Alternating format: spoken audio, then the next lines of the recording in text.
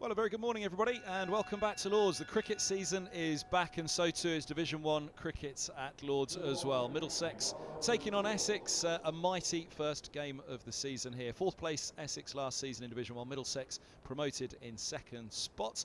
Alan Coleman's first season fully in charge, a promotion last year. We'll be bringing you commentary this morning where we're delighted to say that the weather is playing its part as well. News of the toss very quickly for you. Middlesex have won it and elected to bowl first. Take you through the teams in just a moment as well, but full commentary with myself, Kevin Hand, throughout this game. And delighted to say good morning, Alan Coleman. We'll go through those teams in a second, but very crucially, Middlesex have won a toss here at Lords, first game of the season. There was a little bit of a yelp from everybody else in this media centre with the Middlesex hat on, apart from yourself, of course. No, very calm. Morning to everyone, and great to be back for the 2023 season. Very pleased to win the toss here. Floodlights have literally just come on and come up at Lords here. It's always going to be a bowl first day on April the 6th. Are we April the 6th? Always going to be a bowl first day. Not been a huge amount of sun, but I will say Carl McDermott and his ground staff team have done an amazing job considering the march that we've had to produce a wicket that's fairly firm. It's a little bit soft, and I think it'll be a bit slow as we go through the next 4 days, but just brilliant to have cricket back, isn't it? And an Essex side to meet first up, champions in 2017. They were slight outsiders at one point last year for the title as well, but a very strong and well-oiled team. They are most certainly a very, very good team and have competed really, really well since they got promoted from Division 2, I think sort of 2016ish they got promoted and won the championship straight away in 2017. So a fierce competitor in this division, a great lineup as you look down, lots of skill with the bat and the ball and spin and seam options as well. So a great test for us up to start. Well, let's take you through those lineups then, starting with Middlesex. So you can see in screen there the old captain, second to right, Tim Mercer. The new captain, where is he? Third or fourth from left, Toby Rowland Jones. So Middlesex named Sam Robson, Mark Stoneman, Peter Milan, Stephen Eskenazi, Max Holden and John Simpson as that top six, with Higgins the all-rounder at 7, Holman is at 8, 9 Toby Rowland Jones, Helm at 10 and Mercer at 11. Laughs and chuckles out there at the moment. We'll hope that we'll be still laughing and chuckling in about 5 minutes time, because the hover cover is precariously moving into position at the moment. There's obviously a light shower, which we hope is the slightest of delays, because it looks pretty bright. There's blue skies around. Those players, are they going to hold their position, or are they going to make their way off? It looks as though they might make their way off temporarily, which would be a huge shame if they do, because up to this point the weather has perfectly played its parts until the exact moment when the players and the umpires are about to take the fields. But I'd suggest, with the view that we've got from up here, and you can probably see from your pictures in front of you there, it's pretty bright out of the middle. We've got the floodlights on, they've just come on. It's been a particularly dark and gloomy morning without any rain. It's now brightened up, and of course a quick shower passes overhead. Disappointing, but I really would suggest this is the briefest of interruptions. Yeah, I think so. I think there's nothing on the radar, I think, because it's that kind of light drizzle that's floating around today and very hard to predict. But probably what we need here is just a 5-10 minute window without any drizzle, and we'll be out there. And it's that rain that is too heavy for you to start a game in, but once you've started, you wouldn't come off full. Well, the umpires are on their way down the steps out to the middle, so we shall see what they have to say. Mr. Illingworth on the right there looks as though he's ready to say something. In fact, he's just holding his hand out to feel if there is any rain. But Carl, the head groundsman's going across to have a chat with them. I'd suggest we're very, very close to the start here. I don't think this hover cover will be lingering for long. And Illingworth, he doesn't look particularly perturbed by proceedings here, does he? Well, that's a good sign. Mike Burns, the other umpire, has just popped his hat on. So umpires with hats on means that play is about to start, I think. So it looks as though the hover cover's coming off. They're moving into position, aren't they? I know, or are they unravelling it? Which way is it going to go? I think they're taking it off is the good news. So we are ready to go. Let me tell you that Essex team very quickly, which will give us a moment to gather if the hover cover's coming off. It is. They're turning on the hover cover and it's coming off, which is great news. So we might actually start on time. We've still got a minute to get out there. Come on, lads. So Essex name Cook, Brown, Westley, Lawrence, Critchley and Adam Rossington as their top 6. Harmer at 7, Snater, Allison, Cook and Porter. No Sutherland, who's pulled out of his spell with injury. Bracewell's not here yet as their second overseas. But as we mentioned, that's a really strong side that Essex have put out. Cook, nearly 1,000 runs last year. Brown, a couple of centuries at the top of the order with him. Westley and Lawrence. Critchley, and Rossington, who Middlesex will know so well as well. Yeah, Essex is a team that they've recruited pretty well actually, and sort of a little bit under the radar, you'd say, over the previous couple of years. Critchley, a very good signing coming in from Derbyshire. With Wheater's retirement last year, they've added Rossington, who joined them on loan to start with, and is well known to all Middlesex members and supporters. So yeah, a strong test for Middlesex side today. Quick word on the two that were just in shot. Tim Mercer's just run out of shots to right there, but Toby Rowland-Jones at the front, John Simpson, another of those senior names. A change of captaincy. Tim Mercer hands it over to Toby Rowland-Jones, two incredibly experienced heads, and as I just mentioned in between them there, John Simpson as well. There's a lot of leaders on that pitch, but Rowland-Jones an obvious choice. I mean, there's a couple of others. Eskenazi over the years has held the job as well. Yeah, I think the thing that Richard Johnson and I both like about Toby's leadership is that he does lead from the front. So Mertz has done a phenomenal job in the period where he took over the team when Peter Hanscom wasn't around, and led really well, galvanised the group. We felt that the team, with Tim Mertz's new role, trying to create some clarity. You know, Mertz is doing a bit of bowling coaching now, so trying to ensure that Mertz could do his best as a bowler and as a bowling coach meant that we wanted to just shift the captaincy to somebody else, and Toby's leadership style is one I think will really suit the group. Tim Mercer rolling his arm around for another season. 2007, his first year with Middlesex, having joined from Surrey and ascended all the way to a title winner, the club captain last year, back in Division 1. One more time perhaps. Well, you never know with Mercer, do you? Every year you look at him at the start of the season and wonder how many more has he got, and he just seems to keep churning them out. But there's his old mate, the man he's handed over the captaincy to, Toby Rowland-Jones, and the pair that really did with the ball lead Middlesex to the title in 2016. The team that replaced them as the champions, Essex, the year after. It's a mighty big game to start the season. It'll be Cook to have first up on it. I think the scoreboard's going with Brown. Oh dear, now hold on a minute. The rain feels as though it's just swept in a little bit. There's a little bit of a misty haze out there, which I'd imagine is light rain. Let's hope we're going to be okay. Brown to face the first ball it is. Mercer with 3 slips and a gully. Here's the new season. And a gentle loosener across the left-hander from Mercer. So 3 slips and a gully. Points mid-off, mid-on, mid-wicket around square leg and long leg as well. And there's a little bit of rain in the air now. I don't know whether it's actually just swept across in front of us. Maybe this is what was hanging over the pavilion a moment or so ago. It just feels like there's a little shroud of rain just falling away in front of the media centre at the moment. Hopefully all's okay out there. Certainly the umpires don't look too concerned by anything at the moment, which is good news.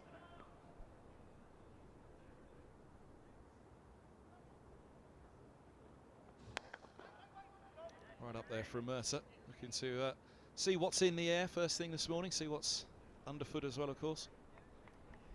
Yeah, gentle start, fair to say, isn't it? A nice lead for Brown outside the off-stump first ball, and an opportunity for him to have a drive at the second one to mid-off. So a gentle start from everyone, fair to say. Player coaching role as well for Mercer this year now, and obviously bags of experience to pass on. International famous day here at Lord's with Ireland as well against England.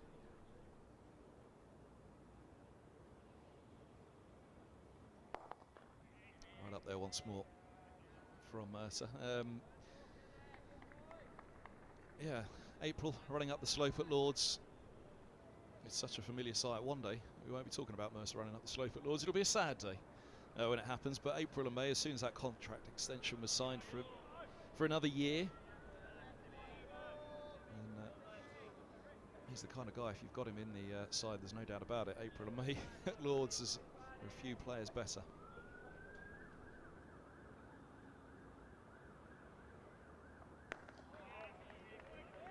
Yeah, there wouldn't be too many county batters, no matter what their records domestically or internationally, who would fancy facing Tim Mercer early April at Lord's in overcast conditions. And phenomenal performer for Middlesex, and now great influence over all of the bowling group in his dual coaching role. Speaking of experienced players, former England skipper Alistair Cook still going. Sir Alistair. 4 centuries, just shy of 1,000 runs again last year in Division 1.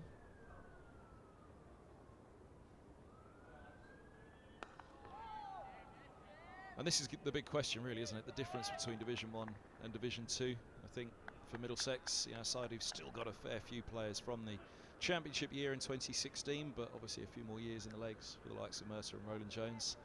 Helm played a small part that year as well, didn't he? Simpson, of course, a massive part. Robson. Eskenazi played a fair old role that year as well. So half the side, really, from where Middlesex were last in Division 1.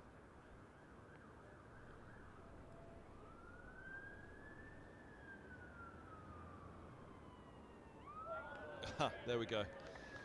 Finishes with trademark Tim Mercer on the spot, asking questions, top of off stump, and just that little bit of shape back into the left-hander as well. Well, there's the sight at Lord's, which, as I said, looks pretty bright this morning, doesn't it? It looks pretty good right now. It looked very gloomy at about 9 o'clock this morning when I pulled in. I was quite worried about the day's play ahead. There will be a scattered shower or two, we're told, today, but not too much to interrupt. Maybe later in the day might have a few more problems, but hopefully that very, very slightly delayed start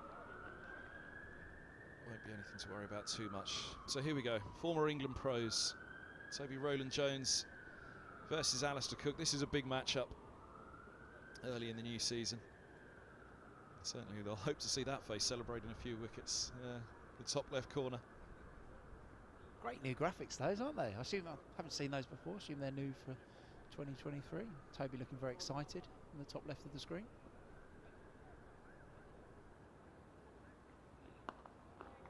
Perfect start, right on the spot. Have you seen our graphics yet, Coley? We look good, I can promise you.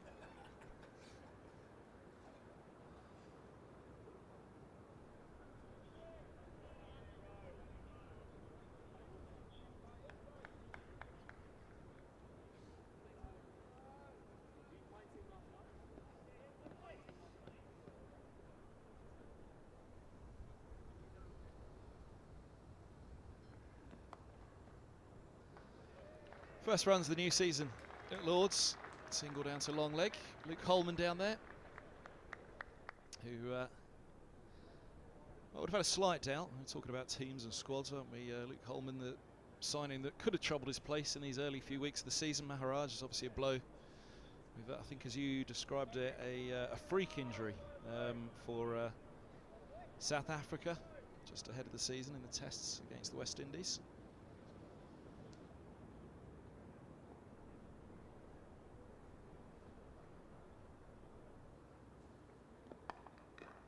A little bit of width and given the treatment, Brown's really clattered that one away. First boundary of the new season at Lord's. We were talking before we came on camera, Kev, weren't we, about the slow nature of the pitch, and if you do miss short as a bowler, I think it is going to create some pretty straightforward scoring opportunities for the batting group, and that one just sat in the surface from just short of a length, and obviously a bit of width there, and Brown's put it away in a very dismissive way for his first boundary of the season.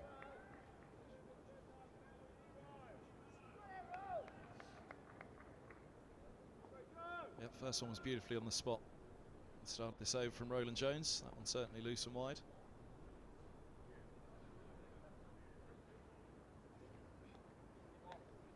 Just overcompensated slightly with the next one. But yeah, talking about that pitch.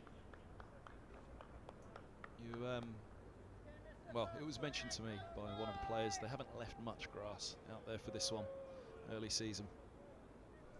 No, usually in April you do see a green tinge on those. Carl Dermot and his team have shaved the grass off this one. Pretty similar to what we had last year, to be honest. No real change. We saw they were very, very good pitches here last year. I think they were got the award, I think, here for 4-day pitches.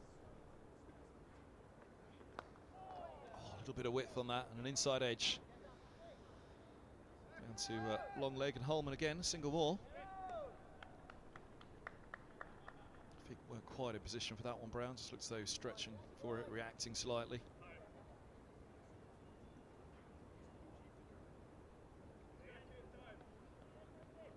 That's quite a turnaround for the pitches here at Lord's, because there was a lot of criticism. I mean, 19th season now for me doing it. Gradually over the years that the criticism was growing and growing of the square at Lord's, conversations about whether it needed to be dug up.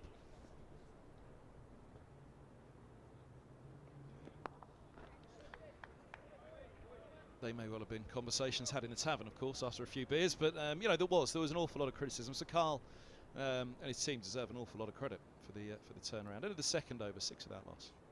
Yeah, he does. They, I think, as the pitches went and across the years of my involvement, especially, one of the things that Carl has come in and sort of insisted upon almost is a few less days of cricket out there, so they get more time to prepare these pitches, and we've definitely reaped the rewards of that decision from the MCC. I know there's been a bit of toing and froing over the winter about who is playing here and the other fixtures they have, but we've definitely benefited from these surfaces. Right up there again.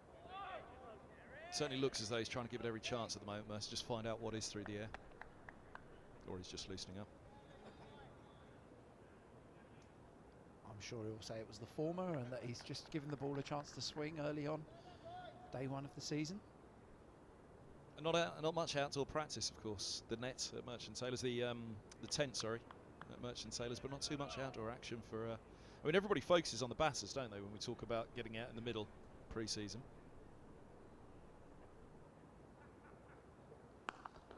But same for the bowlers. There's nothing quite like running up to the square, as there's no net in the world really that can have that same feeling for a bowler either. Yeah, 3 sort of game days almost were managed, so 2 at the Oval, and then a middle practice at Merchant Taylors. So we're very, very fortunate with the marquee and the facilities that Merchant Taylors School provide us. And the surfaces have been fantastic, but yeah, the bit that has been lacking has been the kind of game miles in the bowler's legs, so being out there for that 90 over period, bowling a third spell in a game, that sort of stuff has been missed out this pre-season. Give him the chance, that one again. Brown's looked positive, hasn't he? We'll say that for sure. Really threw the bat at one from Roland Jones. It was a little wide in the opening over from the pavilion end. Mercer again just giving that one a little bit of air outside off stump. Those 3 slips set in there behind for him. Gully's pretty tight in there as well. 2 bowlers in the cordon as well, quite rare. Ryan Higgins at third slip, Tom Helm at gully. So 2 of the bowlers getting a bit of rest before they've even had a go. That's a lovely shot. Better position to play the shot as well, Brown, that one. Really strong, solid drive, straight of a wideish mid-off there, Luke Holman. Best shot of the morning so far. Tim Murtagh has been on the fuller side today, and you rightly said a moment ago that Brown's looked to be positive, slightly overpitched again, and a very, very assertive drive back through mid-off. Luke Holman not able to get a left hand on it as it sort of skipped away down the hill for a boundary.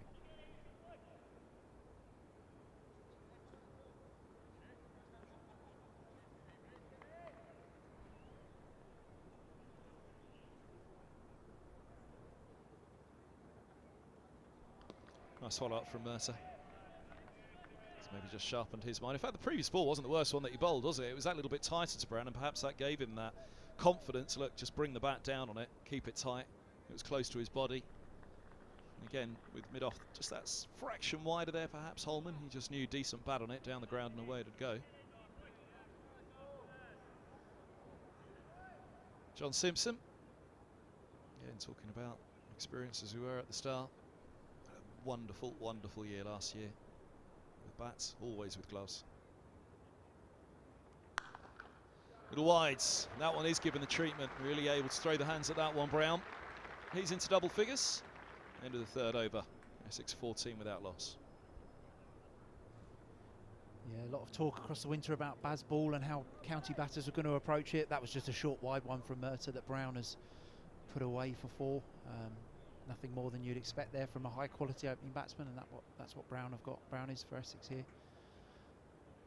As they move on to 14 for naught now, off 3 overs. So a very positive start from the Essex opening pair.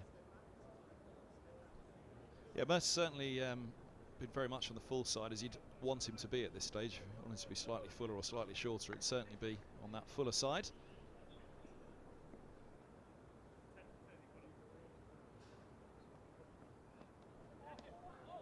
That's a great take by Simpson. A little noise perhaps. I think got 1 or 2 in the slips excited.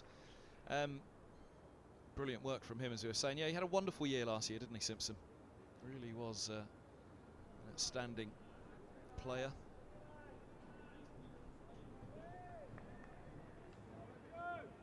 And Toby Rowland-Jones, the real players of the year in getting Middlesex up from Division 2. I think it was quite apparent all last year as well that he and this man would be quite crucial to Middlesex's campaign this year. It's nicely on the spot from Rowland-Jones. That's where I want to leave it. Yeah, 1,039 runs for Simpson last year in the County Championship Division 2, average of 64, just shy of 65, and 300. He was fantastic with the bat. Really realised the potential that we've seen. I don't know, that's a strange thing to say for a man in his 30s, but I think all the Middlesex members and supporters have seen lots of key innings from Simpson over the years, but last year he was really able to deliver consistently. He talks about a mental change to me over the previous winter. He just had a difference in approach, difference in mental approach to the game, which is, as everybody knows, as big a part of the game as there is, the top 3 inches. And he said that there was something different last year. So let's hope for Simpson that that continues into this year, because it was the kind of year that everybody knew he was capable of.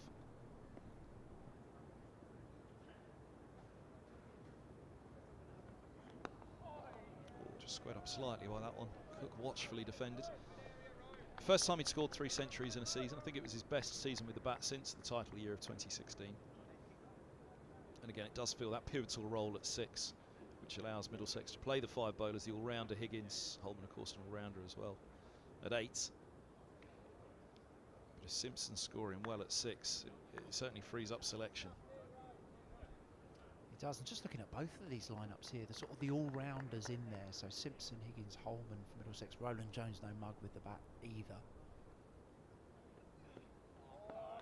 And you look at the Essex lineup, Lawrence at 4, obviously bowls some very handy spin. Critchley bowls very good leg spin. Rossington, the keeper, at 6. Harmer scores valuable runs at 7. So real strength in both sides in players who do both skills in the middle of the orders.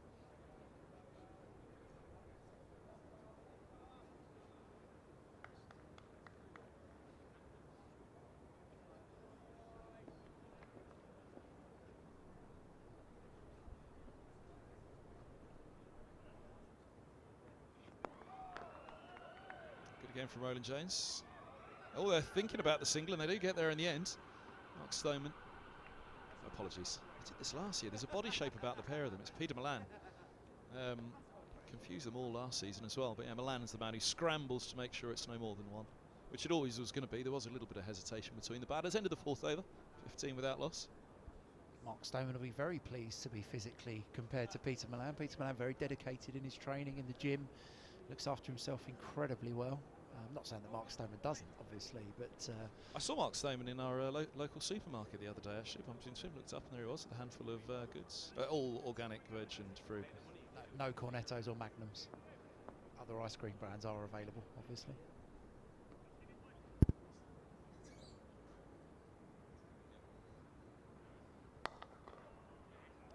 Open face from Cook, but just guiding it to point in the end.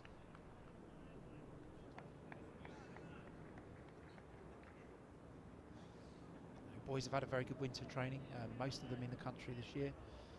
Bamber, Robson went across to Australia, played some cricket, and obviously Eskenazi and Helm sort of travelled the world a little bit with the franchise, T20 format of the game, T10. But most of the boys were based at Lords and training well.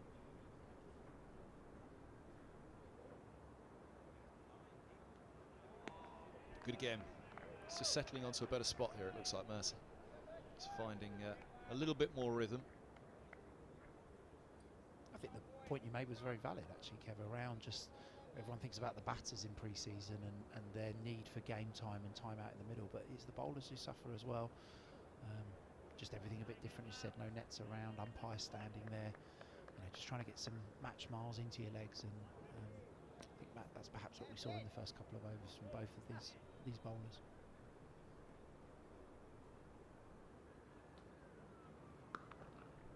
That's nicely played, chopped away by Cook. Wasn't that short, wasn't that wide, but he saw it early. Long old boundary up towards the Warner. It's not going to make it all the way. Higgins and Holden giving chase. It's Holden that gets there first. Helm, my apologies, giving chase with Holden. But a good chase it was. But yeah, it's probably one of the few many professional sports around the world where you can find yourself so hampered in terms of that first game preparation. It always is. Every year it's like, how much did they actually manage to get in before the start? And of course overseas tours are the same now, which you often talk about, that players just don't get that preparation time ahead of a test series.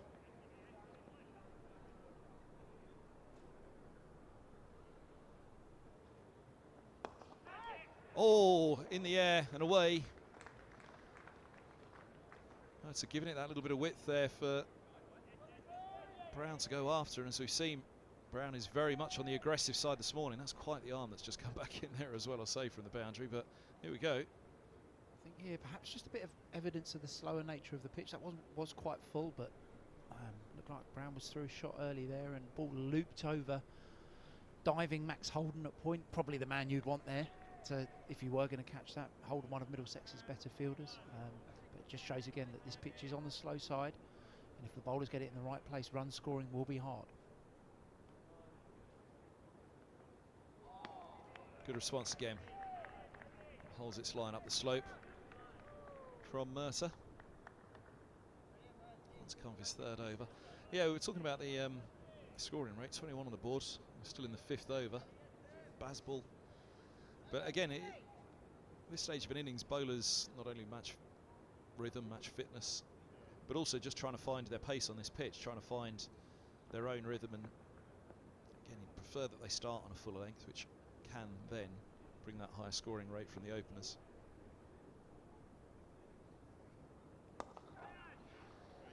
Thick edge from Cook, hand on it from Holden, holds them to 2. Helm goes around from Gully. Little brief glimpse of the sun there for the first time as well, into the fifth over. 23 without loss, didn't quite have the control on that one he'd have liked, Sir Alistair, but there you go, there's the brighter picture at Lord's, which feels good. And the new scoreboard on the left there, I think that would be the first, probably the first sighting for most people. It's a massive scoreboard sitting on top of the Allen stand there. 2 sides to it.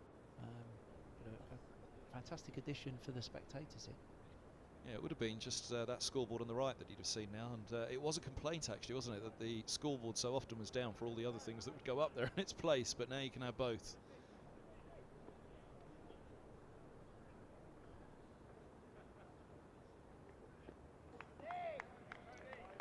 Nice line and length again for Roland Jones. Decent pace about that one. Nipping away down the slope. Just interesting to keep an eye on Simpson here with the gloves on for Middlesex. He's caught that one round by his ankles, and that's always a good indication of the pace and bounce that's in this surface, obviously. So far he's caught quite a few sort of knee height and below, so I suspect just another indication of the slow nature of this pitch.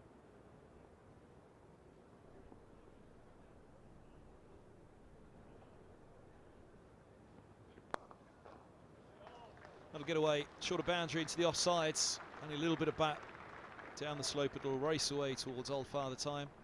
It's having a mound stands. Over pitched again from Roland Jones, and nicely timed by Brown down to the shorter boundary, down towards the tavern stand and the mound stand. This pitch just over towards the Middlesex changing room, sort of side of the pavilion, the home team changing room. And Brown's just lent on that and used the slope very nicely to guide it for 4.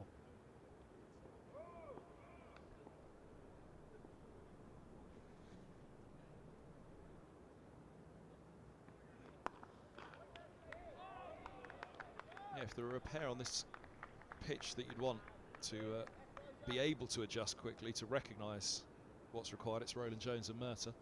I've seen this many times over the years where they've just had to adjust slightly to a surface, which on this one it's going to be unforgiving, which is exactly what you predicted before we came on there. I will give you the full credit and tell viewers that was exactly what was predicted. If you're off here at all, it might be on the slow side and you'll get punished.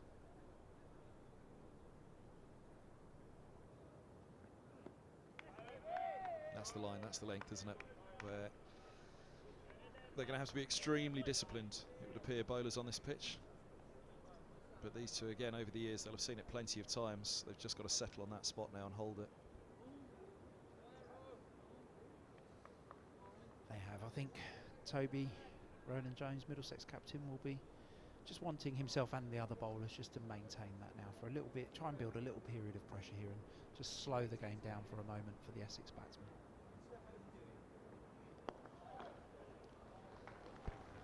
Taken away off, probably middle and off to be fair, from Brown. Again, not too much wrong with the ball, but that's what we're talking about, that margin of error, where he's able to work that one quite comfortably in between mid-wicket and mid-on from almost off stump, which if you wanted an example of the pace of the pitch, that's probably one of the better ones. The time that Brown had just to work it, manoeuvre it.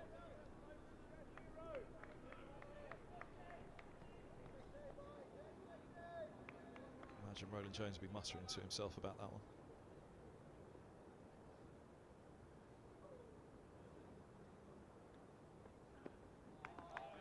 And then he's forced just to adjust his line slightly, which is a little bit wider as a result. It's a fine line for the bowlers at the moment. 29 without loss after 6. That's to continue, but yeah, this is the point now where somebody probably looks at the scoreboard right now. They'd look, well, probably time for a change, but actually this is the point where Roland Jones and Merton think, no, you need a couple of overs, like you just said, to settle into a rhythm, into a groove. And equally, when the change bowlers come on, they've probably been shown the way a little bit by these two now, haven't they? I.e., what you can't do, you're going to have to be very, very tight. Yeah, definitely. There may have been, as you say, a sort of inclination from the captain there to make some changes and bring in Helm and Higgins, but I think a few more overs here for Merter and Roland Jones to build a bit of rhythm will probably be beneficial for everyone. That's good again from Mercer. This is where he can be so good, so effective. That ball just with a little bit of shape. Back into the left-handed Cook with the slope. It's a good number that have held their line across the left-hander so far.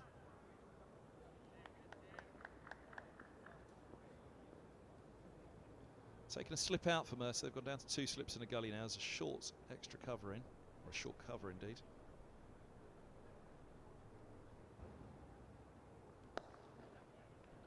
It's a little too straight. That's beautifully played off the legs. Lovely shot by Alistair Cook. He's into double figures. Yeah, we saw Brown from the other end using the shorter boundary down the slope, and Alistair Cook there benefiting from Merter just being a bit too straight. And we've seen that. Any England cricket fan or Essex cricket supporter have seen that Alistair Cook clip many times before. Just so controlled through that leg side region when the bowler does miss a bit too straight, and Cook has cashed in there for 4 more. He just had that last one come back in to Cook previously, which just started a little too wide, a little straighter. Is this the one that continues across Cook?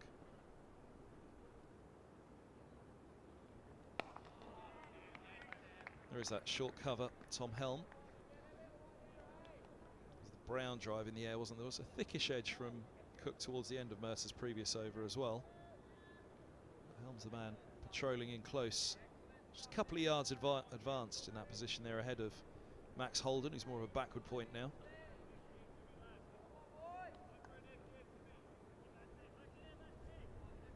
It was a topic of debate for the Middlesex bowlers, I know, around how defensive you go with the field, assuming the batters are going to be a little more assertive this year. Good stop by Holden, one of those that could have just squeezed through him. Everybody would be looking disappointedly if it did, but nonetheless you make sure you do your job well. Blocks that one off, the big old face of Alistair Cook coming down on it. And I think what Middlesex have done here, keeping the 2 slips in the gully, and with Tom Helm just sort of going into a closer cover position, they've tried to remain positive with the field, rather than just setting a ring. Be quite easy now at 33 off 6.4 overs just to set a ring field and try and dry it up, but try to put Tom Helm into an attacking cover position there, just in case the batter does mistime it. There's the backward point Holden. Yeah, you can just see the 2 of them there in the background, 2 slips and then the gully. I was sitting in on a conversation a year or 2 ago about gully, about how many catches are actually taken at gully and how many fly through that gap between, be it a 2nd or a 3rd slip and gully. It'll fly straight to gully now, the next catch, won't it? But whether you tighten up that one, go just with the 3 slips and say to backward point, look, you might have your work cut out a little bit here, but... Yeah, Merter is a big fan of gully. You notice Toby Roland Jones from the other end hasn't had one, he's had 4 slips. And that one flies through the gap. 3/3 slip it goes. I don't think it would have carried. It would have comfortably pitched short of the fielder. It's just going to be flipped back in by Stephen Eskenazi there with the peroxide blonde, which was as a result of his Big Bash exploits. But end of the over, 36 without loss after 7. There you go, you can just see a little bit of the cap back on.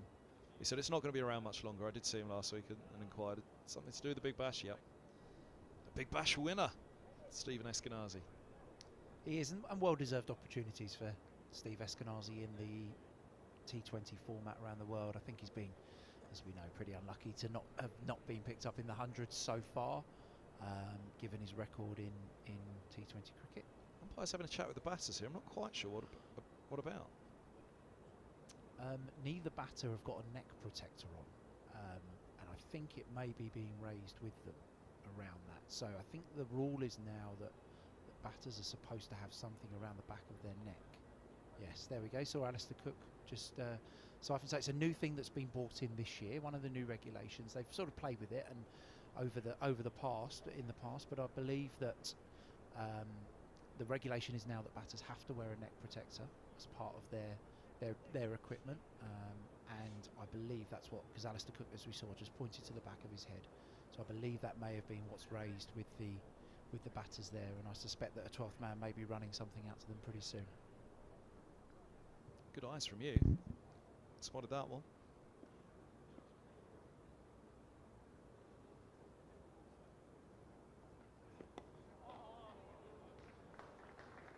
Run away down to deep third.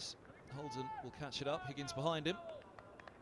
Taking a couple. Cook's on to 16.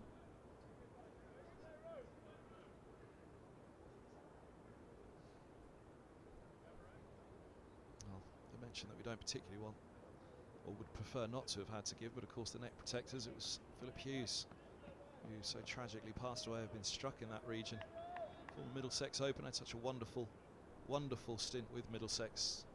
Real privilege to have seen him play. Incredible talent. Australian left-hander.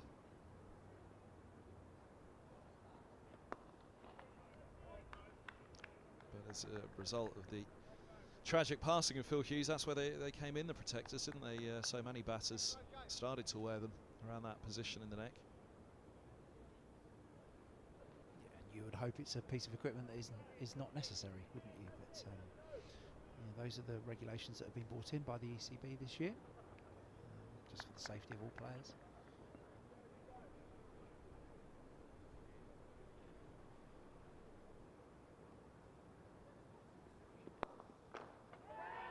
Oh, now that could be out. Roland Jones asked the question, not out is the reply. Brown breathes a sigh of relief. Well, he got fingertips to it, I assume, because he appealed. Yeah, let's have a look. A big topic of conversation this year, the non-striker being run out. Let's just see if we can... Oh, probably just back, I think. What do you think, Kev? Just back? Too tight to give either way, I think. You can absolutely understand an umpire saying the benefit of the doubt's got to go to the batter there. We might, with super technology, have been able to slow it down from another angle and find that he was out, but I don't think you can give that out as an on-field umpire.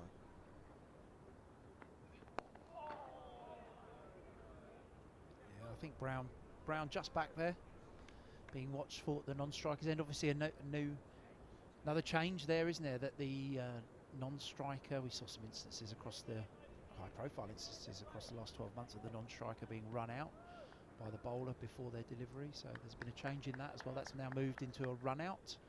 They're trying to get away from being called a man-cad, I believe, and that's now in the run-out law, so could see a bit more of that coming into the game.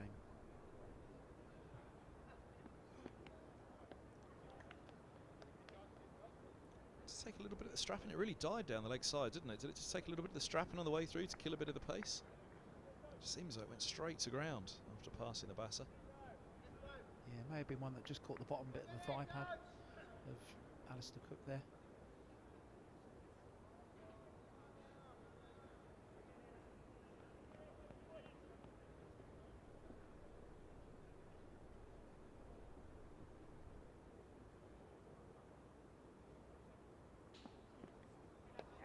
Leg side again, but a wicket. And this time there is something on it down the leg side, and it's bat. And Alistair Cook goes for 16, and Toby Rowland-Jones has the first wicket of the new season at Lords.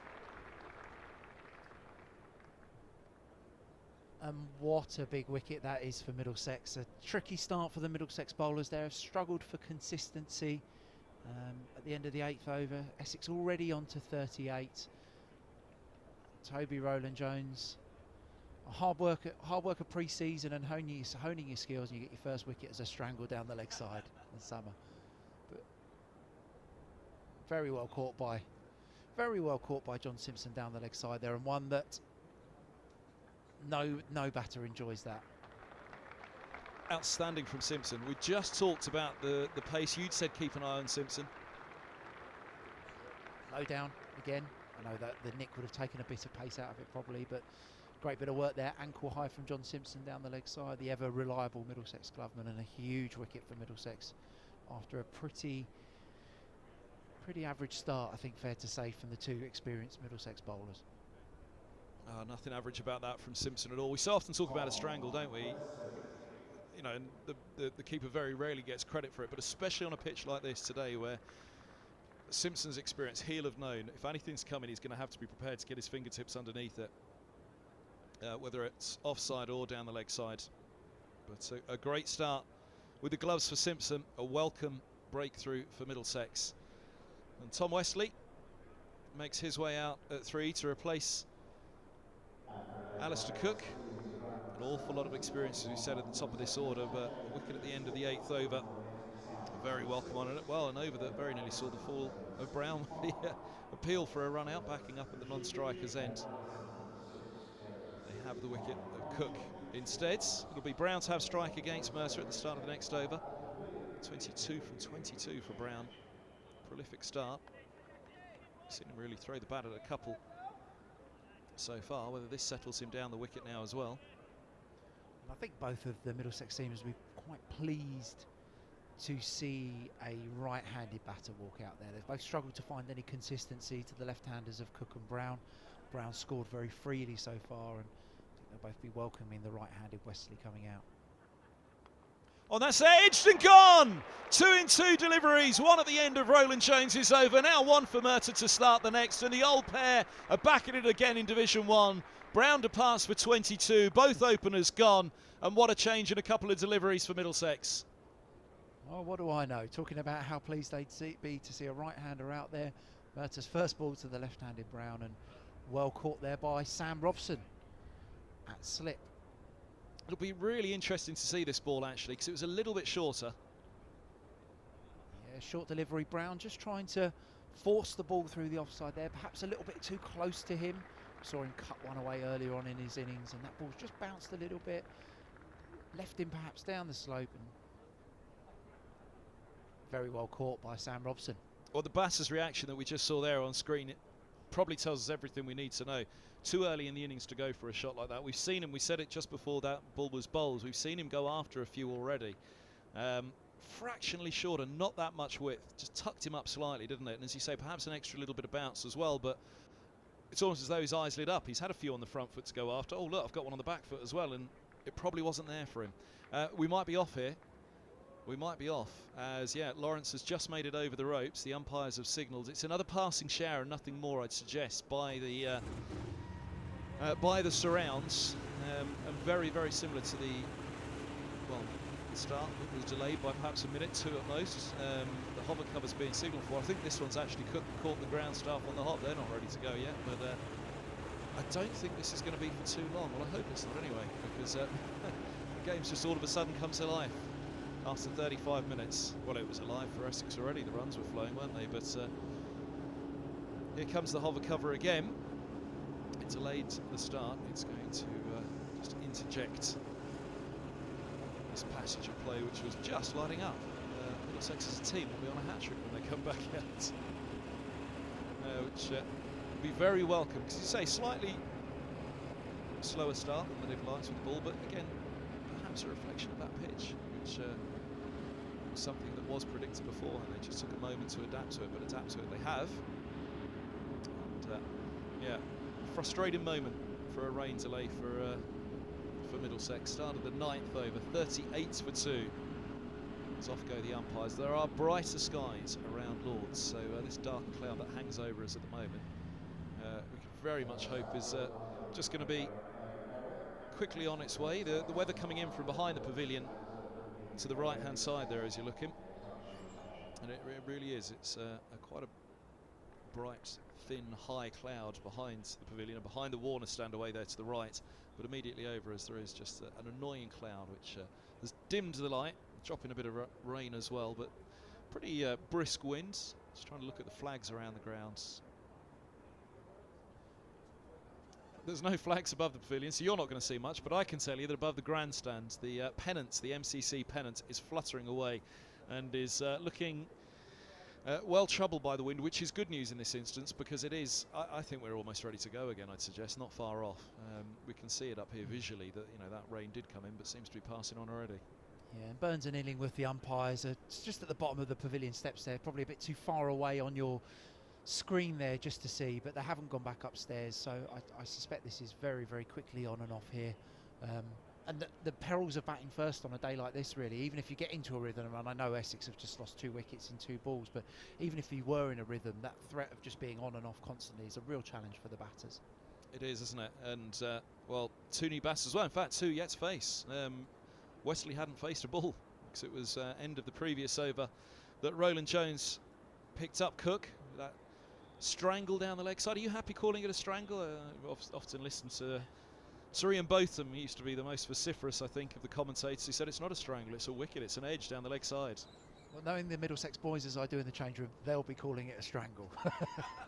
They won't let Toby live that one down, I don't think. So, and Toby will begrudgingly accept that wicket as his first of the season. Obviously got over 60 last year, and Middlesex hoping for much of the same. But yeah, that definitely goes down as a strangle. And Mercer, the very next ball started the 9th over, which we just entered when the rain started to fall, picking up Brown with that ball with an extra little bit of bounce.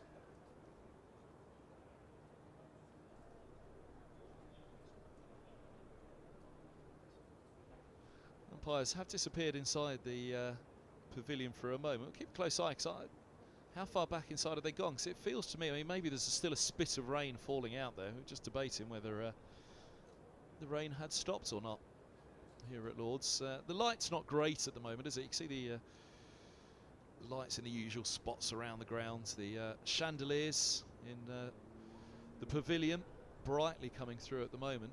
So yeah, it's tight actually to whether we'll be immediately back on.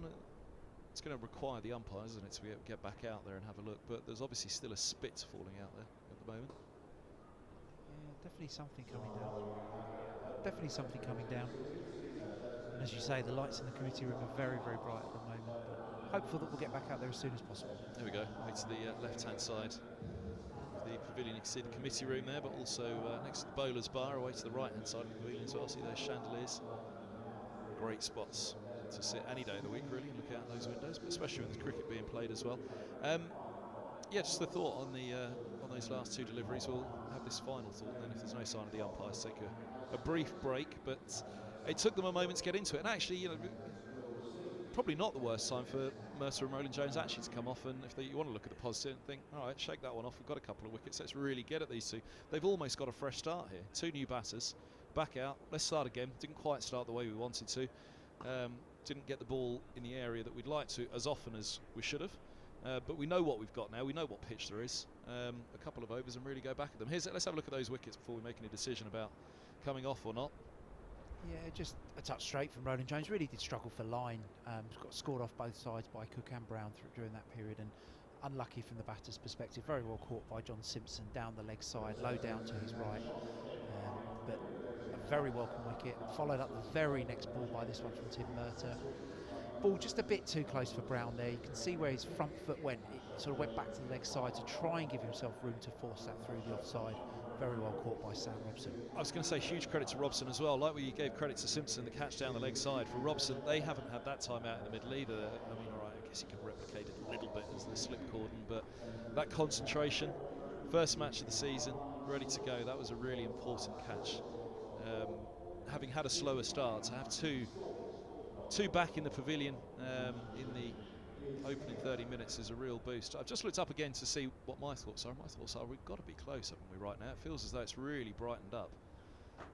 But no sign of the umpires, so maybe there is a little bit more falling out there than we thought. I'm trying to look through the windows of the pavilion over there to see if there's any sign of the umpires coming through the long room. Can't see them, so I know as soon as we'll say we'll take a short break, the first thing we'll see is the umpires through the long room over there on the far side. A final thought from you, Alan, then before we go. Yeah, this side's pretty much as you planned for it to shape up for this first game of the season. I know Maharaj was due to be in third game, wasn't he, but picked up that injury as we mentioned earlier on. But this is pretty much the shape of what you wanted. So injury-wise, everybody's in place. The side's got the structure very close to where you want it to be. Yeah, and it was just a decision over style of bowlers and combination of attack that Richard Johnson and Toby Rowland-Jones wanted, and Ethan Bamber very unlucky to miss out. You know, Middlesex in a very lucky position in that there's a number of high quality bowlers available. Ethan Bamber's missed out this game. Martin Anderson hasn't even made this squad, and then Blake Cullen, Ishan Kaushal, Toby Greatwood, Max Harris. Lots of bowlers who've played a good amount of first team cricket now to call upon. But yeah, this is not too far off where you'd have thought the side would have been, and if you'd have written this team down in January as the one that would start the season, I think as most Middlesex members and supporters would have been happy. It's probably the most experienced side that could have been picked for this game. Holman, you've got two young spinners, Holman and Tilla Wallaluita. So experience-wise, that's what Middlesex have gone with. And they're going to have to be on their toes because there are a lot of players, again, in the batting. White, Anderson, you mentioned as well. There's an awful lot of players there who will be very ready to snap these positions up. And it's good to have that competition. Yeah, lots of competition for places. You know, let's not forget Josh DeCare's played in the corresponding fixture last year, opened the batting and got runs in that game. So lots of competition with him. Jack Davies, Robbie White, who's missed out in the final 11 here. Martin Anderson as an all-rounder, as you mentioned. So lots and lots of quality for Middlesex to call upon. But I think the transfer to Division 1 cricket is all about big performances, isn't it? So big name players, and there are plenty in the Middlesex lineup just putting their hands up and putting in big performances. We've got a season to pull all that apart. We can probably take a break now because I have finally seen the umpires, and you might just be able to spot them yourselves next to the away dressing room in the middle balcony there. So they're out there at the moment. It's clearly still raining more than we can detect up here. So they're quite happily positioned up on the balcony. So as long as they're there, then they're nowhere near coming down the long room, through the steps, through to the long room and out into the middle to have a look. So we'll take a short break here on the Middlesex stream. Thanks to Alan Coleman, who's been alongside myself, Kevin Hand this morning, and has picked up a couple of wickets in his spell, crucial ones. Rowland-Jones and Mercer with those breakthroughs out on the fields, dismissing Brown. And Cook, join us back in a few moments. As soon as it stops raining, we'll be straight back on. We'll go and grab a cup of tea. You can do the same.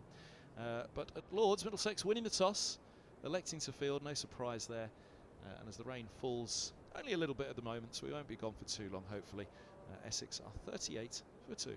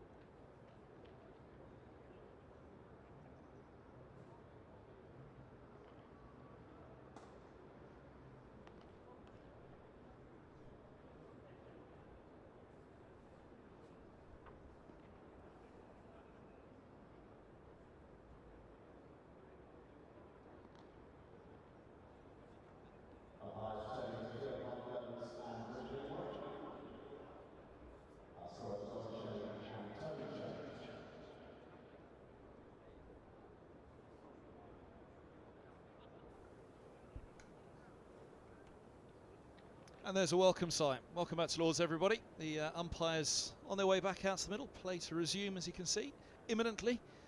And the sun is out here at Lords. It was only ever going to be a passing shower, but they were obviously quite clear, both umpires, when we left you on the middle balcony, that they wanted the rain fully stopped before they were moving anywhere. It was only really a spit, so no real damage done in that sense, although they're having a look at the crease. A little bit of water being dragged in already, ruining Carl's perfect surface. The umpires having a little natter to come together as well for the missing neck protectors of the opening pair of Essex, but both back in the hutch now. Brown and Cook in successive deliveries to Roland Jones at the end of an over, and Mercer at the start of a new, the start of the ninth, which will be resuming now. And Brown and Wesley, Lawrence and Wesley, the 3 and 4 for Essex. There are the wicket takers, Mercer and Roland Jones respectively, left and right. Helm just behind them will be champing indeed at the bits to get in amongst the action as well. But these two, well, does that little break just give them a little second wind here, a slightly longer first spell? If they put the ball right on the spot and get it going, then you won't want to take the ball out of their hands, I'm sure. But a brief respite for them. No respite for myself, for Alan Coleman. The phone was straight away going and back to other business. The director of cricket matters, they said you never rest, do you, nowadays? Well, that's what Angus Fraser always used to say. No, I think if you manage your time well and you're efficient in the job you do, you've got plenty of spare time to sit on commentary with you. So that's why Angus Fraser didn't have much time in his hands. No, not at all. Slightly different styles, Gus and I think, in terms of our approach to the role. But no, great that Gus is in as interim chairman and due on the mic very soon for the members and supporters who've missed him over the winter. Hence getting the dig in before he arrived. That was a lovely shot of Lords there, wasn't it? Didn't that look wonderful, the sun out? First time we've seen the sun out. Here goes Mercer. And it's not 3 and 3 for Middlesex. Defended first ball from Lawrence. So one of the pair out in the middle now has faced a delivery. For these two, will have a fair old smile on their face, and rightly so. A wicket apiece. And they will. They'll be desperate for the start of this spell, won't they, to hit a better spot and stick to it. Most definitely, yeah. 38 for 2, the scoreboard reads a lot better for Middlesex here, and they'll just be looking now to keep the pressure on the two new batters of Lawrence and Wesley. Obviously, a lot of quality in the middle order for Essex here. Just gave that one a little bit more width, trying to draw Lawrence into the drive, as he did. So watchful one into the offside. The 3 slips in the gully in place. They were big wickets. The wicket of Brown, a really good scalp for Mercer, because properly bowled out, wasn't he? That delivery, bounce, good line and length.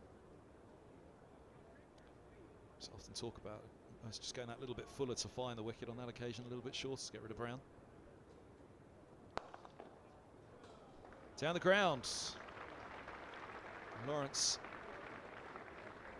is off the mark with the boundary. Yeah, a full one there from Mercer, asking the ball to swing, and Lawrence has just punched that back down the ground beautifully. Burst through the sawdust for 4 runs. As straight drive as you could possibly hit.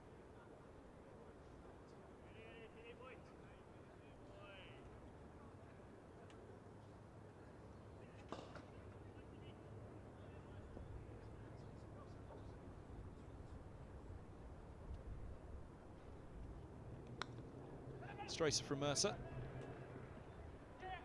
Pick up 2.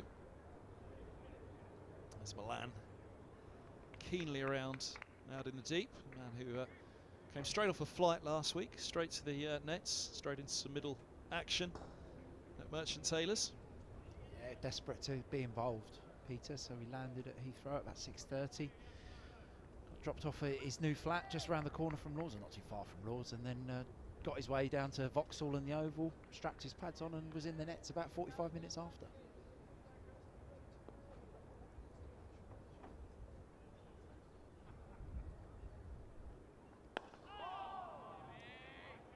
naturally played to mid-wicket, and rightly so. He's managed to get that one straight and slightly, Mercer. End of the over, 44 for 2. Oh, that was the day at the Oval. I thought it was back at MTS, that one. So he arrived and did manage to get out in the middle of the Oval as well. He did, and played very nicely as well. Got some runs under his belt, which is good to see. Peter did have some surgery across the winter. Had a bit of a hip issue that happened during the South African season, but has recovered very, very well. And as I mentioned earlier on, he's incredibly diligent with how he looks after himself and his training. So there was never any doubt really that he was going to come back. And it's brilliant just to have an overseas player for the whole summer, committed to Middlesex, and it's you know, when I speak to the members and our supporters, it's something they're very keen on, building a bit of a relationship with an overseas player and a bit of familiarity. And Peter made a great start to his Middlesex career last year. 4 slips, Roland Jones to Wesley.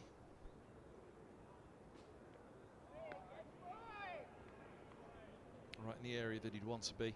Yeah, that's one of the great lamented losses of county cricket, isn't it? The availability of overseas players, having them in not only for a season but over a number of seasons, that they become a familiar face at the county and really part of the county. It's the way the international calendar goes now, the money that's to be earned abroad, whereas it was half a year's work, wasn't it, for overseas players in days gone by. Now it's, well, there's work on all corners of the globe.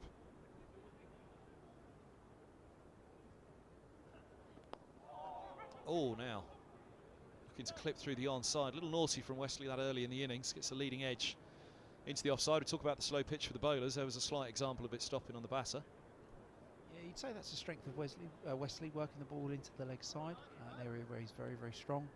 This one perhaps just nipped up the hill a little bit on him, and that slow nature of the pitch, as you said, Kev, just enabled Toby Roland Jones to find a leading edge, but well controlled from Wesley, didn't fly in the air. So often you see those return back to the bowler as a caught and bowl, but not on this occasion, unfortunately, for Middlesex.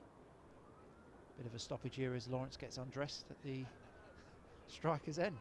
I was about to say probably a moment for the camera to stay on Toby Roland Jones, but that's exactly what you were talking about. Lawrence is ready.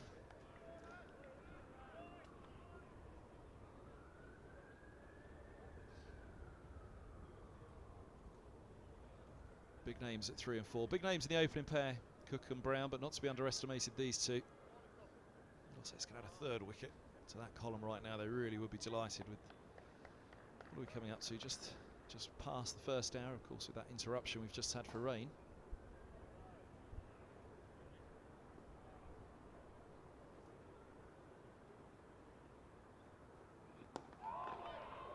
Good spot once more. They've settled into a better rhythm here on their return, Roland Jones and Mercer. They have, yeah. And I was just thinking, what great adverts for Division 1 cricket here. We've got in the Middlesex top 4, there's 3 international players, people who've represented their country in Test cricket. Exactly the same in the Essex top 4, 3 of the players who've played Test cricket for their country, plus 2 opening bowlers who've played Test cricket. I mean, what a fantastic advert for the 4-day game and county cricket especially. That's a beaut. Ball of the morning, probably, from a Middlesex perspective. Yeah, Toby Roland Jones is at his best when that ball goes moving up the slope or holds its line on the slope, and that one's done just that there. Pavilion end, bowling from the pavilion end, the slope naturally brings the ball back into the right-handed batter, and that one has just managed to hold. As I said, when Toby's at his best, the ball will leave the right-handed batter, and that's so often what we see creates an edge. Look at that advance down the pitch immediately after from Lawrence. Pronounced stride towards the bowler before releasing. Gets a chuckle from both of them. Lawrence will be very proactive with his footwork. We saw to Murty's batting a little bit outside his crease, a bit more pace from Roland Jones, but he will look to use his feet to create scoring opportunities in a very positive way, as we've become used to watching Dan Lawrence. Fan of scoring at a good rate, a very fine player.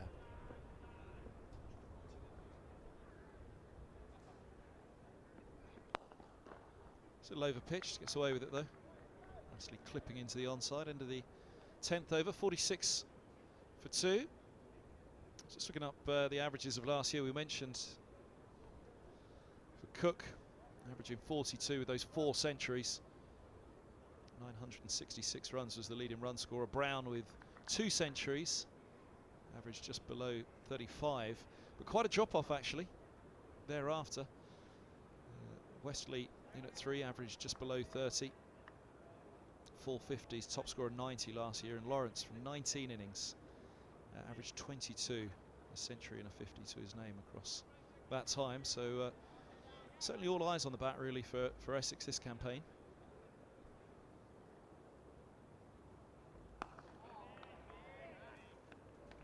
That's something they'll be extremely keen to correct. And then Critchley, who's in next, was averaging 22 as well. 1 century, 150. You'd say, I think all cricket supporters would know that Wesley, Lawrence and Critchley are probably better players than, well, most certainly are better players than their record in 2022 would suggest. And I'm sure that they're all keen to boost their average this summer and get it the right side of 30.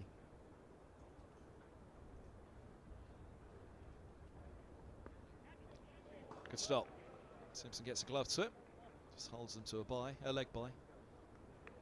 Tap on the leg, 47 for 2.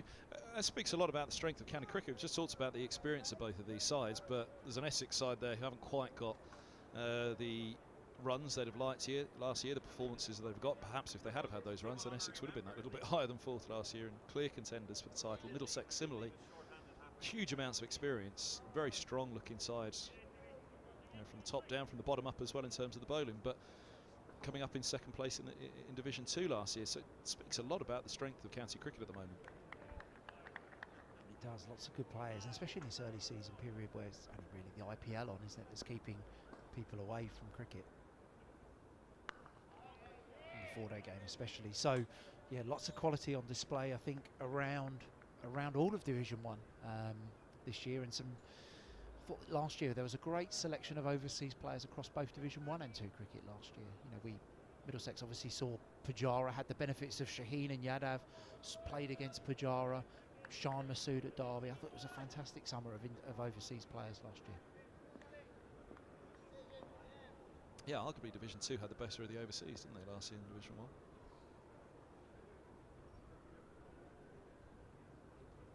That's a slight question mark for the Middlesex bowlers, slight challenge for the Middlesex bowlers this year. Shaheen's had a phenomenal start to last season, and in actual fact I think it's fair to say he was out-bowled by his Middlesex teammates on a number of occasions, but nonetheless it was Shaheen who kept on picking up the top 3. All of a sudden was blasting the way, and Middlesex had a flying start to the season. He was box office, wasn't he, Shaheen? Almost worth 2 or 3 wickets just having his name on the scorecard at times, wasn't it? But he ran in, made things happen, created wicket-taking opportunities. He just wanted to get wickets with every ball he bowled, and it was great for him for the other Middlesex bowlers to bounce off him. Well, Labuschagne at Cardiff, 2nd or 3rd game of the season, was a great example last year. Roland Jones was bowling out of his skin to Labuschagne. Shaheen wasn't having the greatest of spells, and then all of a sudden came in and picked him up. Gets him out a few times, doesn't he? Shaheen, I think his record against Labuschagne is pretty outstanding, to be honest, and I think he takes great pride in that as well. And they've got a bit of, let's call it, banter going on between the two of them as well. So it was great to have Shaheen last year, and yeah, that really did create a great launch pad for the summer for the Middlesex side.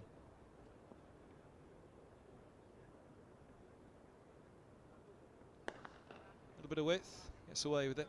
Wesley throwing the bat at it. Alan Coleman, thanks very much. Change up in the commentary box alongside myself, Kevin Hand, Managing Director of Cricket. Alan Coleman makes way for the chairman. There's barely a position now that he hasn't held at Middlesex. What's the last one for you to tick off the list, Gus? Good morning. Good afternoon, indeed. Good afternoon. Afternoon, everyone. How are you anyway? You had a good winter? Indeed, I'm very, very happy to be back here, I must say. I sort of listen to these programs at time, and does time go quicker when you get older? Because winters fly by, don't they? But no, it's lovely to be back out here. It's been a proper winter for once, hasn't it? Some really cold spells, so 2 or 3 nice days leading up to this game. Obviously overcast this morning, but great to see some play. A couple of days ago it didn't sound like we were going to get much play today, so the fact that we're out there is fantastic, and we're underway again, aren't we? My positions. Yeah, I sort of doing my sort of hosting rather than speaking. I sort of say that the word former sort of precedes most of the positions I've had in cricket, and most of the things. And I suppose it won't be long before I'm former chairman as well. But yeah, it's just started some interim chair, so how long it lasts I'm not 100% sure, but delighted to take up that responsibility and obviously help if you can. So currently interim, soon to be former. Well, yeah, depending on how quickly they get their how quickly they decide on a replacement as such. Not a replacement, but the next chair. I suppose that's the answer, isn't it?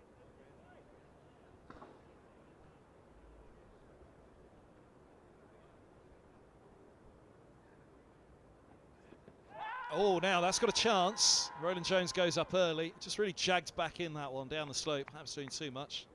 Look at height. Has it done much? This morning? Just looking at the delivery there. Not really. That's It's probably done off the surface the most this morning.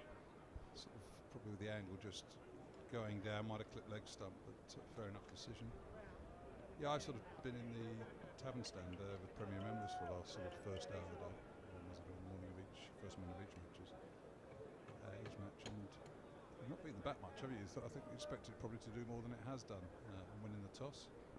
And equally, I suppose bowlers finding their way a little bit as well, maybe a few more four balls, but that's just me being a miserable so-and-so. But hope to be sort of going for under 3 and over really, rather than 4s, which is what it currently is. No, they wouldn't have been happy with how it began. It took them a while to find the spot, get the pace of this pitch as well. It was predicted to be a slow one, and so it turned out. Alan Coleman, before the start, said, yeah, they've taken off a lot of grass, but I think this is going to be a touch on the slow side, so there'll be not much room for error. Another good one from Roland Jones. Interestingly, actually, there was one that squared up Wesley slightly, a few overs back, and then that one just angling back in. Might have gone slightly wider on the crease as well, looking at that replay from Roland Jones. But yeah, they've probably been the two that have done the most so far this morning. Well, again, it's I mean, almost coming off that little interval of a rain, those 2 balls just before going off have changed the morning, haven't they? From Essex sort of sitting there quite nicely. Middlesex have got an inroad now, a chance to start pushing and challenging the Essex batsmen. I'm looking at that scoreboard over the other side, sort of £1 million scoreboard. This is. Yeah, it's got the scorecard down one side and then the full scores on the other. So you've got the batting card to the left and then the scoreboard to the right on the big screen. There it is. Yeah, it's been impossible to sort of, or getting into Lords it some mornings you had to go into number 6 behind, so it's not a huge inconvenience. I'm not sort of moaning about it, but been a lot of work going, a lot of scaffolding up around that area of the ground, and for the first time I've sort of seen it in action. I suppose on major match days that'll be quite a substantial screen to watch replays and things like that on, won't it? And it will be used in the new Tavern and Allen stand when that rebuilding process begins.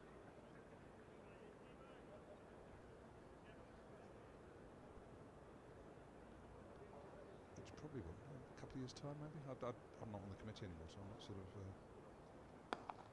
Shuffle of the feet from Lawrence to meet Mercer once more. I'm no longer on the MCC committee, so I'm not sure when it will start, but lots of plans are in place as to what they were going to do with the tavern stand. And actually some of the, like everything the MCC do here, they do it pretty well, don't they?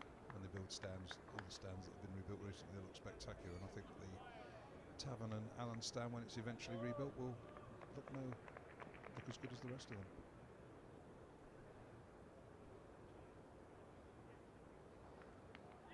Oh, little edge! Now, was it just pad? It was. You could hear the noise. But it's just clipped the pad on the way through. Or was it bat on pad maybe? But clearly a noise. Yes, it's just hit that good spot there. I thought it would be in the outside edge, but it's not. It's sort of hit the thigh guard, hasn't it? But it's gone through on the back leg. Just doing a little bit more for them. Maybe because they've settled onto a better line and length, better rhythm, bit of consistency. Able to find that little bit more out of the pitch and the surface and the ball. That pushes one down the leg side. Yeah, well, poor ball. I think almost, I'd have to say, thinking back at my career, sometimes, I mean, the new ball, it's obviously got a lacquer on it, and sometimes it sort of skids on a bit. It's almost as the ball gets older a bit, the lacquer gets knocked off, the seam starts to grip a little bit more, and sometimes you do get to a stage where a ball is like 12, 15, I don't know, 10 to 15 overs old. It starts doing a little bit more than it did with the new ball, and you wonder why. But it's, I suppose, conditions constantly change out there, don't they? The pitch, maybe the little wet dampness starts to dry and it starts to grip a little bit more rather than skid. So that there are lots of sort of factors that can that do change in a 2-hour, and 2-hour period, let alone a 6-hour day. It is an impossible task at times, isn't it, to try and weigh up why has that changed, why is that doing? Because then, of course, performance comes into it. Are they putting it onto the spot more regularly, and then they find any little bit of variety that there might be available?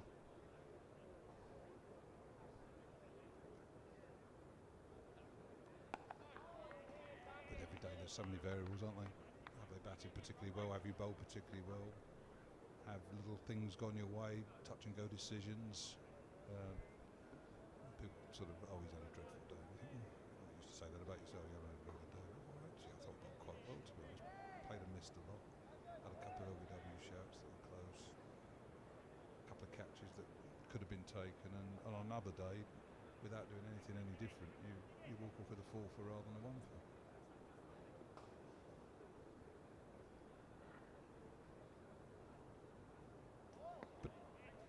And just an example of that was the end of the over, 48 for 2 after 13 overs. I always remember at the end of my test career, so sort of in the late 90s, it was about the time where sort of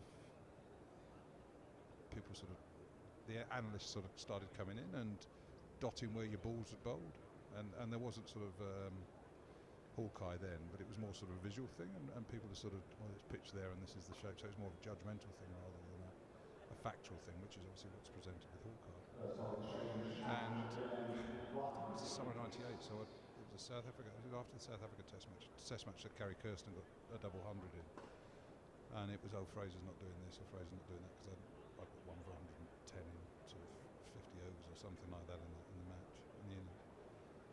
And you sort of suddenly sat down with someone and took the matches away from them. You sort of said, right, there was 3 games there. There was one where I'd taken 8 for in Trinidad, Port of Spain.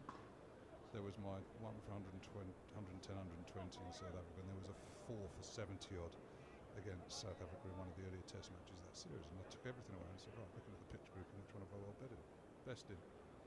And change of bowling, Ryan Higgins on. Hustling, bustling. And they all pointed to the 1 for 120 because that was where my grouping was the best. But that was the pitch that sort of had things. And actually the worst I'd bowled was my 8 foot, just looking at the grouping. But that was just a day when it went your way. So you can look at all the sort of statistical data at times, but sometimes it is your day and sometimes it isn't. That's one of the better nicknames I remember. A bloke called Simon Hartley. Is it Simon Hartley or Peter Hartley? I can't remember. One of the Hartleys from Yorkshire, and he was called Daisy. Because some days he did, some days he didn't.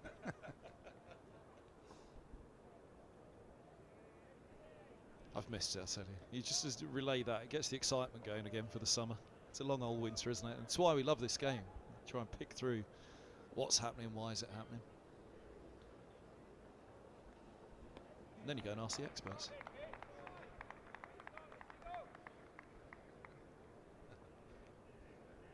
They just confuse it even more.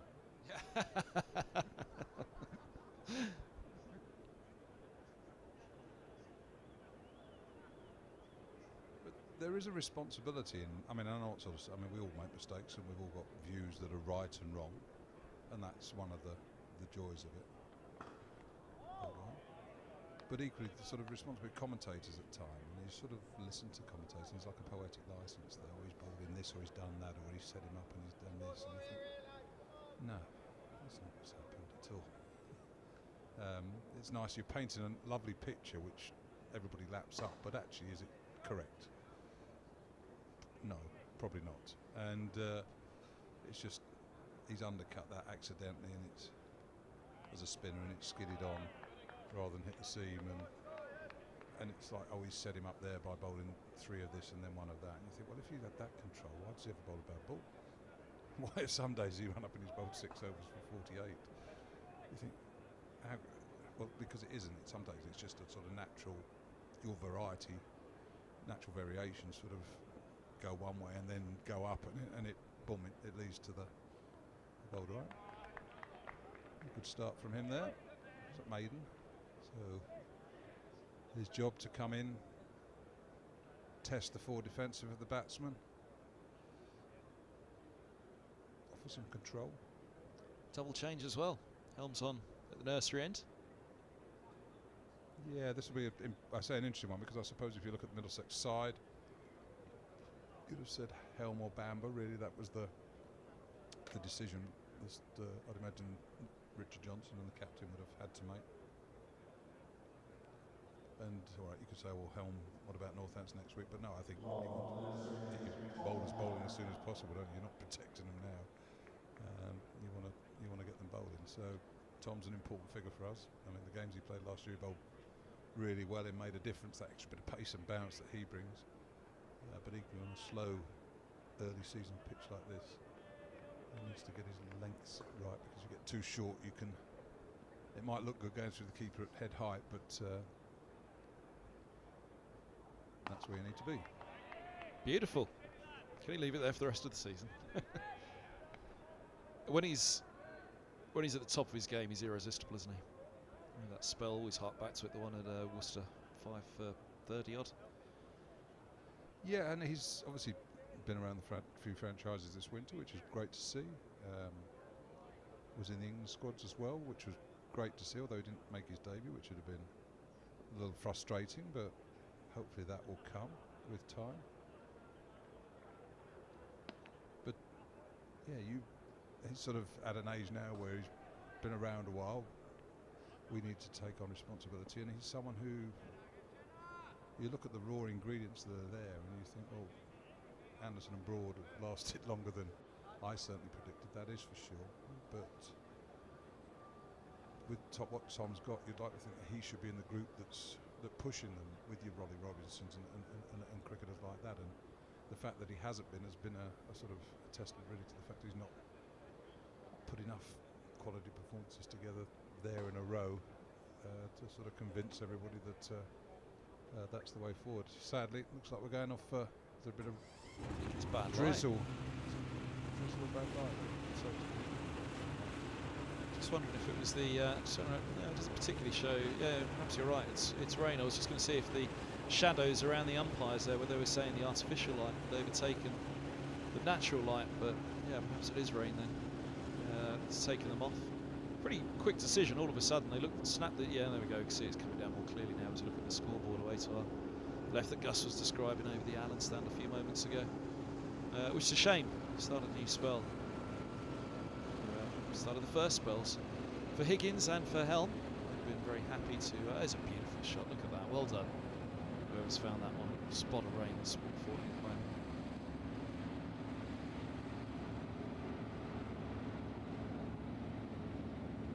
Yeah, they just started a new spell. They'll be disappointed. Higgins and Helm had to go off at this point. What did he have? Just 2 deliveries. Tom Helm, which in a way, there he is smiling away and chuckling away on the right. But that for Helm, you mentioned you'd hope this would be a big year. Last year was a great year for him, wasn't he? But again, held up by injury at times, and that's kind of in the story of his career, injury and consistency. And the two do go hand in hand, really, don't they? It's that confidence of being injury-free for a while and get a run going. absolutely, and I suppose trusting your body, being able to throw yourself into your cricket, and not worried about sort of picking up niggles and sort of aches and pains. And yeah, I mean, it'd be nice if you could, but well, I say it'd be nice if you could.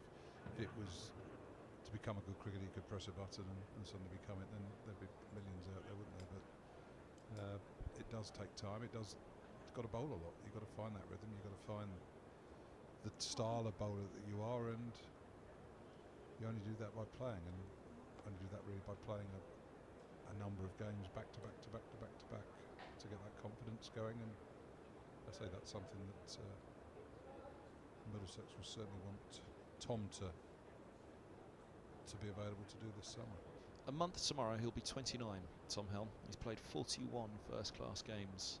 It's probably just on the light side, isn't it, for his age and his ability and how long he's been around. You know, When did he make his debut? I'm going to say it was 2015. I'll have a look. Oh, it was earlier than that, 2013. So 10 years, 10 seasons. Yeah. No, and an injury has played a big part. A side strain took him out last year, didn't it? Even sort of saying 8 years, sort of a couple of years fine on your way, 7 or 8 years, but it's still only 5 or 6 first-class games a year. But you look at the volume of white ball cricket that he's played. Played 70 T20, 72 T20, you know, some of those. Not many actually, most of them are 4 or 6. So you're suddenly looking at 10 of those a year, aren't you?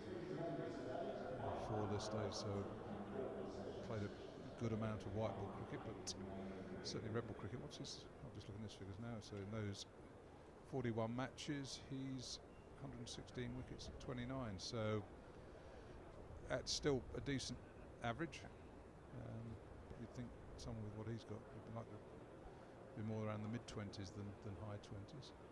And he's a very capable batsman as well. Just looking at his batting there, averaging 19. So he's an important player, isn't he? Coming in at 9, scoring 50s, sort of getting you out of the trouble, or suddenly turning a 230 score into a 350 score and helping things like that is vital.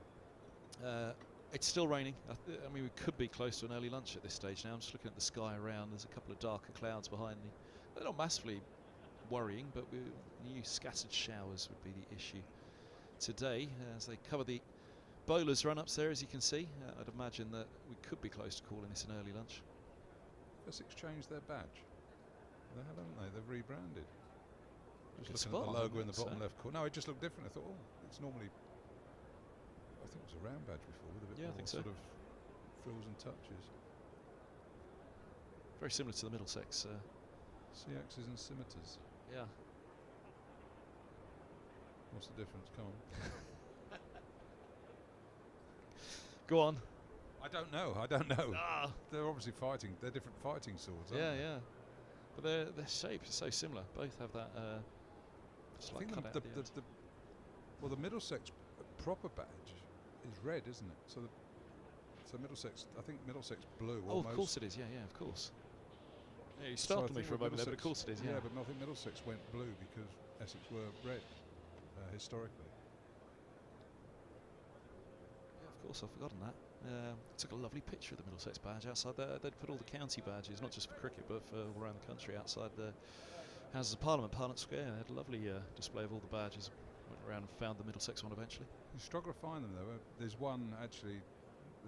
Near where I live in Harrow Pinner, and it's the road that goes from it's Watford Green, really, Watford Heath. Is it Watford Heath? Through past Grimsdyke Golf Club towards Hatch End, and there's a little sort of road marking there with "Welcome to Middlesex" on, and it is the red badge that is on the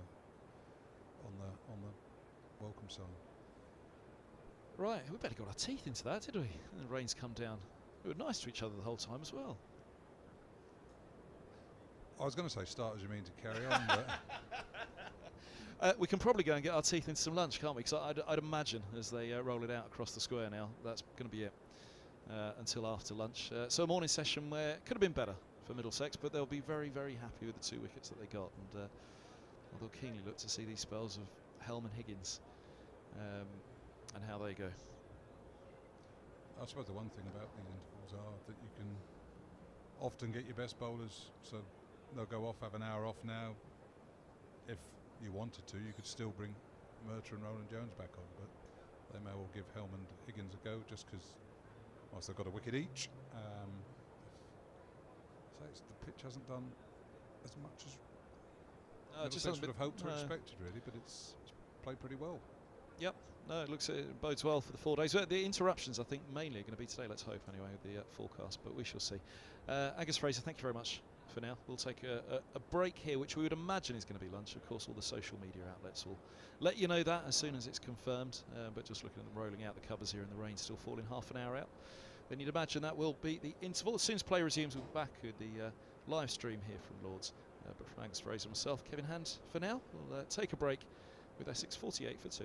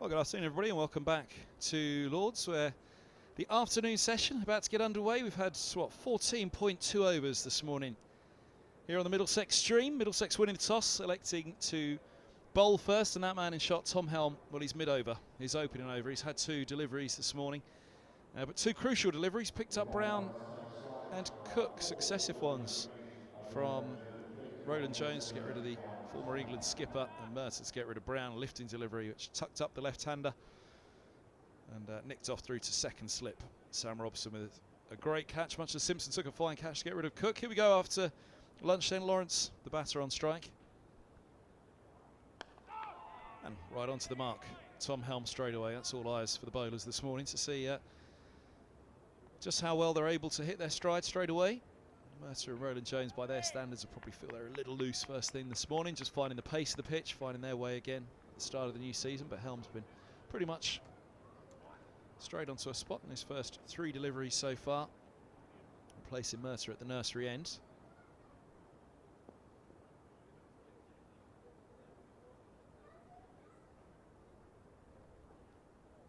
That's a beaut.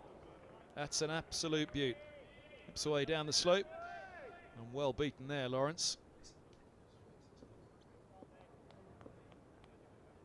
Look at that go.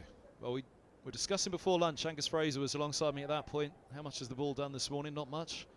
What's the pitch done? Not much either. Maybe a bit of lacquer needed to come off just to get something going. Temperature had warmed up a bit out there, I'd suggest, at the moment. Looks a much brighter day.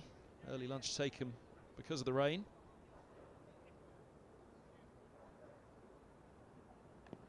Oh, now just clips the heel of Lawrence as he looked to work this one away. Let's have a look at the replay.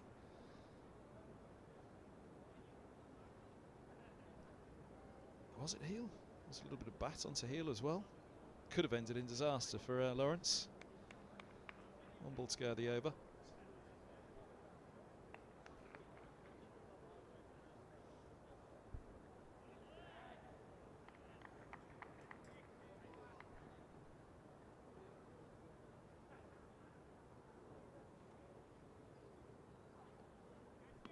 Just overcompensated again a little bit down the leg side.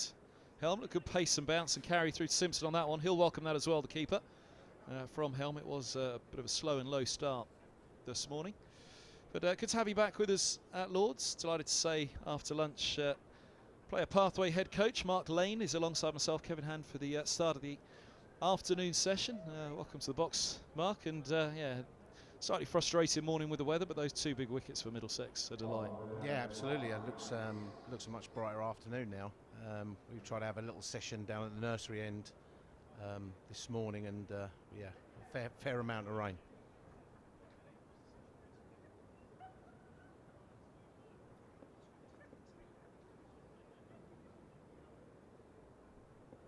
Here's Higgins, second over for him of the day. On the spot once more, 2 slips and a gully for him, just slightly down in pace slightly from Helm, shall we say. So fair difference in field. The entire squad's here this morning. You mentioned the session this morning, the entire playing squad on the ground today. Probably not often that happens, actually. No, not that often. We've got our first second team game starting on Monday down at Radlett, so it's just getting prepped, ready for that.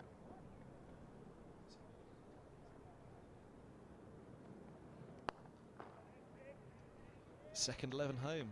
The fortress that Radlett's been for the firsts as well, but it does help though for so many of the players. That has been their home through second 11 cricket for Middlesex. So all of a sudden a first team game. I think it might have been Stephen Eskenazi was saying, or one of the guys who came through second 11 over the years said it's funny, or maybe it was Max Holden actually, said to me, you get the overseas players, they come and put their arm around and say, tell us a bit about Radlett. Looking for all the inside info on the pitch, the surface, the ground. That was a better ball from Higgins, just forcing Wesley to be honest on the back foot there.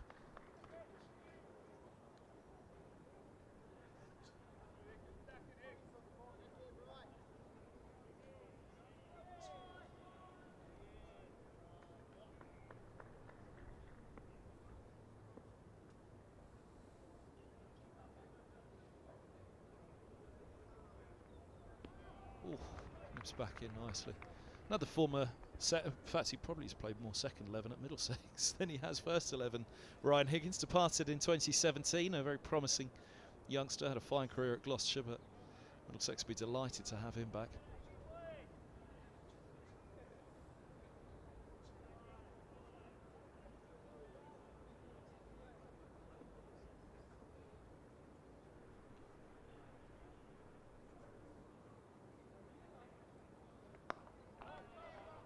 Again from him. So yeah, second 11 next week at Radlett, Derbyshire, was it?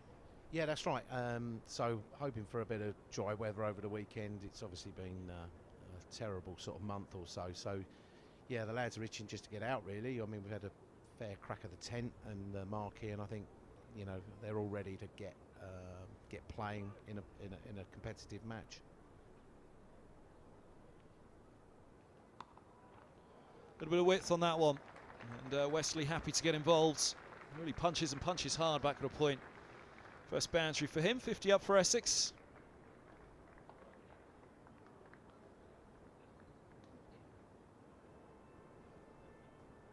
Just a bit too much width from Higgins to end the over. 16 done, 52 for 2. Yeah, rare injury-free squad at the moment, isn't it? Yeah, it's exciting. I mean, they're all, as I say, we had 10 lads down there this morning. Everyone's, you know, itching and ready to get going. And the fact that we start Monday can't come too soon. I think, if we're all honest, had a long winter indoors, and it's just getting them out, getting outside really, and putting their skills to test.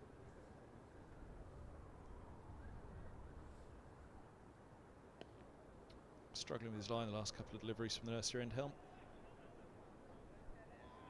Just thinking of the names for the second 11 next week. Names who would have been close to this squad: De Cares, White, obviously he's missed out. Those who are in the squad for this one, White and Bamber, I assume they'll go straight into the seconds next week, will they? Yeah, I mean, that's the plan.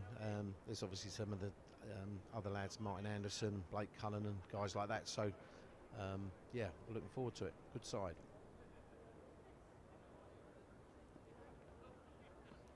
Again, just slightly leg side at the moment, Helm.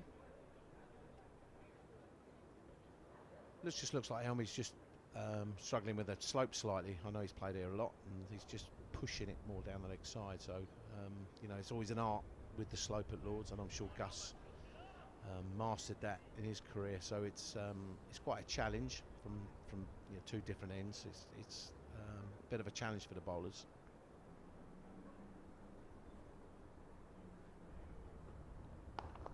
Oh, go short with that one, and there's a bit of a long hop in the end actually, which onto it very quickly. Lawrence helped it on its way.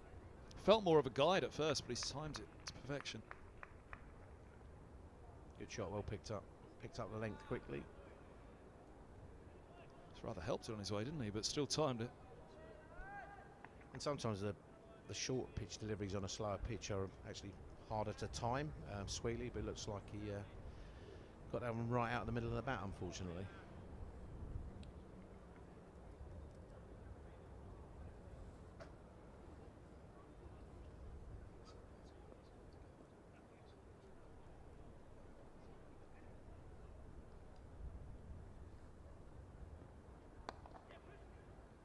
Still a little too straight.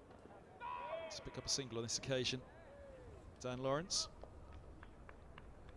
Who was short on runs last year, as we were mentioning before the interval. This man had a great year last year. Tom Helm, one of his best years, still held up with injury last year though. So unfortunate, so cruel really. But a good winter away.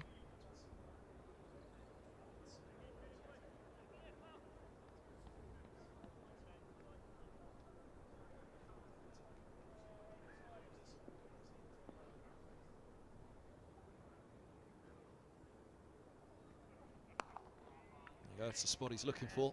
We saw one move beautifully for him, didn't we? Earlier on, pretty much moving off that length, that line, back or front foot. Yeah, I think it's important if we can break this partnership and get another batter in there with the ball sort of nibbling around while it's still new and the bowlers are fresh. You know, things can happen quite quickly.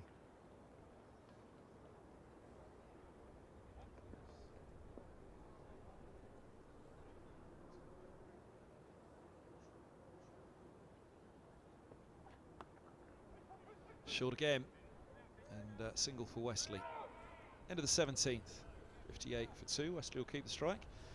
Chairman of second selectors here going through the list. I'm just reminding myself at the start of the season of the names, and straight away the squad today. White and Bamber dropped down, but Anderson didn't make the squad for this one. Blake Cullen, who so cruelly was robbed last year of injury as well, wasn't he? Harris and Greatwood, who had their moments. There's White and Bamber. Ian Salisbury now in as part of the coaching staff as well in the middle.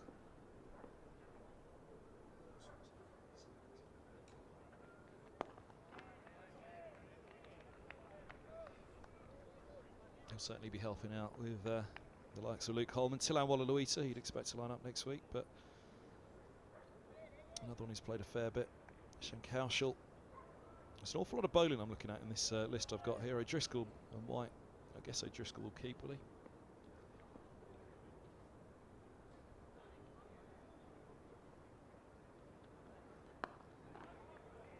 Yeah, just going back to your point there, obviously we've got 3 keepers in there currently, so yeah, it's a bit of conversation with Rory and see where we feel is best. And Joe Cracknell as well. And of course you've got Joe who did the white ball stuff last year and did it very well. So it's just sort of planning their summers and what's best for the player, but also what's best for the club moving forward.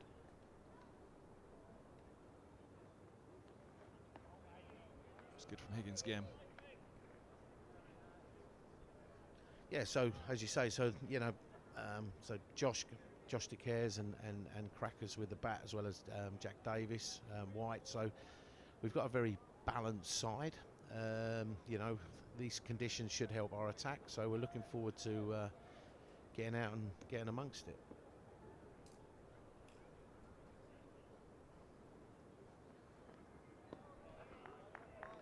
Blimey, I've just selected 12 there.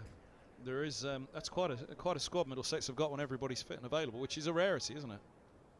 Well, hopefully we might win with 12. We might be able to sneak an extra batter and an extra bowler in there, so hopefully Derby don't have a count up. But yeah, so there's always tough decisions to be made around selection and whether that's for the first team or the second team. So everyone will be putting their hat into the ring, not just for that game, but for all the games that the club have. So it's important that players perform and have an impact on the game of cricket. So yeah, competitions is hot, so there's a fair amount of pressure on these players to perform. 3 slips come in for Wesley. 3 slips and a gully. And on the spot again, Ryan Higgins. 5 dot balls. He's racking them up. His skipper will be happy with that. I think so will Higo. I think he's a very sort of proud bowler. I know he wants to take lots of wickets, but actually having a control at one end is really, really important for our attack.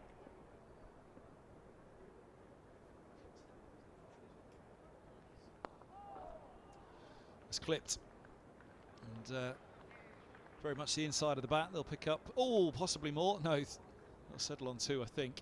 It was a hop, skip and a jump on the boundary there in the end, but they managed to protect the rope. So 2 more to end the over. 60 for 2 at the end of the 18th. Yeah, Higgins prior to that ball, just that 1 scoring shot previously was a boundary, wasn't it, off the 2.5 he had prior to that moment. And I don't think he'd be too disappointed with that delivery. It looked like the inside half of the bat, so just the ball might be nipping around a little bit. So if you're finding the inside half of the bat, it's always got to be a good thing for the bowlers, encouraging them to keep targeting the stumps.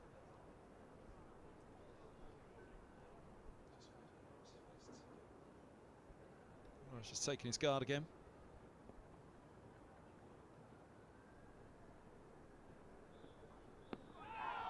Comes back up the slope.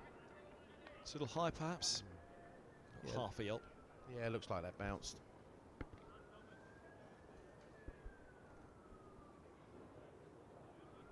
Rolls up the thigh guard. Nice feeling for the bowler, though. Yeah, get one to go up the hill.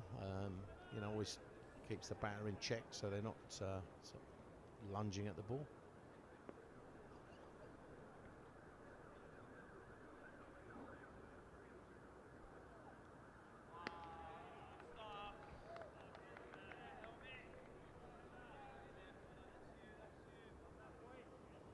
Yeah, Lawrence and Wesley too, who will have lofty ambitions, or certainly have had, for Wesley, but we're very disappointed with their return last year. A chance here today with the sun out at Lord's. Pitch playing nicely, no demons in it at all. Good early season pitch actually, couldn't really ask for better as a batter, I'd imagine.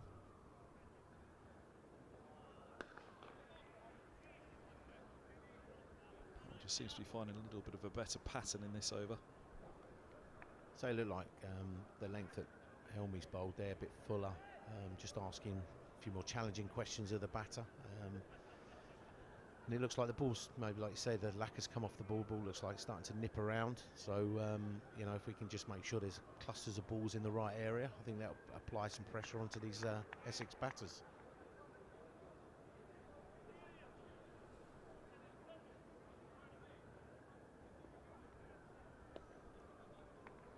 Let's get that one to go back up the slope again, starting 2 straight. So I just put the kiss of death on him, I think there. I was just talking about how well he's sort of clustering his balls, but he's not, you know, he's not going for any, but I'm sure that, you know, Helmy and the team will want to be asking a few more questions with this whilst the pitch is in the bowler's favour, I suggest.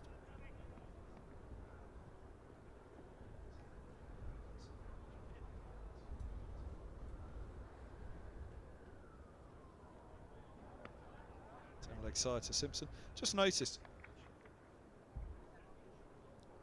actually on the pitch, there's almost a little frame around the track there, isn't there? Which, when it comes to Lord's, a fair old bit over the last few years. You can just see it again from that angle there. Green frame, almost like a photo frame, isn't it, for the portrait shot of the square. Nicely done to the ground staff downstairs. Probably with good reason, other than just it looks nice.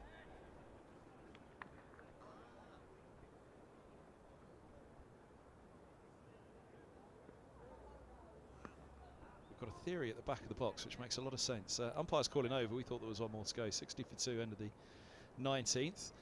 Perhaps it was where the hover cover sat at lunch. I've not seen the hover cover leave a mark like that before, but that makes an awful lot of sense. So the hover cover sat there heavily on it, and yeah, I guess it might just be the flattening down of the grass maybe that has done it.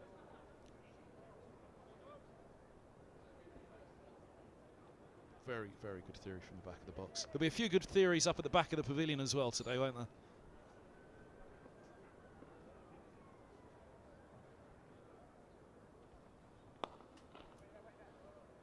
A little bit of width, that's a great stop. That point by Milan. Low to his right, just a bit of width there from Higgins. Obviously looking to throw the hands at it. Yeah, and I think the sort of Essex batters are trying to capitalise on any width, knowing that if Higo gets his line and his lengths right, be a bit more.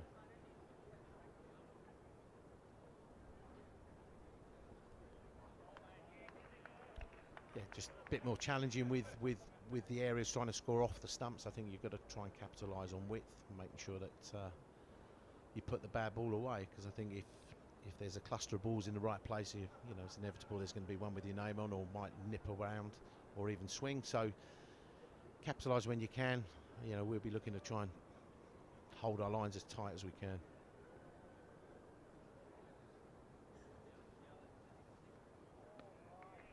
Good again from Higgins. Only been 2 scoring shots. Off what, 3.3 overs now for Higgins. Mark Stoneman there in the foregrounds. We'll be looking forward to getting out on this one, I imagine. It's a good-looking early season surface here at Lord's. I'd imagine with overheads over the first few days, the bowlers will find more than enough assistance. And underfoot, which that shot gives a half example of. Underfoot, the batters will be pretty happy. Yeah, I think you had a sort of a clip of Mark Stoneman there. I think the weather's due to get better over the next few days, so making sure that we capitalise on day one is going to be really, really important, so that the batters can cash in when the sun comes out, ideally.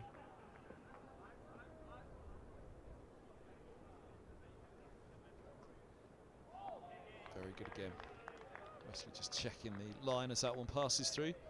It's coming back in with the slope slightly. Prods away at the surface. But really well stacked up by Higgins, player who will move the ball both ways.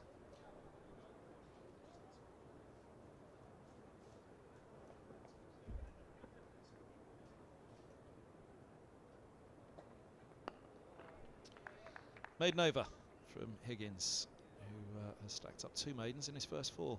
60 for 2 ended the 20th. Mark Lane alongside me.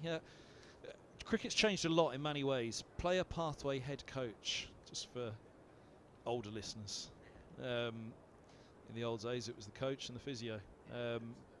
You'd have the assistant coach, maybe the second 11 coach, but player pathway head coach. What's the job title entail? Well, my job is to oversee all the cricket from all of our sort of age group cricket, including borough and regional cricket, all the way up to the academy. So all through the county age groups, squads through the summer.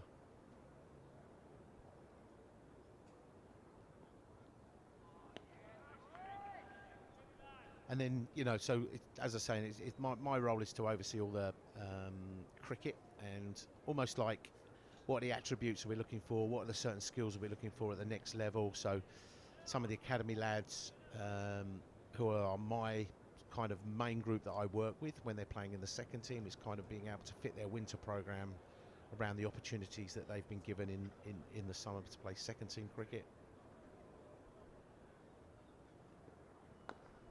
Wow, it's interesting from Lawrence. Use the feet down the track, looking to give himself a little bit of room, access that short offside boundary and a thick edge down to long leg. So it might be our first insight to a bit of baseball. Yeah, it was touched upon by Alan Coleman early this morning. It'd be interesting to see how the batters go about replicating what's happening in the test team at the moment. I know over the years, talking about the one-day side, you know, will teams go out and play the Owen Morgan style of 50 over cricket. I remember having this conversation with Angus Fraser many years ago.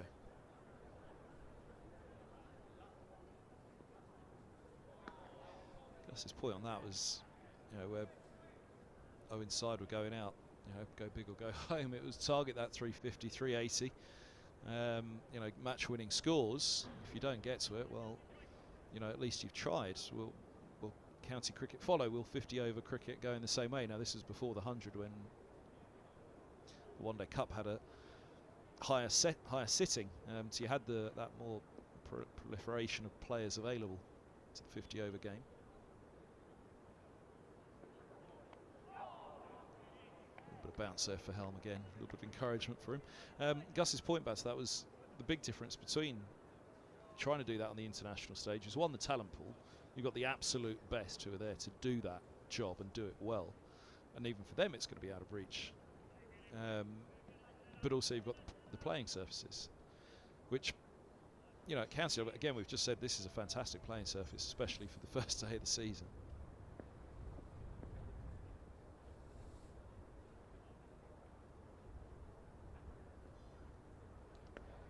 But there's a job to do for your side as well, isn't there? It doesn't feel like a baseball day here at Lord's.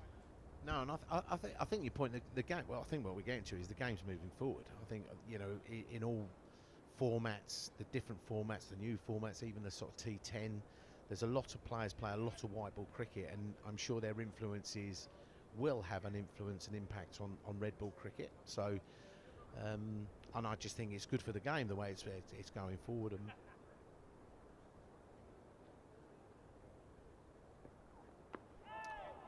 bit of bounce again on that one. End of the over, 61 for 2. Yeah, and I think it's exciting. I think, you know, a lot of people want to watch Test match cricket, and they want to be involved in being part of that experience. And I think the way that the game is being played, I think it's exciting for the spectators. And I think the local people who've come here today will see a slightly different brand, bearing in mind we're in the first week of April. So, You know, you have to adapt as players to the conditions, the surfaces, the bowlers. So it's a big skill that you have to have, and you know, adapting to the Lord's slope, for example, as a bowler or as a batter. You know, we want to make sure that we at Middlesex are the ones with the experience of playing on this, and you know, we've spoke about Radlett. You know, it's a ground where we know, and actually, a bit like football, you win your home games. You should be winning your home games. Well, depends who you support, I guess. Well, I remember when I first started doing this job, John Embry talked about the fact that in 2005, teams liked coming and playing at Lords too much. Bowlers wanted their 5 for at Lords, batters wanted their century at Lords. Oh, it's a beaut from Higgins. Nips back in, takes the top of the pad through towards slip. Stephen Eskenazi in there. No bat involved though. Beautiful ball. Just the spot where I want to leave it. I think Esky was very, very hopeful there, but you know, you still got to make sure you get them in your hands and make sure the umpire makes a decision. Oh, an inside edge again. This one trickling away through to mid-wicket for Lawrence, having got away with that previous one off Helm in the last over. Yeah, now I think the point is if you can build up you know, some aggressive dots over a long period of time, sustained period of time, then you know, the batters will be looking to try and score, and certainly these two guys, Wesley and Lawrence, you know, they want to score ultimately.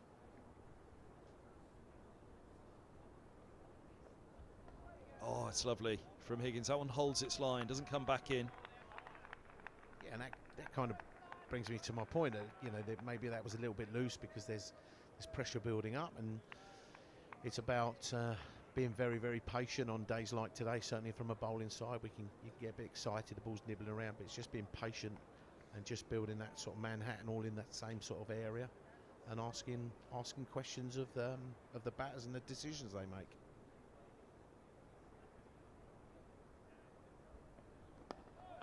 Use of the feet again from Lawrence. And Coleman noted that quite early on as well. Lawrence is batting out of his crease to Mercer in particular, and similarly there to Higgins, not only batting out of his crease, but that use of the feet. Let's try and unsettle the bowler and negate what the ball might do.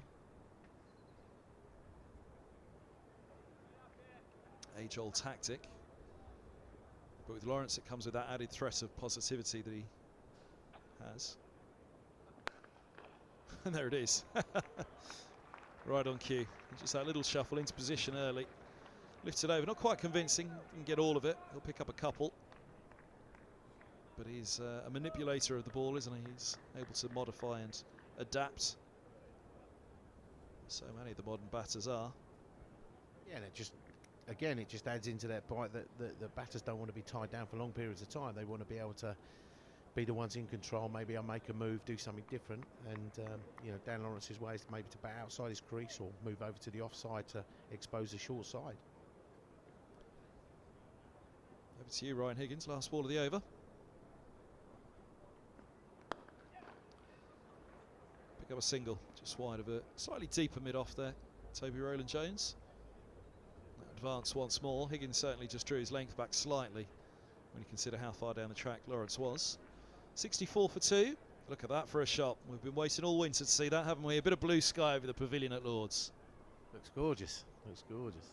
Oh, we miss it, don't we? They've got a screenshot downstairs, actually, on the big 60, 70-inch screens that they have downstairs for the written press.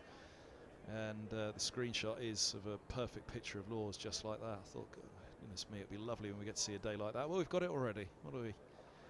5-2 on the opening day of the season.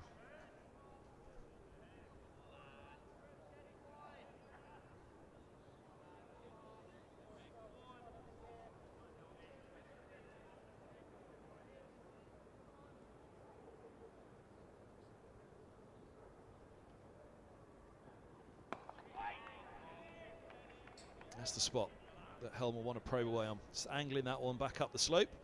Lawrence comes to have a look, suggesting there was a bit of seam movement in from Helm on that, but again, we've seen a few that Helm has managed to get to leave the right-hander.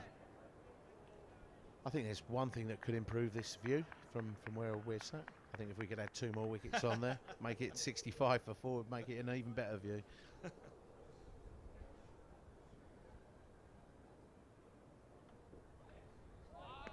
It was nearly one of them, down on one knee. And again, that's what we're talking about, isn't it, in terms of that expansive, aggressive style. He's seen the width early, hasn't he? There's a short boundary in front of him in the offside. Lawrence has looked to go at it hard. Looks like Tom Helm's got a nice little rhythm going. You know, it's if he can just make sure being patient and see if we can make that view a lot better for us all.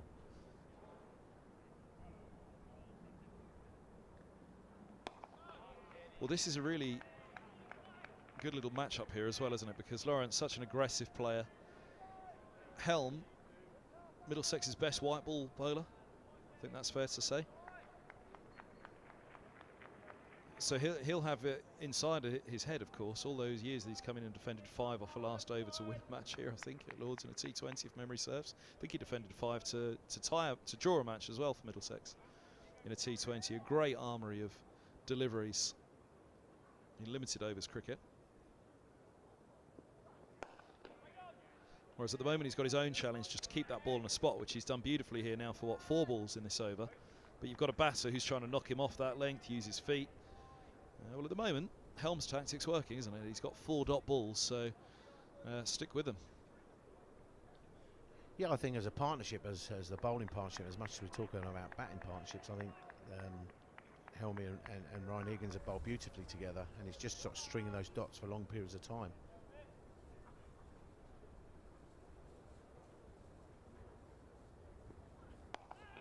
Another good ball, scrambled single, that's well run.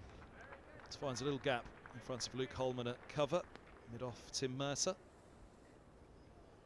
Yeah, I think the quicker bowlers get more frustrated with that little knock and run rather than a big booming cover drive sometimes. But you know, batters, we talk about partnership, the batters obviously know each other's game, they know there's a gap, we're going to run. It's the same with the bowling unit, you want to be, you know, backing up the first change bowler or the second change bowler. So they, in essence, you work as partnerships as well, because you want to be able to control both ends rather than just one.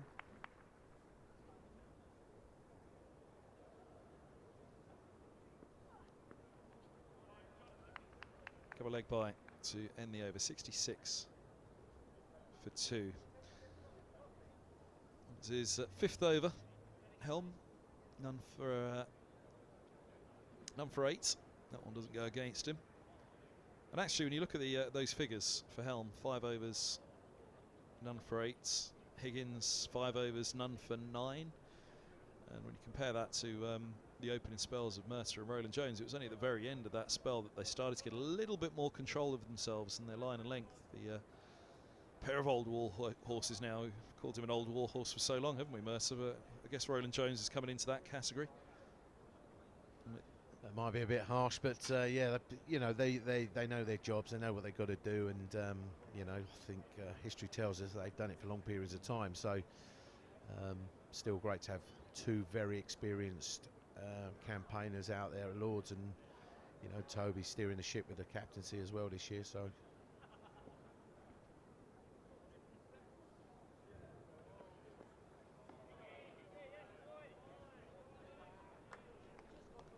and I think as young bowlers that come in there, we've spoken about the list of guys who are playing at Radlett next week. There's a lot of young bowlers who learned so much from Toby and from Mertz. I think it's you know, it's invaluable the experience they can gain, particularly playing at somewhere like Lords, and the challenge that Lords may bring.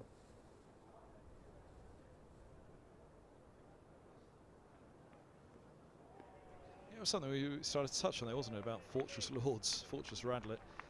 The one of the problems for Middlesex youngsters, second 11 players, when they come to play at Lords and make their debut for the first 11, actually it's their debut at Lords as well, because it's so difficult to get a game here.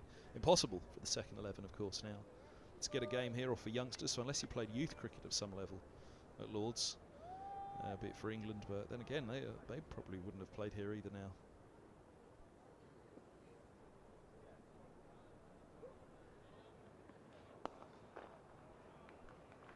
Bristolly whipped away by Westley.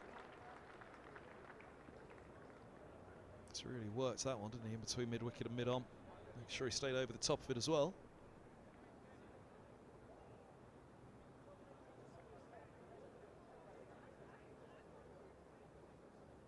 Yeah, just going back to your point about playing sort of at Lords, I think even sort of like the England 19 stuff is played more around at county grounds and stuff, so it does become very, very difficult for these lads to get. But you know, lunch times and stuff like that, we try and get the bowlers out there to get used to the slopes, so that if they, as and when they do make their debut, they've had some experience of it. You know, so it's just see that John Simpson's come up to the stumps now for Higo to try and keep the batter back in their crease. So good tactical move there from Simo, I think.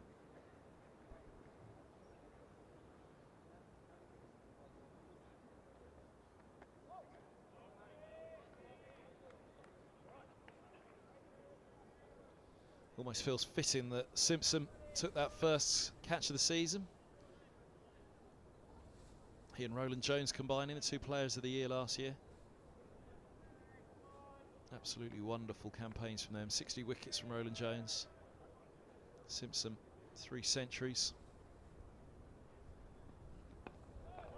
His best return with the bats since the title year. I'm sure he'll be keen to make another good return this year in Division 1. Again, that's been a big talking point, hasn't it? Division 1 cricket's back at Lords.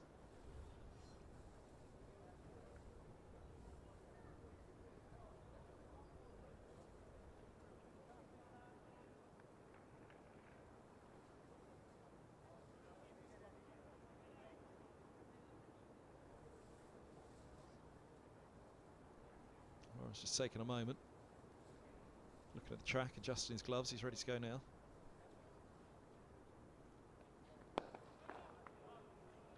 Good from Higgins again. Simpson standing up. Higgins has held his line nicely. Great control. 69 for 2 after what, 24? So we've still got another 69 to go today. We've lost 3 overs with the early lunch that was taken due to some rain this morning. Looking away into the distance, it looks as though there are a few columns that hopefully drift away to the south. Columns of rain falling immediately. If you look between the 2 turrets far in the distance there, it's a shroud of rain falling. But, again, if we're lucky, that might just drift off to the south. We wouldn't want anything to disturb this at the moment.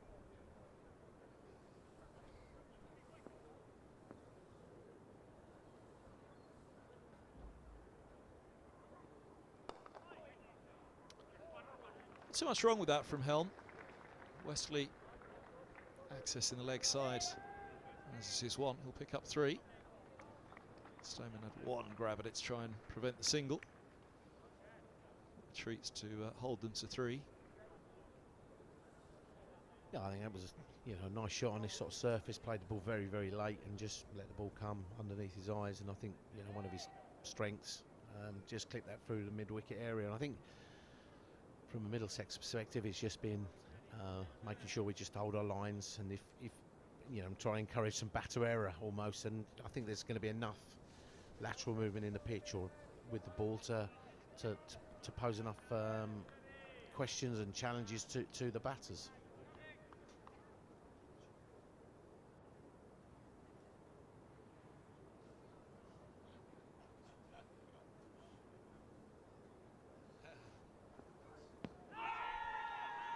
It's going down. Nice ball again from Helm. Let's have another look.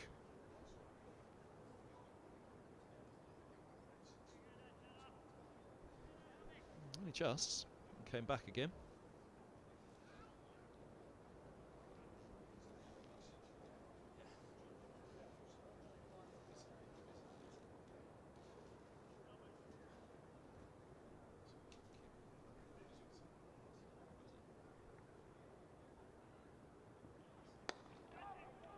Open face from Lawrence, but well stopped at backward point. Max Holden. Yeah, looked a little bit loose there, to be honest. Just need one of those to go to hand, and Helm's just got to keep plugging away.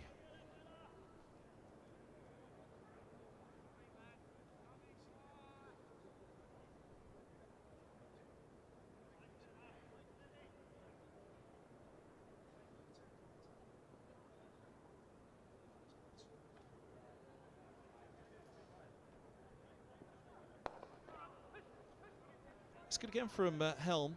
I guess because of the pace of this pitch, it's inviting shots from even good length deliveries. If they're in position, there's a single there to be pushed. As you said, if they play it late enough, just let that ball come onto the bat, which is the great resistance, the great challenge for the batters on this slower surface. Not to be pushing too hard at it, be through it too early. Yeah, and I think as long as you commit to it, I think then if you commit to whatever decision it is you've made, then you've got a fair chance of getting away. It's not like an August wicket where you could just hit through the line.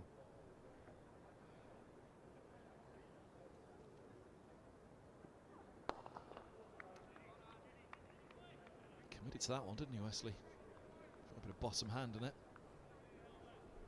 Encourage the bowlers as well, though. They won't mind seeing batters offering something. I guess the challenge for a bowler is, does that sharpen your mind on the top of off stump, or do you get drawn into what the batters are doing? And the challenge is not to get drawn into it.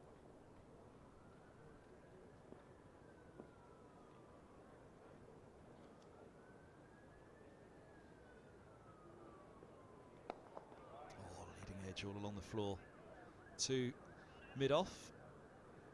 And that's where we were saying about with the slower pitch, you've just got to be a little bit careful, haven't you? Yeah, I mean, cross-bat shots can be a bit more challenging when the wicket's a little bit slower, because the ball can sit into the pitch, and so probably offering a full face would be a safer option. But I think, again, if you play it late, get it underneath your eyes, then actually you've got more of a chance of keeping the ball along the floor.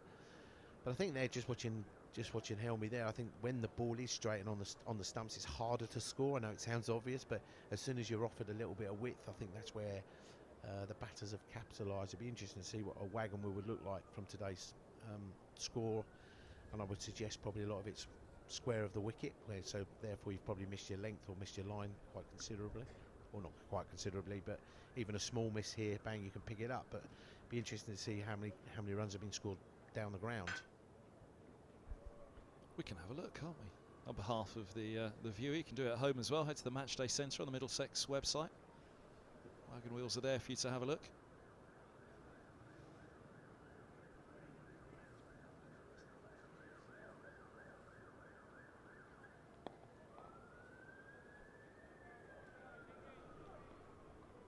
So even there, you can see with Simo coming up to the stumps, it's not allowed the batter to make a massive stride forward, so Lawrence is having to play a little bit more from his crease, which also brings, you know, if Ryan can nip one back down the hill, brings in LBW as well. So just by the keeper coming up, it adds more than just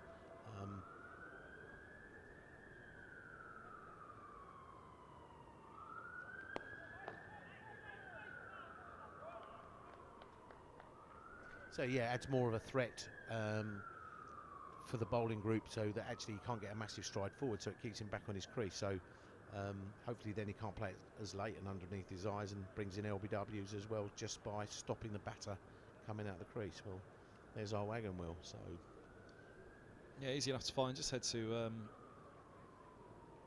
the homepage and click on the Match Centre stats. You can have a look at the wagon wheel that we're looking at the moment, the interactive scorecard that Middlesex have on their website. 2 boundaries down the ground. I think they were pretty early on when both Mercer and Roland Jones, or Mercer in particular I think it was, went very, very, very full and straight. Was just trying to see what he could get through the air.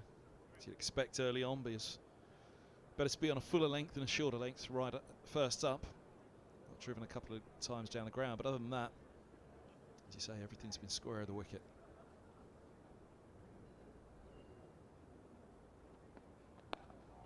In fact, I can tell you for sure, can't I? If I, yeah, they were both off Mercer. yeah, and I think you know, at 11 o'clock this morning, sort of a damp conditions, you'd suggest that's an acceptable miss, that if you get driven down the ground. So that would encourage, you know, how Mertz gets his wickets. He pitches the ball up, and I think he's got to accept every now and again he goes slightly too fully, he's going to get hit down the ground. But a little inside edge on that, which just nullified the appeal. The batter was struck a long, long way outside of the off stump. But he was on the move as he did so. which maybe just settled them down behind the stump there. Maybe there was maybe there's two noises.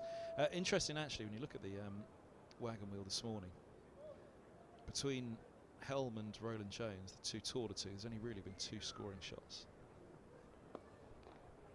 in front of point.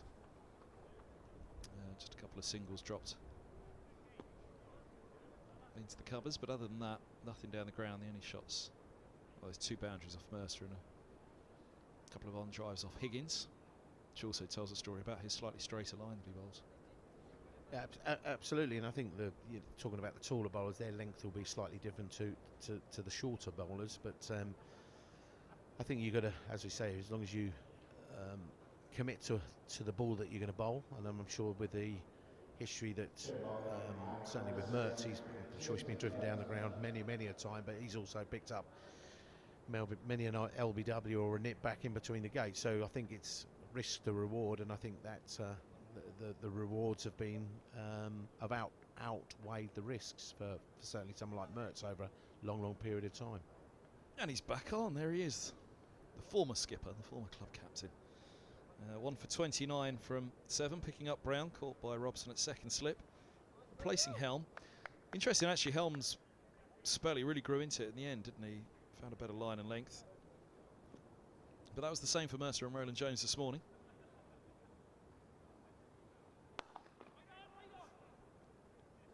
All rounds Roland Jones. Simpson straight up, as you'll have noted there as well. Straight up to the stumps for Mercer. Yeah, just took a little while for he and Roland Jones to get going, but I actually think it'd be interesting to see how Lawrence plays Mertz, you know, because he wants to almost stamp his authority on here. And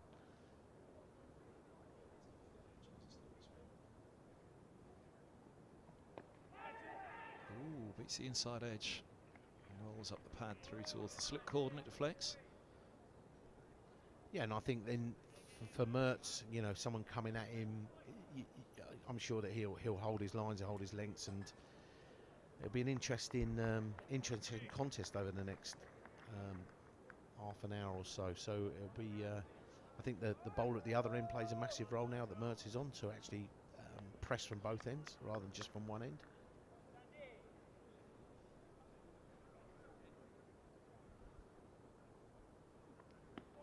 Good again from Mercer. Went like a leg break, didn't it? Looked like it just sort of stood up and went down the hill. So, you know, very skillful. You know, and to be able to hit your mark straight away. I mean, there's 3 balls gone straight in and applying pressure onto Lawrence.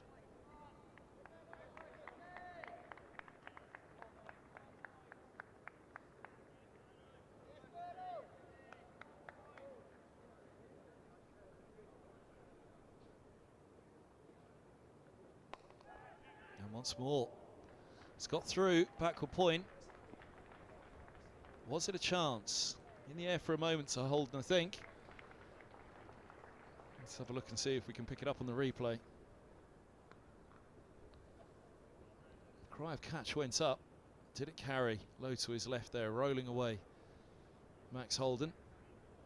Yeah, great effort. I think, you know, Max is very athletic through there. I'm not sure if it quite carried. Looked like there was a little bit of disappointment, not so much at Holden, because I think we'd be screaming catch of the season already if he'd have held that, judging by how far he had to go to his left, but just perhaps more disappointment that it didn't go straight to hand. Oh, that's an edge. Past second slip. Pick up 4. Mercer's right in it. Straight away here. Pressure's on. The Essex pair was in no man's land playing that shot, really, was it? Lawrence was stuck on the back foot, really. So I think just in the first over of Mertz, 2 chances have been created. You know, suddenly we're talking about adding 2 wickets on here. You know, if they'd have both gone to hand, or a little bit more luck or a bit more carry, you know, things can happen quite quickly in these sort of conditions.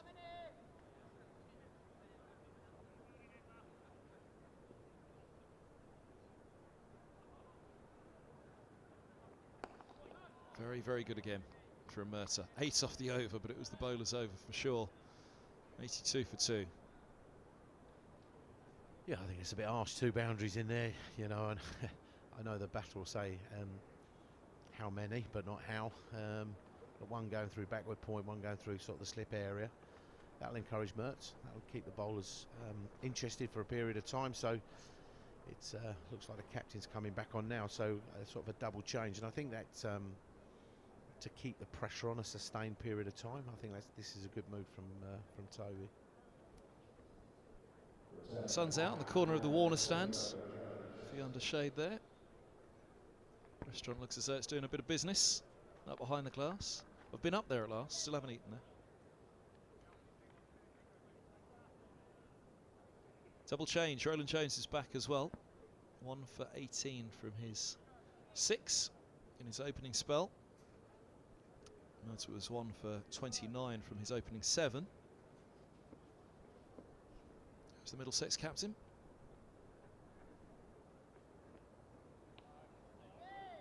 Dies on its way through to Simpson.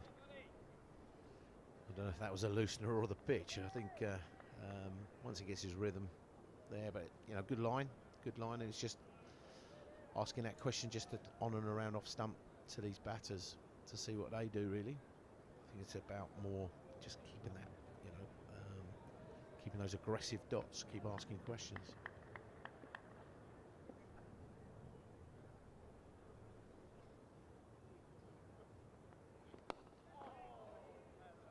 That's where he wants to be, Roland Jones. If that ball does anything, and it can do a lot from there, he can get it to go back up the slope, Roland Jones, but equally nip him back in.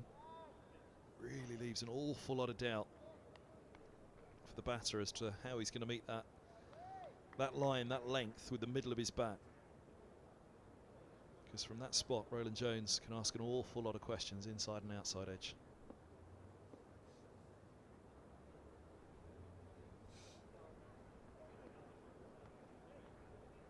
That one looked like it went up the hill, so you know, good skills. So like you say, I think if we can keep hanging it in and around there, it just the natural sort of slope of the pitch will actually can nip the ball back. But you know, good skills went up the slope there, so it's just about being patient.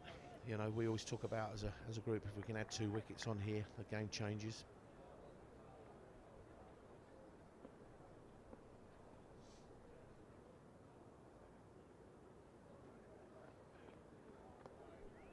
You see that one go, especially after it had passed the batters, swung away from Simpson. Excellent piece of work with the gloves again. It's always a tough place to keep wicket. Here at Lords, the ball sort of wobbles after, and you know, there is the slope, so it's difficult to get yourself set on which way it's going to go. So it's actually moving late, making sure that you're catching the ball late, really.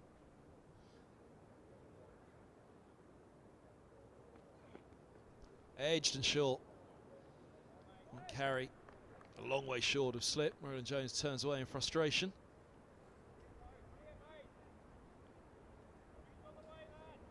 Beautiful line, beautiful length. It's exactly what the bowler's looking for. Yeah, straight to ground. Both Roland Jones and Mertz immediately returning and immediately finding the edges.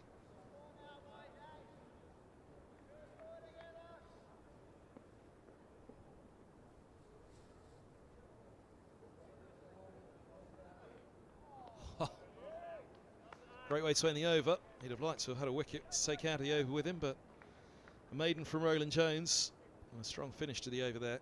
82 for 2. Yeah, so in the last 2 overs, I think there's probably, you know, nearly 4 opportunities created. So it is this thing about being patient. It can become frustrating, but you've got to stick with it. Be patient with what you're doing. Just keep making sure you're doing your job, and you know, while there's some assistance out there, whether it's the surface or the ball, you know, things come your way. Got to keep putting the ball in the right area.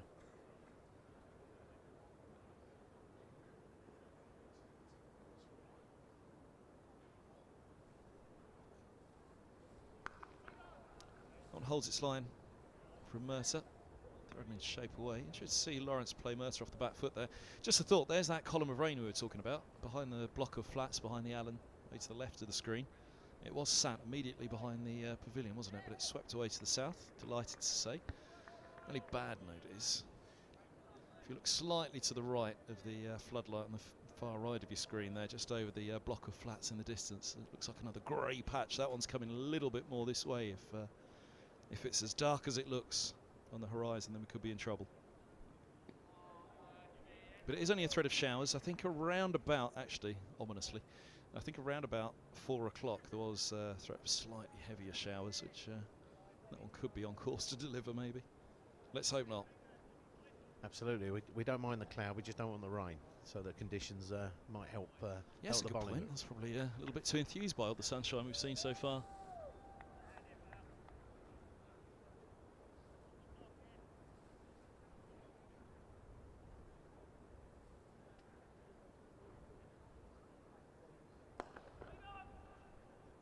A little bit of width, there or thereabouts on the right length. I mean, it's right in the corner of the margin of where Mercer won. That one's just dangling the carrot, isn't it? Saying, go on then. You can see that Lawrence didn't go fully through with the shot. He was still watchful of it. And he's just reined himself back a bit here, hasn't he, Lawrence? Which I think perhaps tells a story of what Mercer and Roland Jones are doing.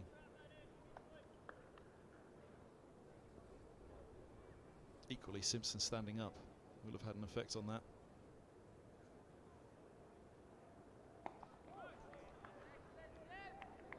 I think it's also a testament to the bowlers. I mean, you look at Lawrence, who you would suggest is quite an aggressive batter. 28 of 73 balls. You know, is testament to the group of you know, the bowling unit.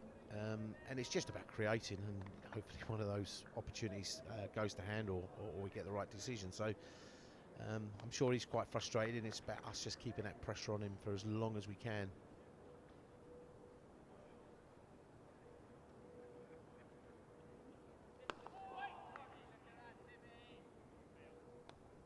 This is fascinating at the moment. Internally, he'll be itching right now, won't he, Lawrence?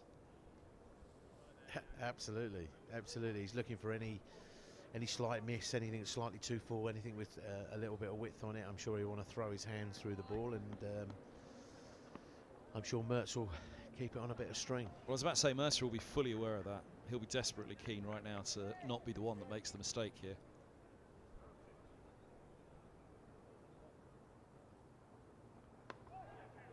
There's a little bit of width, gets it away. Gets through backward point, Holden. It was a cry catch, I think, again, but maybe an optimistic one. But there was that little bit of width from Mercer, which allowed Lawrence to free up his hands. Just started too wide. And well, again, diving to his left, Holden. A long way to his left. Whether he got fingertips to it or not, but for it is. And it's actually interesting. We're talking about this period of time, and it's all very tight, and then you go to your Bazball stuff, which is a little bit more flamboyant. But the purishness is about this those periods of time for that half-an-hour block where who is going to make the first mistake and who's going to have the first miss. So it's two ways of looking at it. Essex balcony, far right-hand side there. No strangers to Middlesex, former Middlesex physio Vish.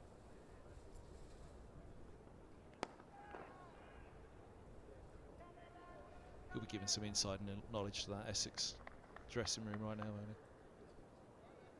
We took him out for some leaving drinks last Friday. We did our best last Friday, but he kept very tight-lipped and tight-pocketed, to be quite honest.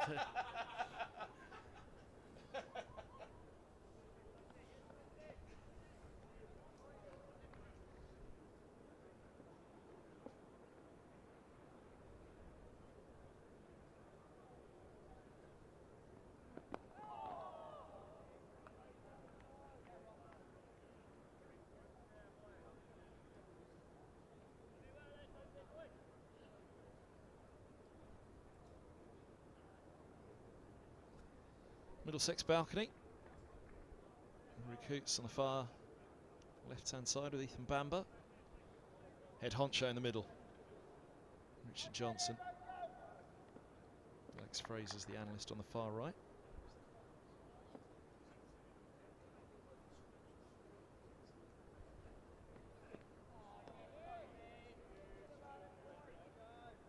Professor Thelwell in the on the inside right there. That's what position he plays on a Thursday night as well, up at the academy. So yeah, so Professor Rich is our performance psychologist, been heavily involved across all the way for many years actually.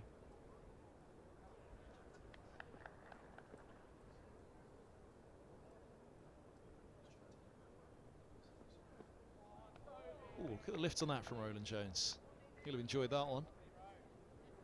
Rolling back the years a little. Yeah, looks a little bit more effort, more of an effort ball in there.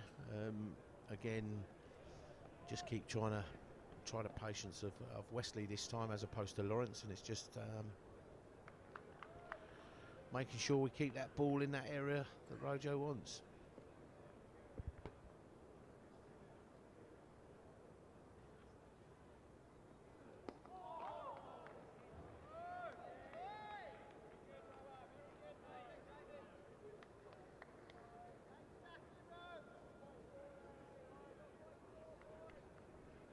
Here at Lord's last year, and the speed guns, the ECB speed guns, were around. We haven't got them around for this match, but there's one spell in particular. I'm just trying to remember who it was against. Where Roland Jones really seemed to crank up the pace considerably from roughly around high 70s to near mid 80s.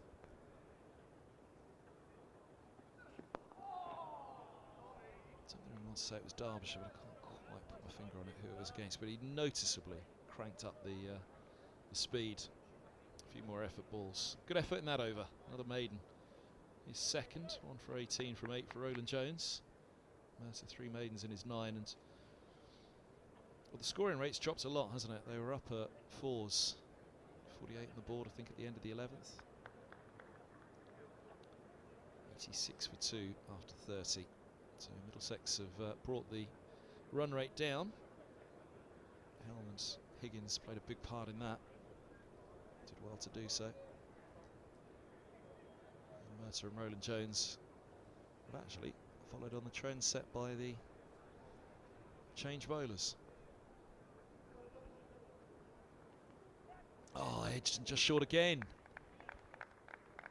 We said it's slightly on the slower side, this pitch.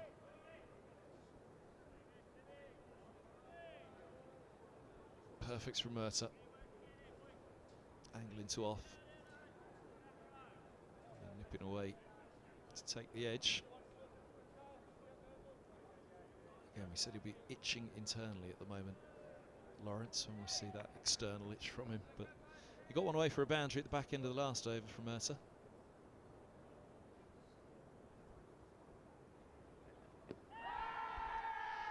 Not doing enough. Going on down the leg side.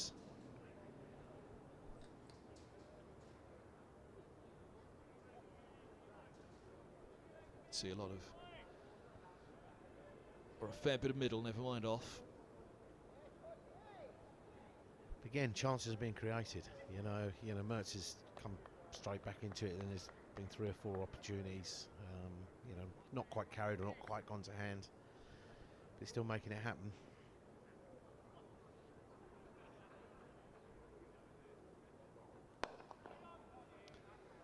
There's a little bit through the air on that one, wasn't there? Just gave it a little bit more flight time. Mercer up there for the drive for Lawrence. But you could certainly see that one just swinging slightly away. Lawrence was wary and watchful.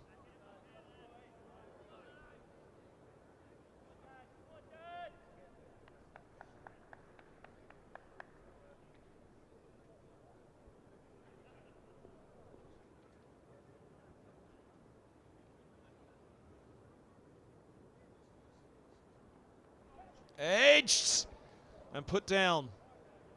Second slip, Robson diving across in front of Eskenazi. I think it was Robson that got there first.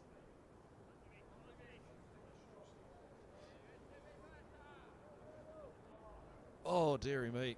Who took it off the other? Robson across in front of Eskenazi. Difficult one to call, actually. Second got there, should he have hung on? Well, it looked perfectly straight down the middle of the 2 of them. I think, Robbo's right to go across to his left.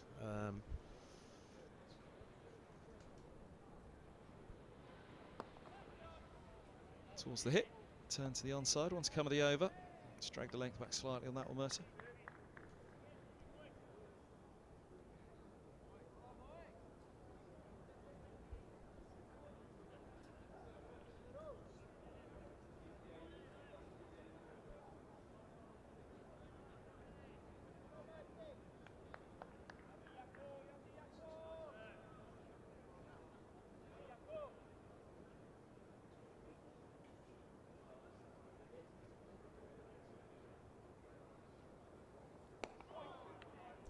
Top ball to end the over, 82 for 2. Mark Lane, thanks very much. Pleasure.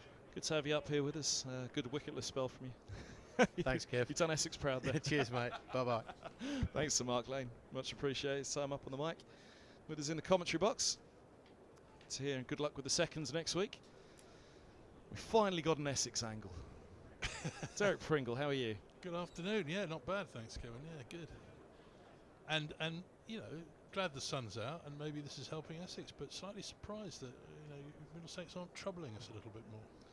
But for consecutive deliveries before that shortened morning session, it's been pretty good for Essex today. Well, absolutely, and actually, if you look at it, Cook was strangled down the leg side. I mean, it was a good, and Brown was a poor shot. Yes, exactly. I mean, I was thinking on the train here.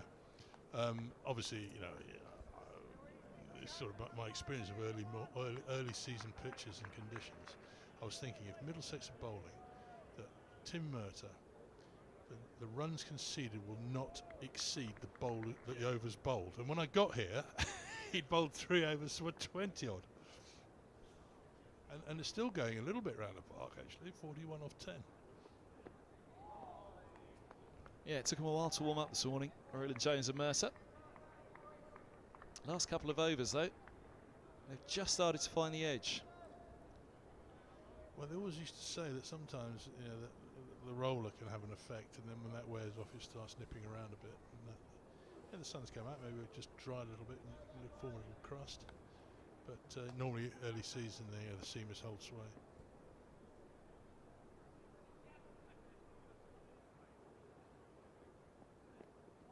Oh, look at that one go. Back up the slope from Roland Jones. Good carry as well through to Simpson. Another look at that one from Roland Jones. It really was noticeable, the bounce through to Simpson, quite low early on. Well, he's a tall bowler, Roland Jones, and that, as you say, it didn't just stay up the hill, it went zipped up the hill. Fantastic ball. I mean, you're never going to get close to that unless it's a half volley.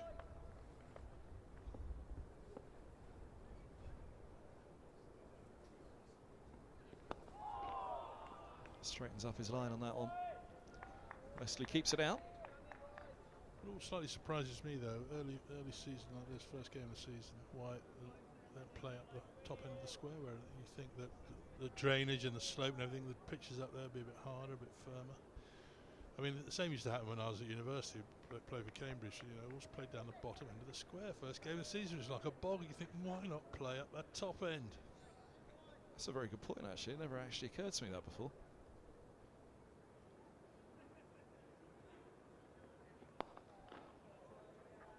Yeah, it's always been the case here. In fact, there was a time when they excavated the old Warner stands to build the wonderful new addition over on the far side there. There was a theory at that point, when Mick was still the head groundsman, that it was creating something of a well up there, and it was any moisture was either getting sucked down the ground, as you say, to this lower end, or into this great well that they'd excavated to build the foundations of the Warner stand. And at that point, the top end of the square was so dry, you couldn't get any moisture into it.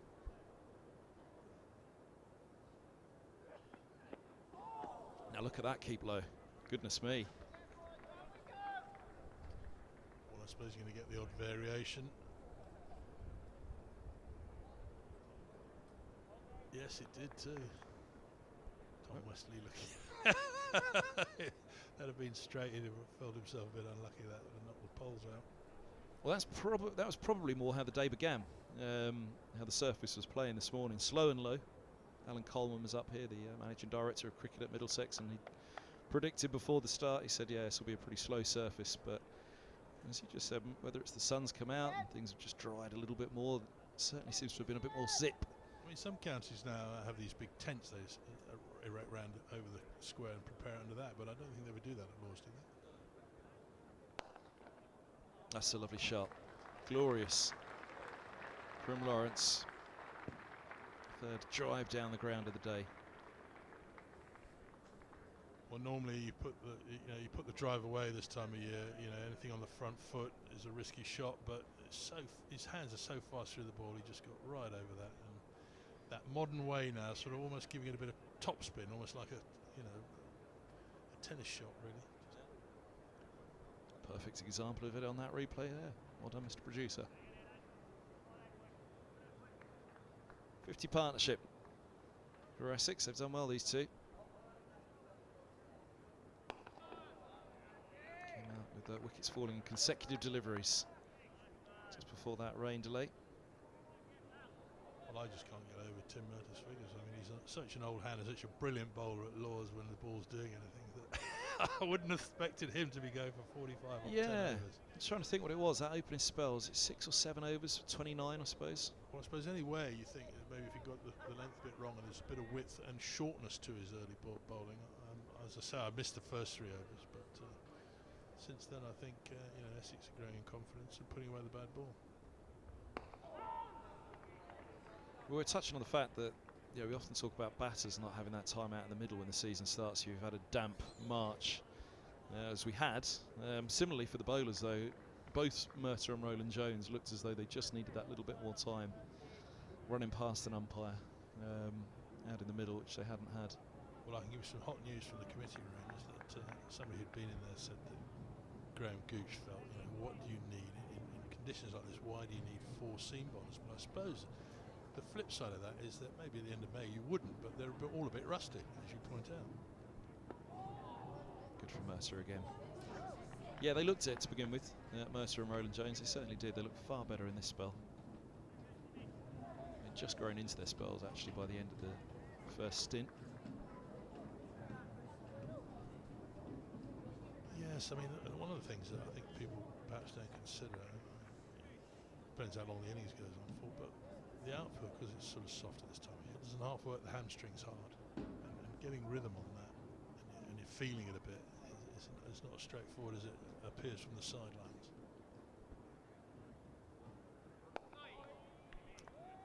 Mercer actually limped out of the first game last season. He's been very lucky in his 40-odd years, and his whatever it is playing career. He's really been untroubled by injury, but for 2 injuries, which both held him out for about half a season, each of them, both hamstrings, and the last one was the first game of last season, and he limped out on the final morning of that match with a hamstring injury. Billy Godman pulled out of his stance. Mercer was halfway through his run-up, so he came juddering to a halt, and then had to keep limping off towards the pavilion with a hamstring injury.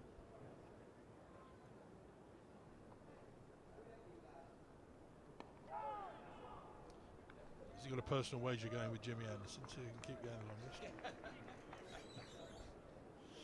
We do wonder, with Mercer into the 33rd, 90 for 2, at the start of each season. How's he looking? How's he shaping up? He's done all right again today. Like I say, he's taken a little while to get into his groove. There's that greyer cloud we were just talking about in the distance behind the pavilion, behind the Warner, and there's old Father Time, who's watched over a fair bit here.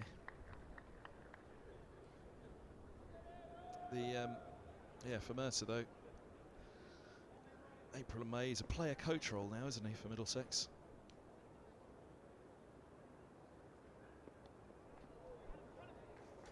Gets through the cordon. There'll be 4 more down to the vacant third. Wesley's on to 18.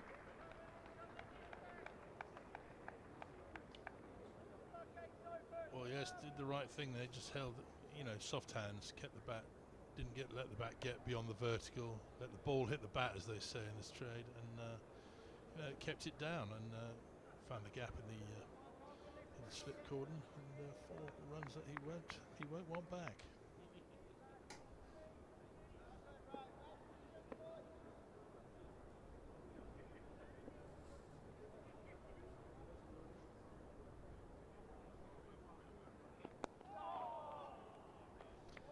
Yeah, that's an interesting example. I mean, obviously, James Anderson, that's Stuart Broad as well. still going strong, aren't they? The pair of them.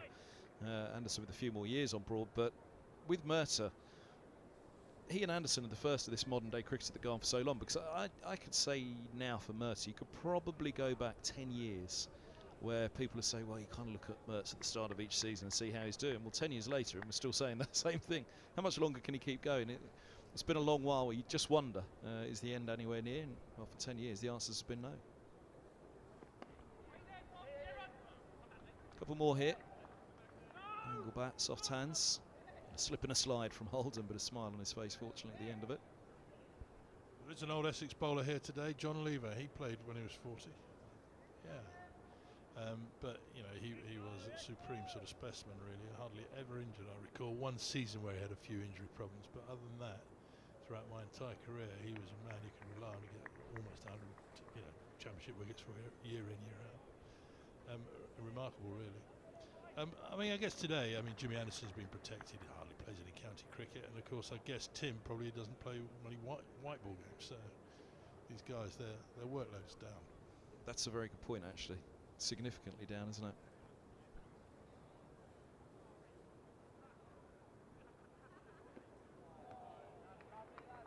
Yeah, I haven't quite thrown that into the mix. On Mercer and the modern day cricketer, it is significantly down, isn't it? I mean, the thing that I'm always impressed with is the desire to keep doing it, really. I mean, the body may be willing, but do you have that desire? And that's the incredible thing. I mean, I always thought that with Sachin Tendulkar. I know he's a batsman, but the fact that he played so long and done so much in the game, but he still wanted to keep going. Alistair Cook, really, the same thing.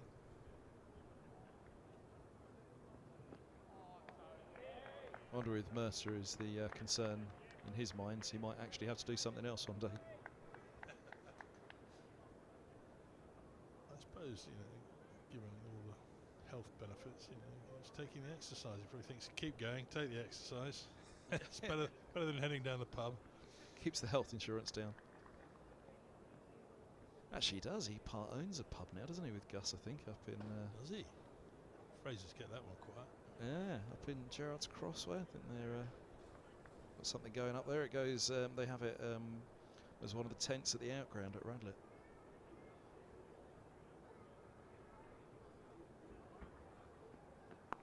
I've been to it. There's a pub, a bar in Gerrard's Cross that was certainly a notch above most establishments I've ever been to. It had sort of a walkway with flames and a pool. I thought this is very fancy. It's got Angus Fraser written all over it. Yeah, it's Gerrard's Cross there. Mercer perhaps, less so Fraser. The Mercer and Fraser would be a good cricketing pub, wouldn't it? 95 for 2 here at Lord's. Here goes Mercer again. Yeah, when Gus sat down earlier, he was lamenting Middlesex. Actually, Essex were about 48 from 11 overs at that point. Mercer's 11 have gone for 45.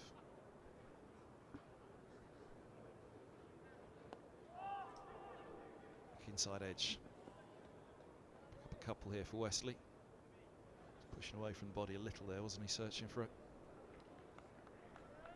I guess the one weakness I think Tom's had throughout his career is playing across that front pad a bit, and he's probably just trying not to do that now and holding the shot a bit longer. But of course, as you say, if you hold it too long, the bat can get away from the pad then and leave that little gap. On that occasion, the inside edge, he got away with it.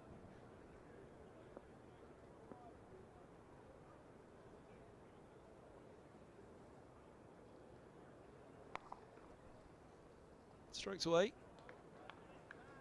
Down the hill it goes, which will give him the chance of the second here. Holman with the slide. 99. 97. Yeah, 99. 99 onto the board. You sat with John Lever today. Where were you sat? I haven't actually sat with John today. I know he was coming and I saw him in the distance. I met some old mates in the pavilion. I've seen Ray East, who was with John Lever earlier. Ray East, of course, a legendary left-arm spinner for Essex back in the 60s, 70s and 80s.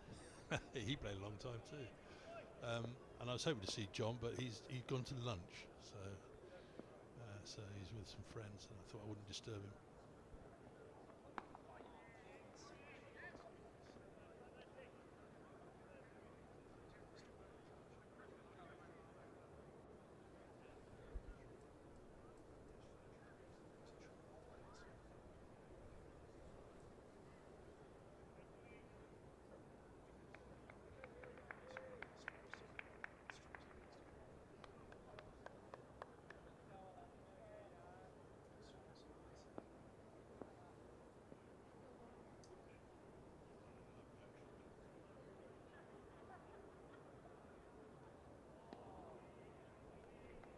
How long did he play with Lever? I joined Essex in 1978 and played till he retired in. Well, he retired at the end of '89 season. Wow. But I mean, he joined them in the '60s. Incredible. I mean, Graham Gish is the best Essex player there's ever been, but I think JK was the greatest servant. I mean, he gave unstintingly for those 20 odd years he played.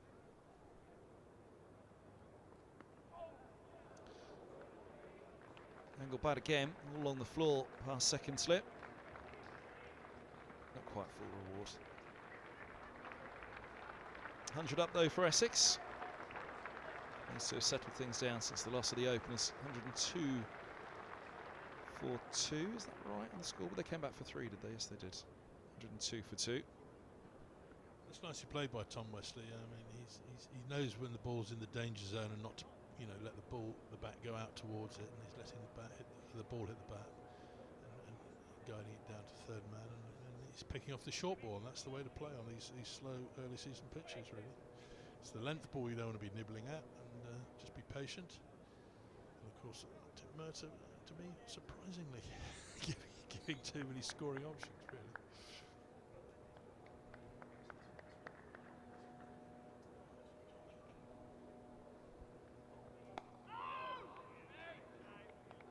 End of the 35th, 102 for 2. So sorry, where were you sat? I did ask if you were with John Lever. Where were you sat watching this morning? I watched from the bowler's bar. Nice. Because a mate of mine is a sort of recent MCC member, and he invited me in there, and I've been watching from the press box, just below you, and a little bit from the side on the way round, really. So various vantage points. I mean, the majority of your time, not non-playing here, would have been spent up here, of course, in the media centre. But where's your favourite vantage viewing spot at Lords, if not in the media centre? I remember going to a box in the grandstand and thinking to watch a test match, and how incredible you really felt on top of it, and really close and intimate, because obviously, you're playing a bit further over on the square than they are today, towards the grandstand, and it just felt very, very close and great. I've been down the mound stand as well. It's not bad from there, but I think the grandstand's the best. And that sort of side-on view makes it seem a bit more exhilarating. I always remember when I first played for Essex, one of the early games I played in the John Player League in the season I joined them in 1978. Played at Sussex, and of course it's side-on there, and Imran Khan was bowling, and we couldn't see the ball, so we thought, oh my goodness, how are we going to lay a bat on this? And he was bowling quick, because Dinesh ducked the first 6 balls of the match.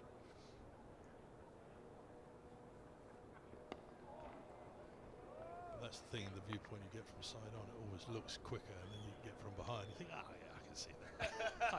I can see that. You get behind the bowler's eye, yeah. My first sighting of live professional cricket was at Taunton, and it was Wacker Younis running in and viewing him from side on. That was going to the nets there, actually. Well, that's a very intimate ground as well. It's very close to the play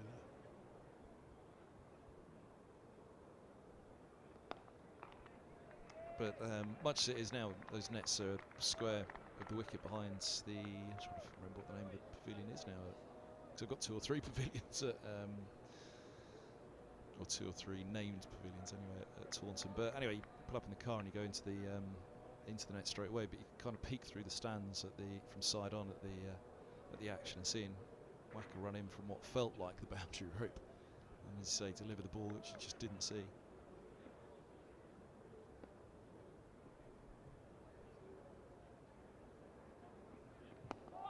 Trying to think actually who Wacker played for. Was he playing for Somerset that day, or was he for the Oppo? Would he have played for Somerset? Wacker never played for Somerset, did he? Played for Glamorgan. So somebody who's probably playing for Glamorgan at Somerset that day, yeah. Or Surrey. I mean, those are the 2 counties he played for, Surrey and Glamorgan. He played the year Glamorgan won the championship, so that was '97, I think. That would have been it. Yeah. Yeah, I was going to say that would have been the championship decider. That was I think one of the last games of the season. I think Glamorgan, having won that game, won the championship, because Mushtaq Ahmed didn't play for you.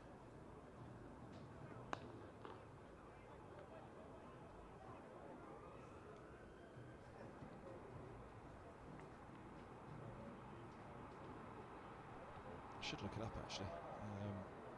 Yeah, it definitely wasn't Surrey. I'm sure it wasn't Surrey that he was playing for that day.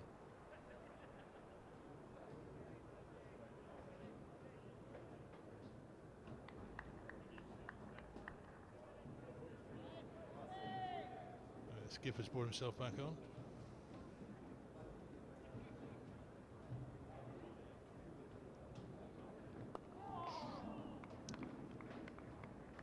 Maiden start up with for Roland Jones. I'm not sure it was actually. Actually, it's the second one back, wasn't it? Maiden to continue though, 102 for 2. The other spot which took me by surprise actually was JP Morgan Media Day here. So when JP Morgan at the end of the season, end of September, they get the whole grounds themselves and have various matches going on both ends of the ground. They have Morgan and Pollard playing last year, a few others. Top of the mound stand there, you'd almost think, oh, you're a bit too high up and at a funny old angle down at deep third or extra cover, whatever way you want to look at it.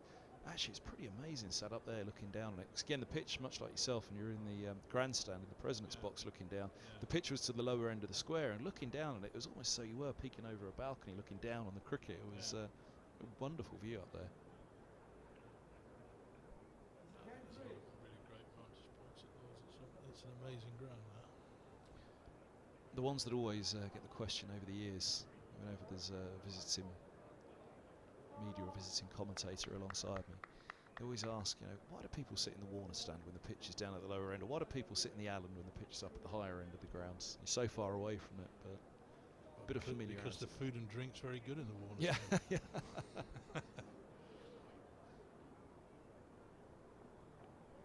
And the company's great in the Allen stand, where the Middlesex room is stationed. The only place in the ground where you can see any of the memorabilia of Middlesex. Pennant of 2016 adorns the wall in there. 2017 won by Essex, of course. Yeah. An infamous draw at the start of that season for Essex here at Lord's, when Middlesex failed to enforce the follow-on at tea on day 3. And apparently the party that was thrown in the Essex changing room at that point. They were so beaten up, apparently, they felt they could have lost it on that 3rd day, and they couldn't believe it when Middlesex didn't enforce the follow-on. But it was a split down the middle for the captain, James Franklin. He had 5 bowlers saying, I want to rest, and 5 batters saying, get out there and bowl. And it was second game of the season, first home game of the season, and Franklin apparently had to come down on it to think, well, I don't exactly want to upset my bowlers, second game of the season, so we're batting again. I think the whole thing about following on got overthought once Australia lost that Test match in India, and then people thought, oh well, we're bat again. I was thinking, maybe you've got a team down against the ropes, get them back in.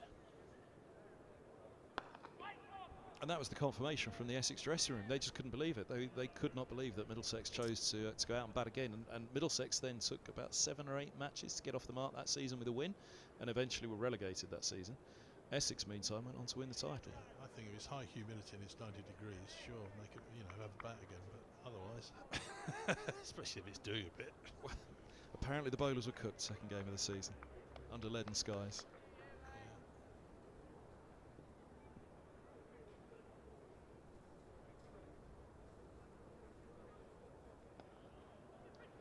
Yeah. Leg side from Murtagh. You can actually see a fair bit of leg stump actually as Lawrence stepped across to that one.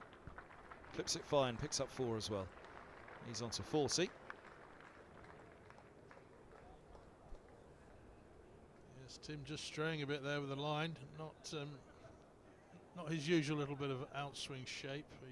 He went for the line as if he was going to swing, but it didn't. And the thing about Lawrence is he's very good at picking those loose balls off. And he's got those such fast wrists. He seems to almost inject pace into the ball, and he knew it was 4 the moment he clipped it.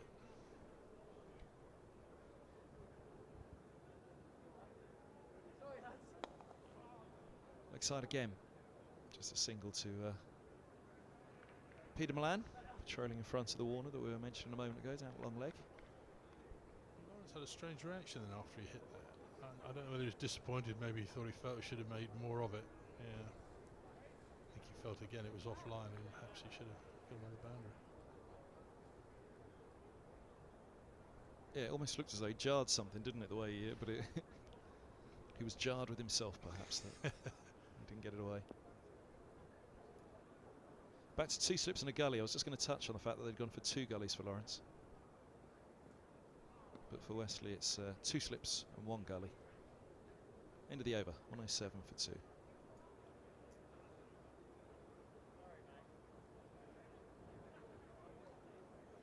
How many overs Tom Helm bowled so far? I'm going to say 7. Okay.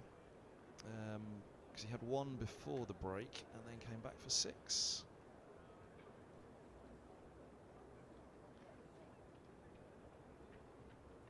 I was just thinking that Tim Merton seems to be doing quite a lion's share of the bowling, but actually it's not too bad. 6. He's bowled 12. So yeah, 6. Okay. Yeah, 6 for. What was that? That was Mercer's 13th, wasn't it? Sorry, I need to refresh my scorecard in front of us. So Mercer's 1 for 57 from 13. 13, yeah. Roland Jones 1 for 23 from 11. Him. Yeah. Well, a long way unlike to continue from an Essex point of view, I'm sure. We won't complain, but expected him to be very hard to get away and among the wickets.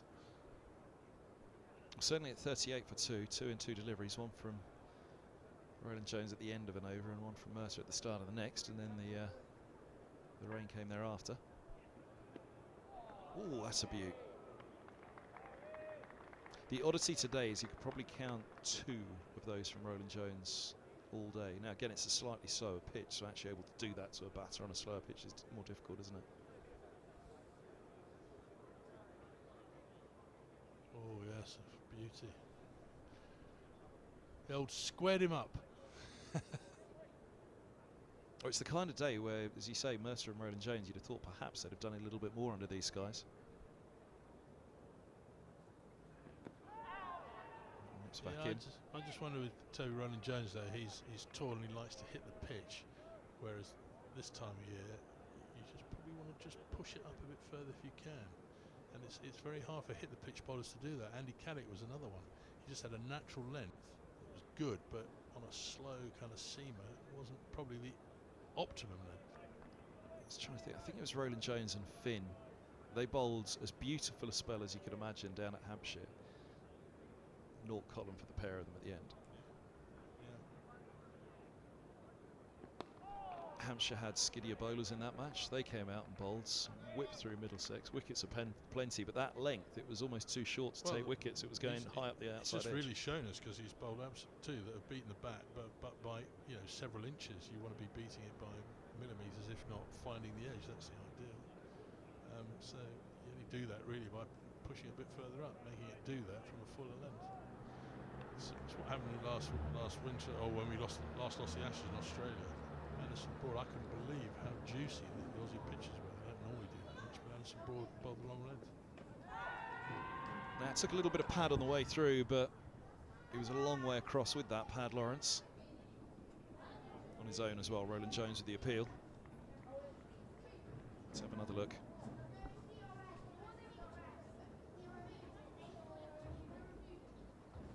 Well, a lot of guesswork. I suppose they joined in the end, didn't they? Slips and wicket keeper. It didn't do the bowler any favour. Would you have been happy with that late of a follow-up from behind the stumps? Well, come on, lads, wake up. I know he blew his cheeks out when he on his way back to his mark, thinking, "Give us a bit of help, lads. Give us a bit of help."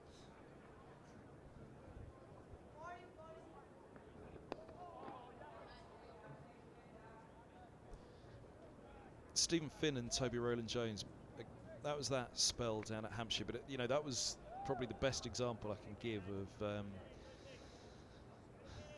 a period for Middlesex where the feeling was they just bowled too short too often. It was around the title year 2016. I remember 2015, 2014. It was being talked about a lot.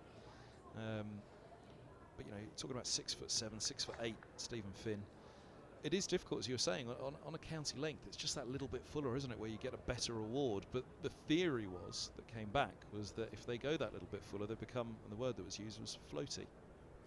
Well, that is certainly what happened to Caddick, because when he tried to bowl it fuller, he did float it up there, and where he's more menacing from his natural length. But in a way, it's swings and roundabouts for these guys, because Toby's had a very good start to his Test career.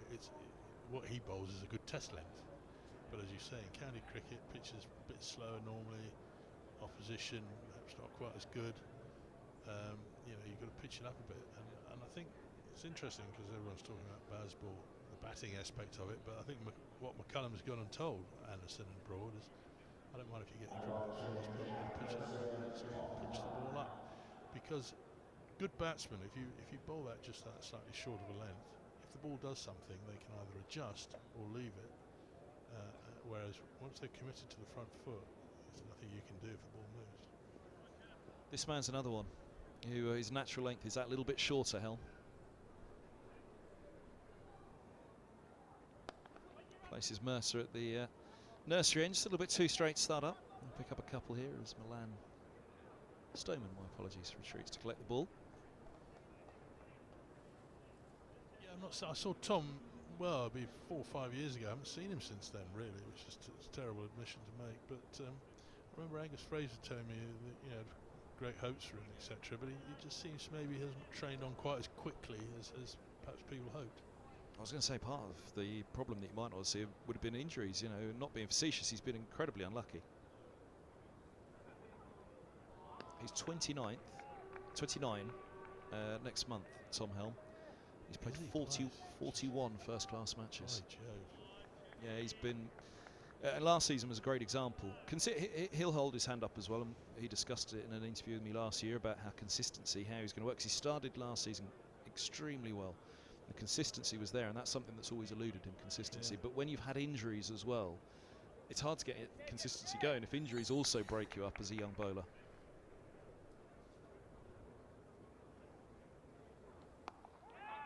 It's a bit like, I remember Keith Fletcher asking, I can't remember who it was now, but he asked somebody how old they were, and they said 29. He said, blimey, he said, really, that old? He said, you'll be up and coming until you're over the hill.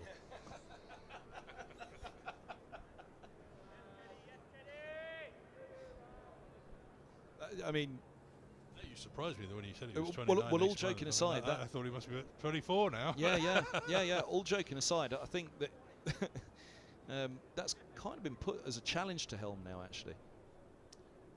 Well, absolutely. You're 29. I mean, you really need to have kind of, you know, be a regular in the first team. Oof, that's a well scampered two. Holman's got a good arm. There on the boundary. Yeah, I mean, that's a challenge that's been put to him. It's like, look, you have been unlucky with injuries, but you probably could have done yourself more of a favour in terms of consistency. And I asked him last season how, you know, look, injuries have been unkind, but how are you going to keep this consistency going? You've got it now. You've had a run of 3 or 4 really good games, which have eluded him over his career. And he said, one mistake that I've made in my career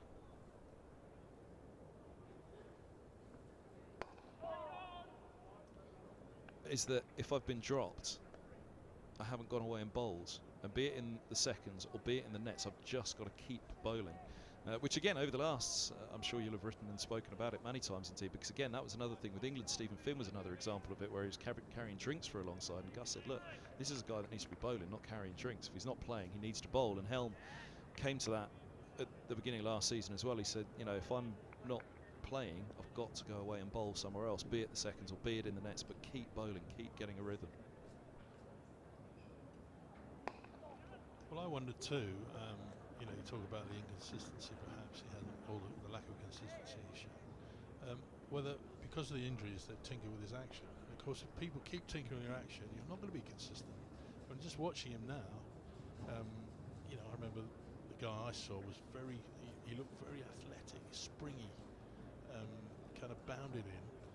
He's got a big gather, and I think people with big gathers, I'm not sure they're ever going to be really hitting the same part of the pitch regularly. But I just wonder if that had been maybe a consequence of him having injuries. They've changed his action a lot.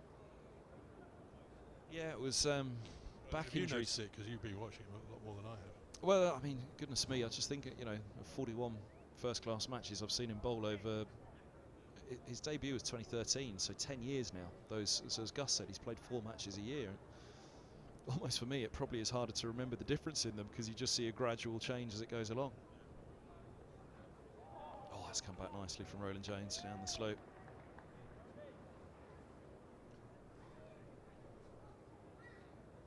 He's smiling about it at least. You don't think you're a victim here. It's not my day kind of thing. Mum's got a smile for him as well.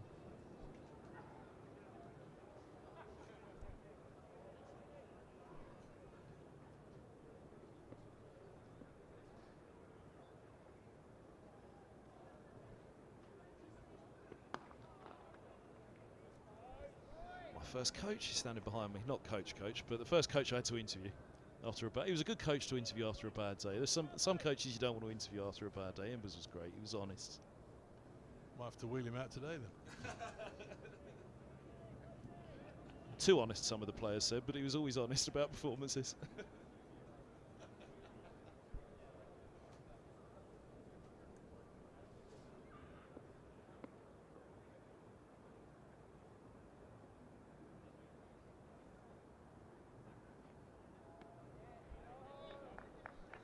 On club duties today, Embers, taking a tour around behind me.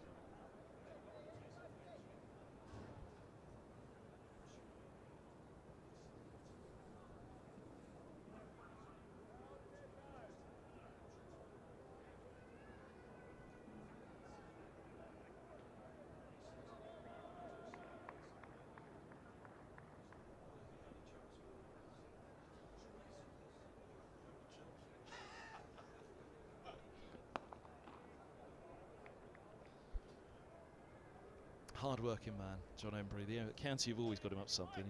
He's on a jolly today, though. Apparently, was the answer to the question. Good to see you,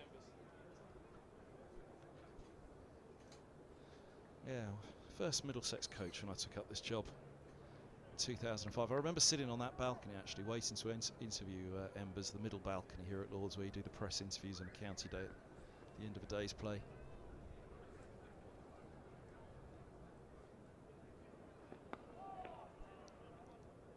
And you know, you never know.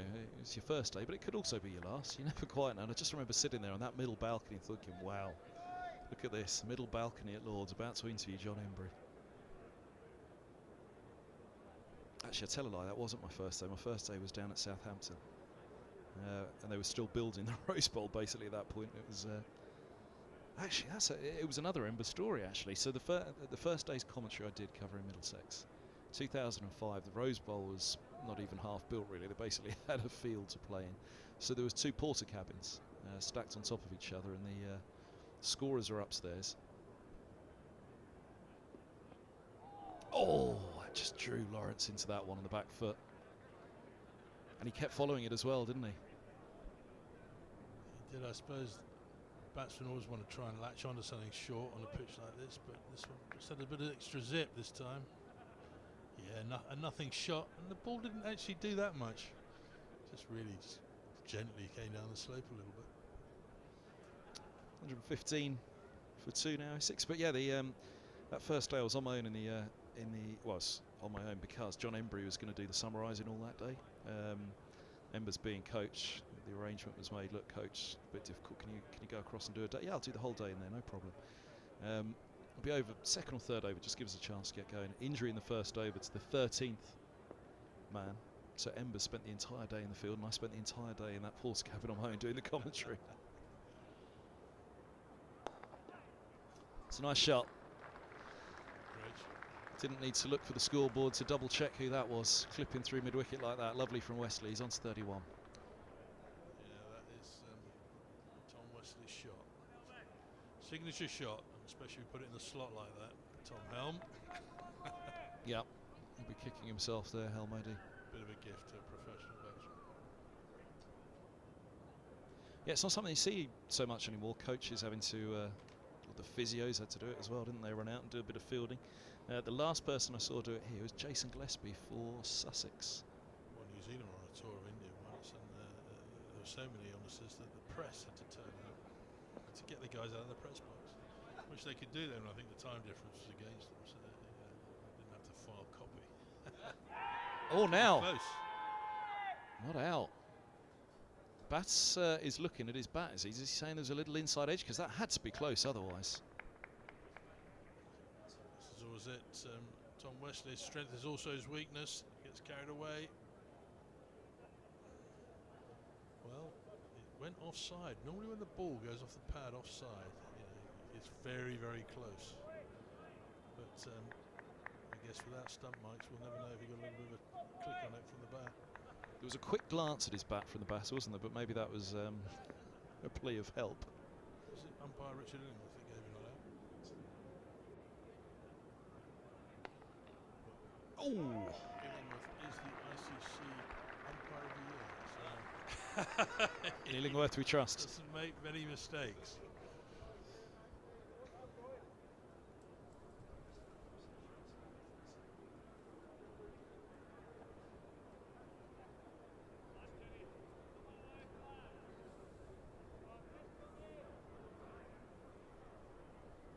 Whether you want a stinger at cover.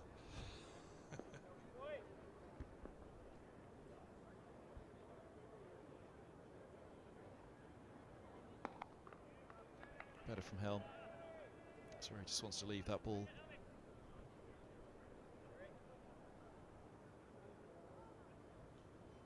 Yes, the LBW shout is the length he wants to be bowling, but I would switch the line a little bit more offside.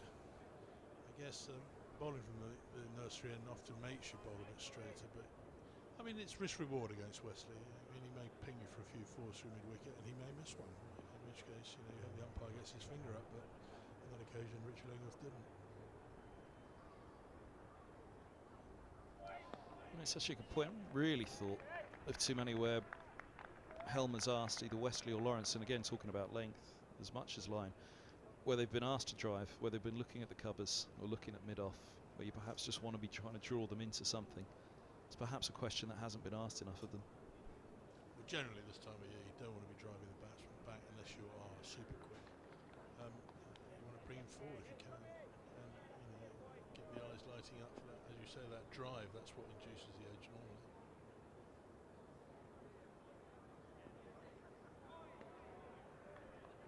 It's okay, just started a little wide, nips away down the slope.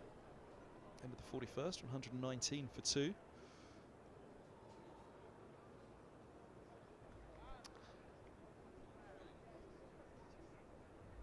at that rain falling behind the pavilion now. It's going to drift off to the south, we'd fancy. We saw a real dark bank of cloud in the distance, a long way behind the pavilion, slip off to the south, but it was much further away in the south and it slipped away. This one's a little bit closer, but hopefully it will drift in that same direction. Yeah, I might just get the tail end of it, but it looks like it's that main bit's slipping around.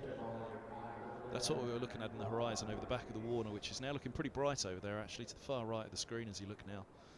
It's looking extremely bright over there, so if we are lucky, that one bit of rain to really hit Lords today came at lunch, or an early lunch as it was. So hopefully the tail of that doesn't hit us, should the majority of it slip to the south for sure. It's Higgins back on, none for 13. Number 13 from 7.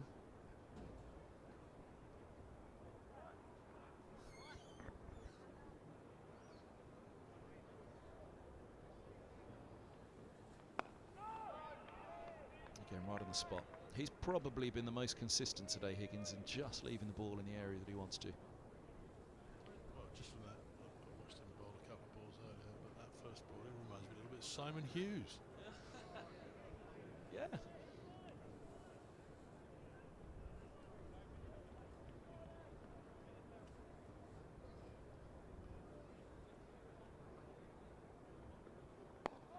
Quite as quick as Simon. Simon was pretty nippy.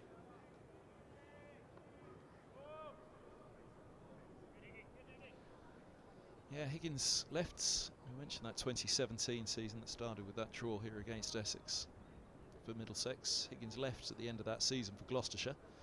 He was kept out by the captain, James Franklin, who had the all-rounder role at that point. Championship winning captain the year before.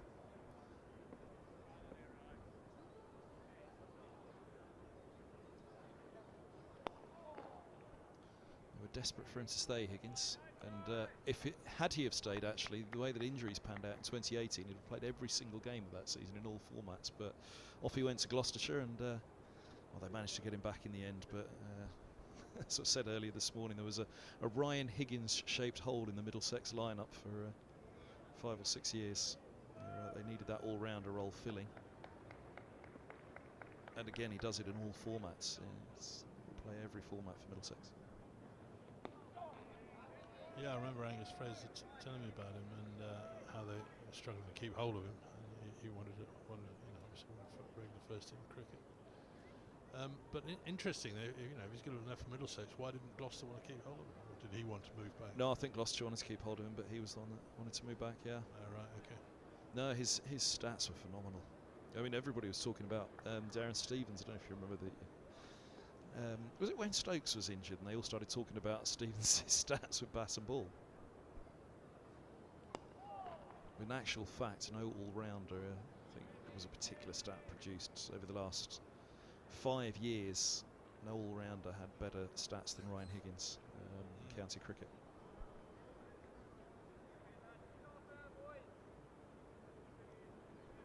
Yeah, the fact that he can offer something in all four, and offer so much indeed in all formats. He was always the one that got away for Middlesex. He's back now. We could say to most counties the one that got away, can't you? But for Middlesex, there was pretty much an 11, even up till last season. There was an 11 playing elsewhere that were Middlesex players. But Higgins was the one always on the list that screamed out, how did they let him go? How did they let him go?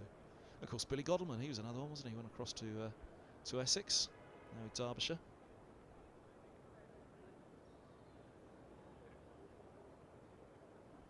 And across before the, where did he go? Billy, actually, he'd have gone a lot, probably nearly 10 years ago now, I guess, to Essex.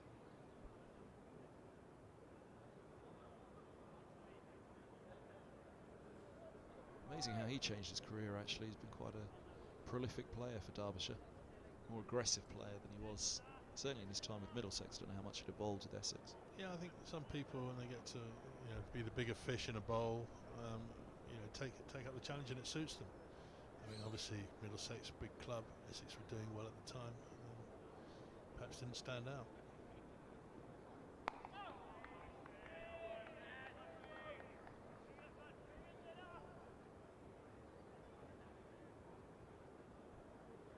He actually got a mention on Test Match Special from Christopher Martin Jenkins, I think it was. He'd watched him at a young age where he was churning out the runs through the youth ages, Godleman.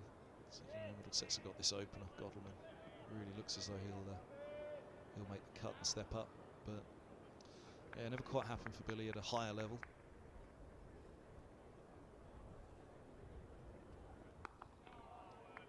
One of the things I heard about Godleman is that perhaps he had a million theories about things, and perhaps when you get older, you dismiss most of them. It's just pipe dreams, a lot of it, and stick to the basics, and he probably wouldn't go far wrong. He was crab-like, wasn't he? Almost Chanderpaul-like. Certainly at the beginning of his career in his Middlesex days, a little shuffle across the crease.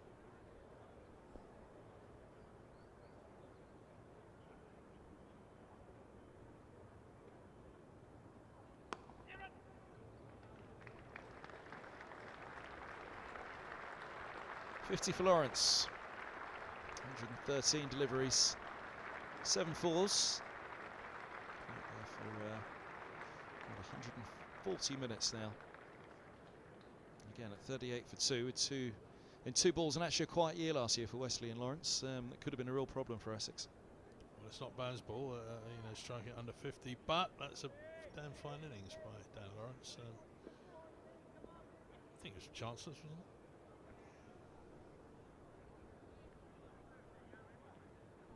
Yeah, there was only Wesley to second slip that chance that went down. I think that was just as he sat down, wasn't it? It was a chance between second and slip. Yeah, Robson diving across Eskenazi. Put Tom Wesley down, but Lawrence played really well. Classic kind of innings for the conditions. Actually just waited, been patient, picked off the bad ball, and milked the ones a little bit offline. What's Gus going to say? He's just stepped in the back of the box. Too many bad balls so far today. Not enough in the right area.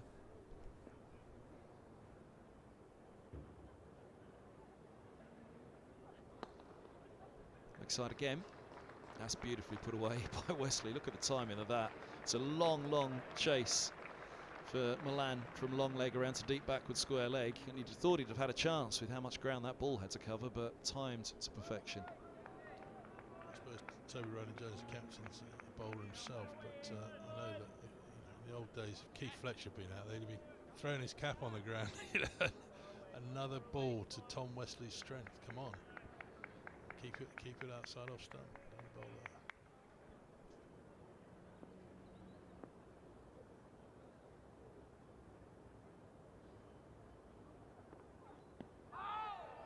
Leg side again. Gets away with that one.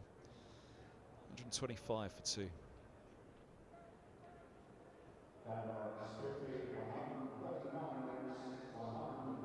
I think, looking ahead to this season for Middlesex, a return to Division 1, their first since 2017 when they were relegated. Two things struck me. What do Middlesex really need this year? And one is for Roland Jones to stay fit, which has obviously been a big problem for him since he made his Test debut. And what a debut it was against South Africa. And the other one is Tom Helm. If Helm can find that consistency that he had last year, where he only played 7 games last year, again because of injury.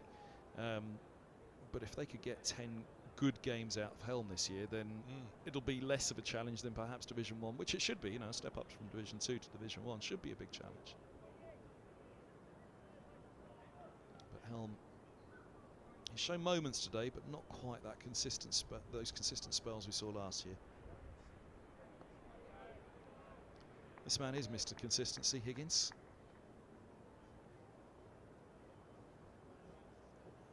He's the man, though. I get the impression that he's going to nip in with your two first, maybe between the others, get in the main hall. And that's how you've got to view it, I suppose. He's going to have his day every now and then, but it's going to be up to Roland Jones. I guess with Tim Murtagh as well, if he can stay fit.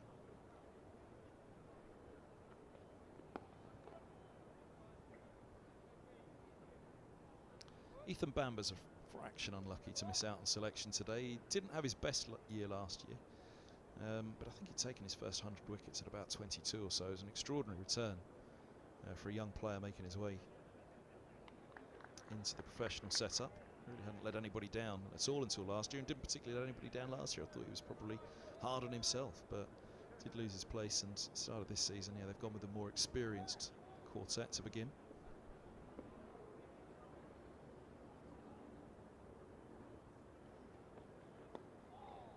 Age had it. Yeah, I think it did. I think it did. I think throughout the lineup, I said it to Alan Coleman this morning, you've gone for basically your most experienced 11.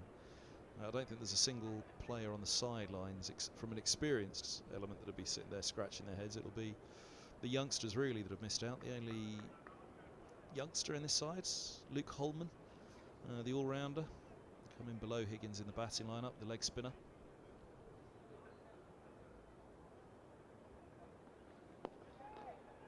Other than that, it's a very, very experienced side for which it's over to the youngsters, and some really talented youngsters there actually to knock on the door. And Blake Cullen's another name, of course, that's not here. Middlesex at the start of last season had Shaheen Sharafridi, who really gave them an X factor, as they said, and he was out-bowled by Helm and by Roland Jones last year in those early games. Mercer was out injured from that first match with a hamstring injury, but he was out-bowled, although he was the one that got the wickets. He was that strike bowler for them that just seemed to relentlessly pick up the top 3 of the opposition.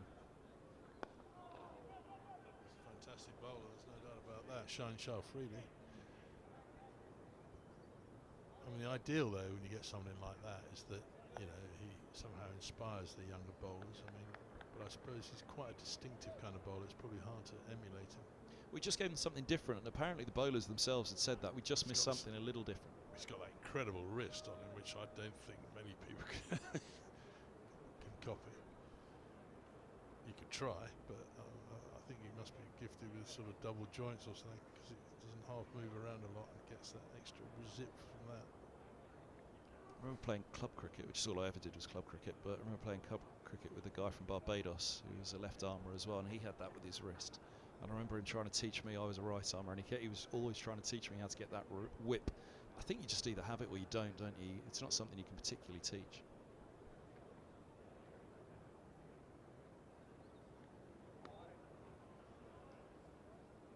Yeah, people like Richard Hadley and Dennis Lee, they used to cock their wrist, and they used to sort of turn the ball out to the right before it came back, and just that coming back into line, just get that little bit of extra snap into the action there. I mean, Hadley, I remember talking to him, he used to reckon it used to give him about a yard extra post that wrist action. So, bowling, I don't know, 83 miles an hour, that extra bit gives you 8 to 87 miles an hour. That's quick enough for anyone if you move it around, have his control.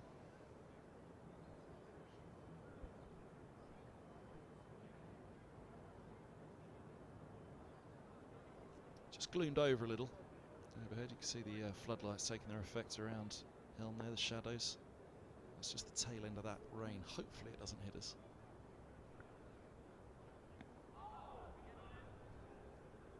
He's still very straight to Wesley, isn't he? He is. It's interesting. I mean, as I say, it is risk reward with him. You know, if it doesn't come off, you're going to be leaking runs. You might just get him, but I remember Chris Cowdery when he bowled. You know, I suppose he's more the all-rounder, same as Higgins at the other end. But Chris Cowdery used to just bowl outside off stump, bowl outside off stump, bowl outside off stump, and you think, God, this is getting boring. And then he'd slip it straight with it for the LBW. And of course, if you missed it, you got a LBW. But if you didn't, it's 4 runs. Ooh. Looking forward to that one, Wesley. Did it keep a fraction low on him? Gave that impression. Whether it did or not, he may have just been caught in 2 months with his footwork. I think where he's prodding at the surface there suggests certainly he just didn't get forward to it. But again, that's one of the strengths that Helm can have, to keep somebody off their front foot. Certainly with that big gather, you think he's going to bang it in, and you're probably looking, you're almost anticipating to be on the back foot. And he'd actually be comfortably quicker than any of the other 3 bowlers that Middlesex have out today. Blake Cullen is the other name that we didn't quite come to when we were just talking about Middlesex options this season, where Shaheen Sharafridi gave them that X factor. Cullen has that because of his pace, really fast. The young bowler, I think Michael Atherton picked him to be, was it last year or the year before, the one to watch? Unfortunately, last year he was out with a back injury. I think I bought the Times today, and I was reading on the train down. I think Cullen got a mention. I think maybe Atherton mentioned it today. Well, there's a little bit of width outside the off stump, and Wesley goes with it on this occasion. We've just been mentioning he hasn't really asked that question outside off of Wesley, but that's quite the answer. Yeah, it's a bit too full and wide, really. It's on conditions like this, you're always going to throw the bat at that, unless you're kind of one of these batsmen who thinks I'm going to occupy the crease for 2 days and leave it alone. You're always going to have a go at that. First one I can remember Helm being put away through there, though. But again, that's as much as he hasn't had that question asked regularly in that area.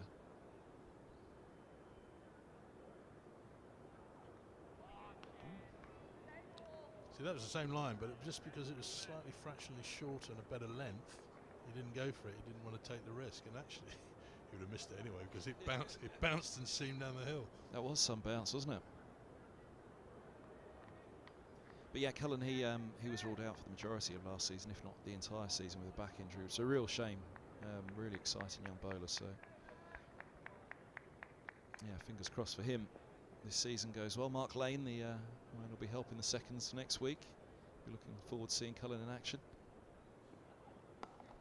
That's better from Helm. That's almost precisely the spot that he wants to hold to Wesley, isn't it? Because you could almost see Wesley itching towards the onside with that. Well, the reason I think for that is that he went wide on the crease that time, and that obviously gets the batsman looking at the angle more, and you know, the ball comes down, you think that's going leg side, and of course with that slope it just held a little bit. Had it been fuller and had been on the front foot, it might have been a dangerous ball. 133 for 2 it is. What about Essex then? 4th last year, weren't they? We talked about Cook got 4 centuries, Brown got 2, but Wesley, Lawrence, Critchley, Rossington, they'll all be a little bit disappointed with their return with the bat, and they a little bit more from them. Perhaps Essex would have been a little bit closer to the top. What's incredible though is I think even when they won the championship, their batting was inconsistent. Apart from maybe one season where Cook had a good start to the season. Other than that, they've been very consistent with the bat, and it's their bowlers that have got them out of trouble most of the time. That's not always going to happen, because I think you know, people are now looking at Harman and perhaps paying him a little bit better. That, you know, he's not a surprise factor as much. He's got to work harder for his wickets. I just think they need some consistency with the bat, and I'm not sure it's there. It's their own reputation, though, isn't it? It's not, you know, it's not a bad 3 to 5. Well, I mean, Lawrence could play for them more this year, because you know England's now looking a bit congested. You know, he was perhaps pushing, knocking at the door, and he had a good series in the West Indies, even though that was a grim series for England. And then he got left out. Did he get injured? I can't remember. Something happened anyway. He didn't get picked. Yeah, he got injured. But now I think, you know, with the arrival arrival of Brook and then Best had to be fitted back in, he's going to find it difficult. So, you know, Essex should have his services a bit more often.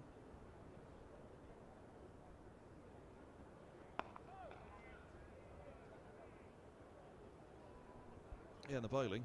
Well, Bracewell was the plan. Sorry, Sutherland was the plan, but Bracewell's the man that's on his way. I must admit, I don't know much about Sutherland except he got injured in the Sheffield Shield final, which is a bit unfortunate.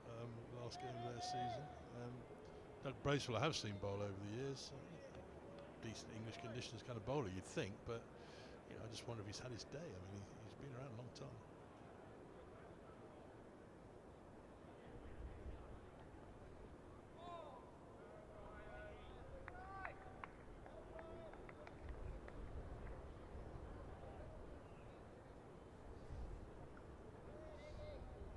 They've got a brain, man. They've got a brain.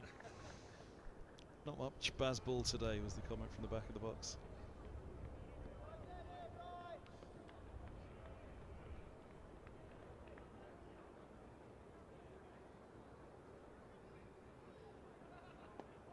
Ooh, squared up by that one. Lawrence, and that fielded at backward point.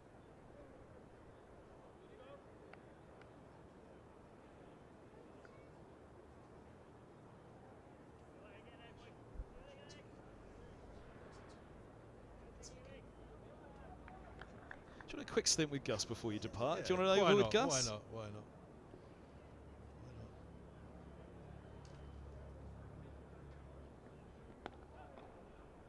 End of the over. A few words from Derek Prinkley, Angus Fraser. Well, steady Eddie, but I think Middlesex have lost their way now. I think they've lost their belief as well a little bit in that, you know, it's not going their way, and, you know, Essex being a bit lucky, but I reckon, Gus, not quite enough balls, not consistent enough length and line. I know it's boring old, you know, reason, but I think that's it. Who'd have ever thought this, Pringle? Derek, sorry, I should say.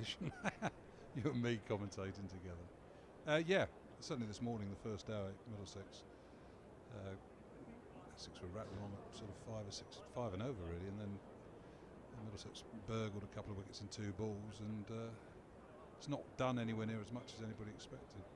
I mean, they're both better, but as you say, for a period, Toby Roland Jones won a decent spin, pavilion. But Essex are working themselves into a decent position, aren't they? I just wondered on an early season pitch there whether Toby's a victim of the, you know, a bit like the Andy Caddick thing. He's a hit the pitch bowler, and it's just maybe a fraction too short. His optimum length's a bit fraction too short, and then pushing it to the ideal length, he maybe just floats it a bit. Well, everybody sort of talks about that as though it should be almost like a bowling machine, aren't you? Where you can just sort of say, well, I'll fire it up another metre further down the pitch, and it have the same sort of oomph behind it, but it's never the case. You have got a sort of natural length, really, haven't you? And when you try to put it there, but a change of bowling. Luke Holman on, with a leg spin. First bowl of the summer. Leg spin on the first day of the season under cloud at Lord's. Things obviously not going right for the fielding side. Derek, I've not got you up here to gloat.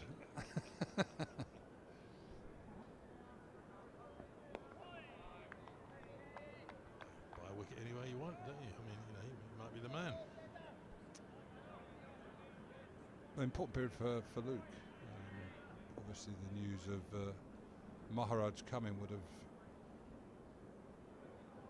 limited his opportunities slightly, but Maharaj's injury would obviously wish him well. And Luke is getting likely to get a more regular bowl. And last year, at times when he bowled well, but there are a few times again when he just. I suppose leg spin is difficult to bowl. But on some occasions when there's a bad ball there and almost releases the pressure and what he needs to do. And again, it sounds a bit old-fashioned and dated. It's like John Embry saying bowling spin. What do spinners need to do? They need to bowl maidens, because that's the only way you're going to stay on and bowl, isn't it? So become more controlled, disciplined, and. Well, I wonder in the age of Bazball, I know it's a word we don't like to mention too often, but in the age of Bazball, where expectation now is you score at 5 or 6 and over, whether in fact you might get on if you don't, stay on if you don't bowl maidens.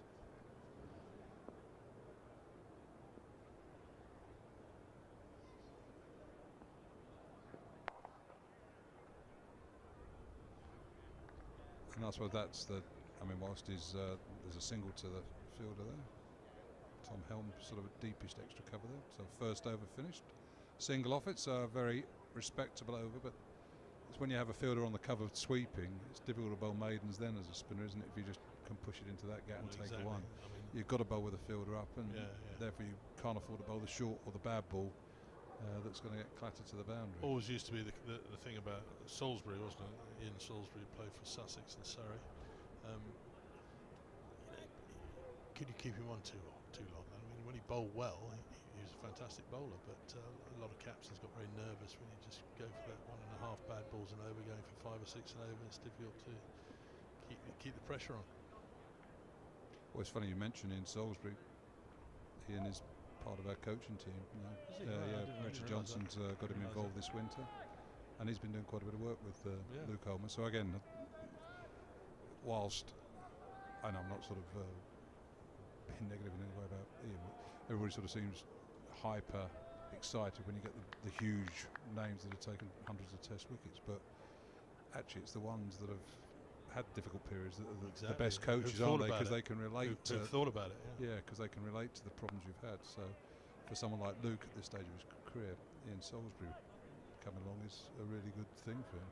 Well, no, I think any conversation I have with Saul since he retired, he's a very kind of thoughtful chap who has given it plenty of thought, and undoubtedly a good coach. But one of the things I was pointing out earlier, I don't know how much say you have over which pitch where you play. Why don't they play at the top end of the square at this time of year? Because it's going to be drier up there, isn't it? It's one of the puzzles. I would say historically Middlesex have tended to play games at the top end of the square at the start of the season. Oh, have you? Yeah. Okay. Historically, I don't know why, but Well, it makes sense to me. I mean, it's only because we had the same problem at Fenners when I played for Cambridge. We always played down the bottom end where the pitches were boggy. But yeah, we don't have any say over where the pitch is. Right. Carl, the groundsman, will work that one out. Edge down there, the third man. It's not going to go to the boundary. A couple of runs. Higgins chasing after it. And again, Dear himself to the groundsman. that shows that it's still quite damp. I'll say. Here at Lord's. Well, if it wasn't, he'd be going to see the knee surgeon, I think. I know. Actually chatting with Peter Milan, and he missed quite a lot of the winter playing in South Africa because he went down to field a ball like that, and his knee did go in the ground. It damaged his hip. Oh, we've seen that before, haven't we? Simon Jones and Gabba in Brisbane. Better just putting a boot on it. Absolutely. Or just That's catching my it up. method. Put a boot on it.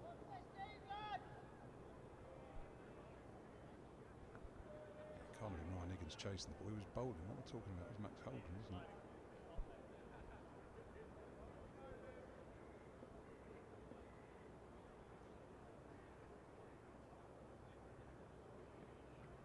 I thought this chap Higgins looks a little bit like Simon Hughes bowling. Sort of bustling sort of run up. Not quite as quick as Jozza, but. I was going to say Simon Hughes has probably just fallen off his chair somewhere if he's listened to this.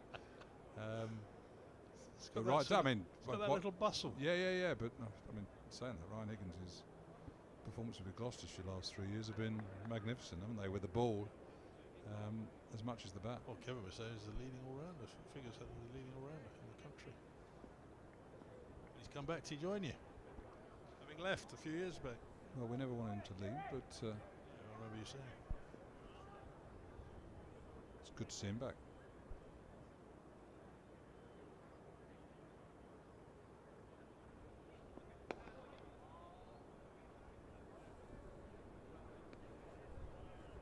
It's a slightly better field, I'd say, for the leg spinner, isn't it?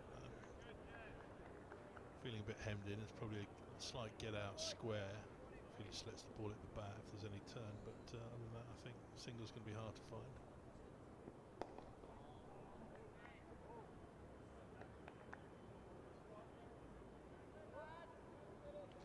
Again, one of the challenges for a young spinner, certainly in a match that's likely to be seam orientated like this, is when you do get on, the batsmen are probably going to look to say, well, chance to be a bit more positive here. If you're good enough as a bowler, you can create the odd chance though. But as a bowler, you are going to be under pressure because the batsmen are going to play a few shots at you, aren't they? Well, I don't know. You're a leg spinner, but you know, you think if the batsman can look to get after you, that's a good thing, isn't it? It gives you more of a wicket taking chance.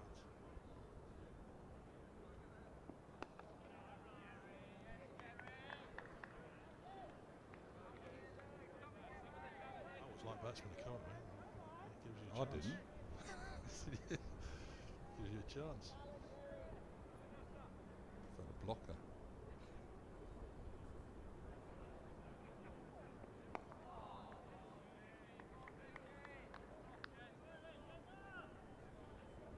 Well, he's bowling very steadily. So I was going to say I didn't want to tempt fate, but it's been a really good over so far. So finish it off.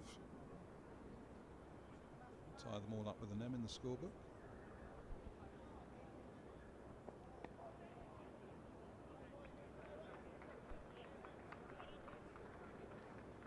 Good start. Luke Coleman, 2 overs now. 1 made and none for 1.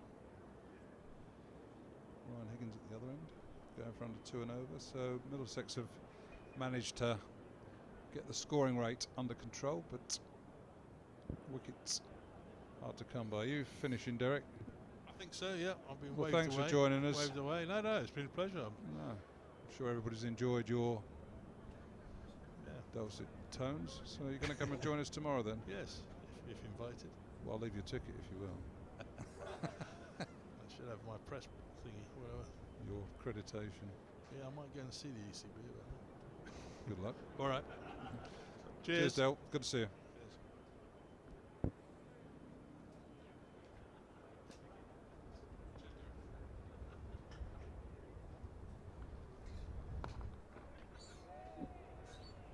Did either of you take a wicket?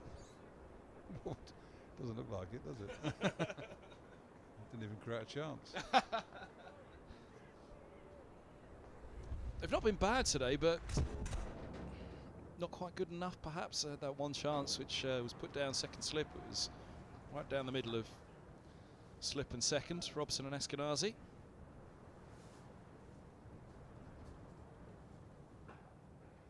Yeah, probably Essex would have been 30 odd after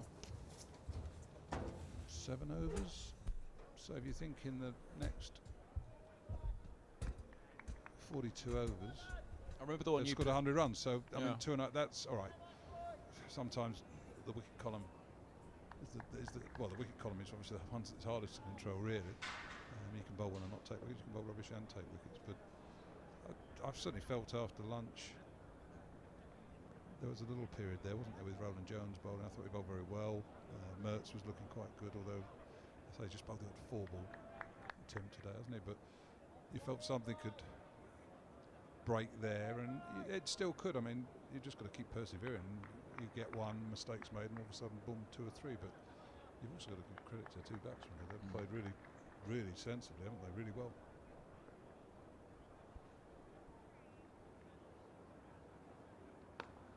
Yeah, the start of Roland Jones and Mertz's second spells, they both found the edges. 2-3 overs consecutively, they were edge, one of them going to hand. There was a chance put down, fancy at backward point as well, but very, very difficult one for Max Holden.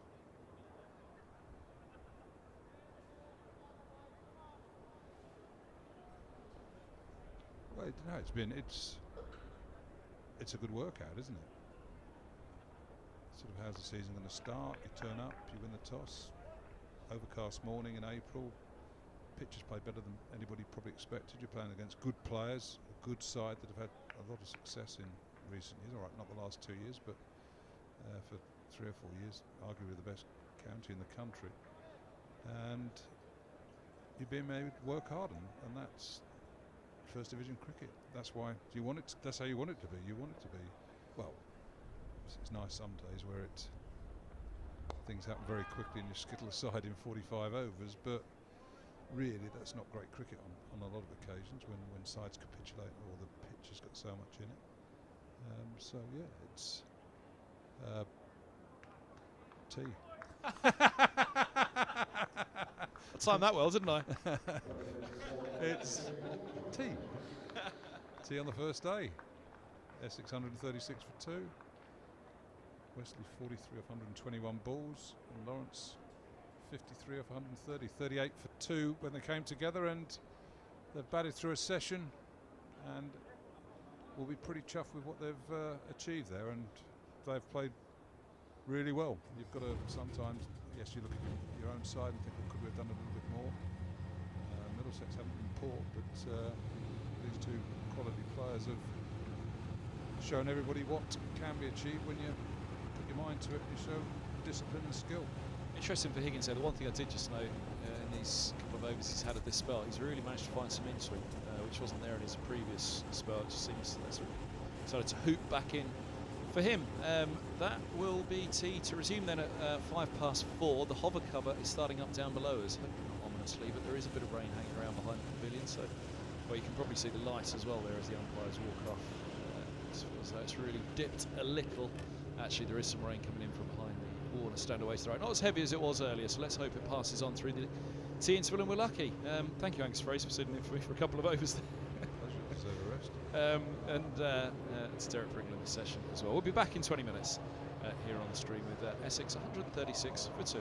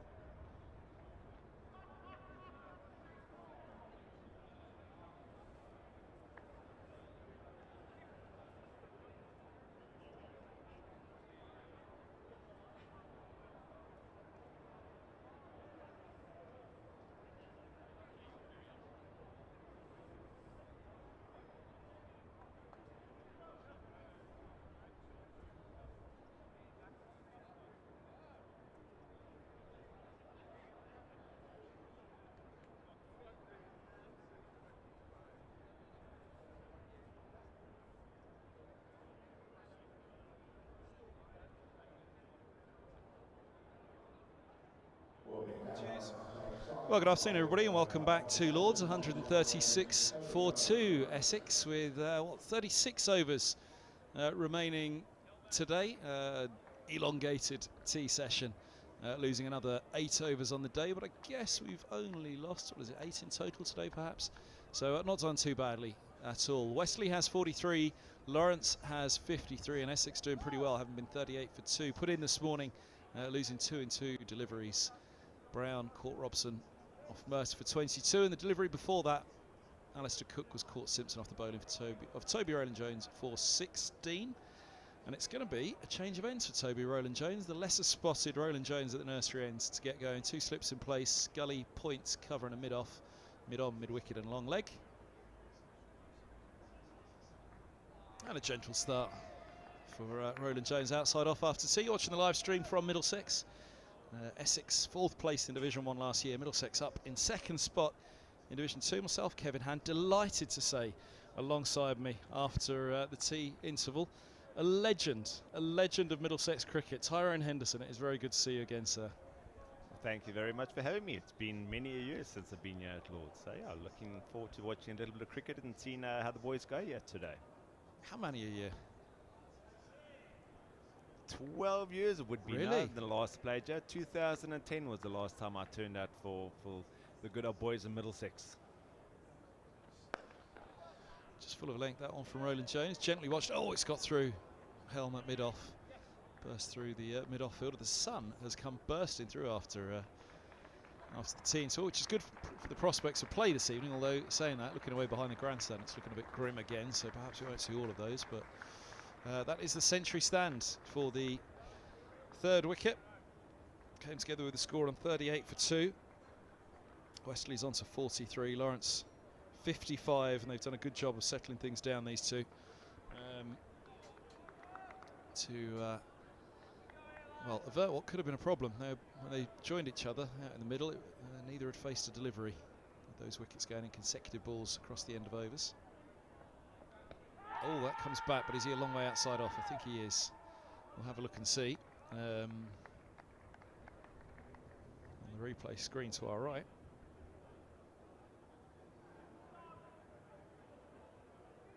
Oh, T, I think you'd be pretty unhappy if the umpire shook his head. It would look like a fairly good shot, but possibly just missing off stump maybe.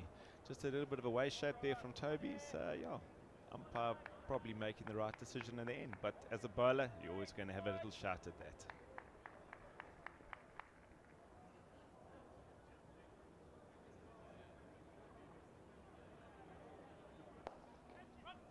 It's a beautiful shot down the ground from Lawrence. He's got a few away today, mostly off Mercer, but that one heads away for 4 more. 142 for 2. Is this your first time back at Lords since you played, did you say? You haven't been back at Lords since you played here last, or have you had a fleeting visit in between? I had a fleeting visit during the World Cup here. I came and watched Pakistan play South Africa, and we actually sat just below us here in the media centre. We sat down here because we brought my son's school side over on a cricket tour, and so we organised them to come watch South Africa play Pakistan here at Lords. So it was quite an experience for all the boys when we came here. Speaking of overseas tours, you'll forever be my cricketing hero, because it was your exploits that got me on a trip to Antigua, of course, in 2008. Off we went to the Stanford Super Series.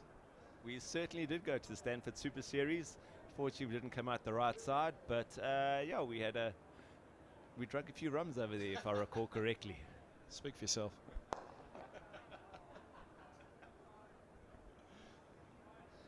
Those are the days. Who's still going? Tim Mercer. He's still going. Mert's still going out there. Other guys are still floating around.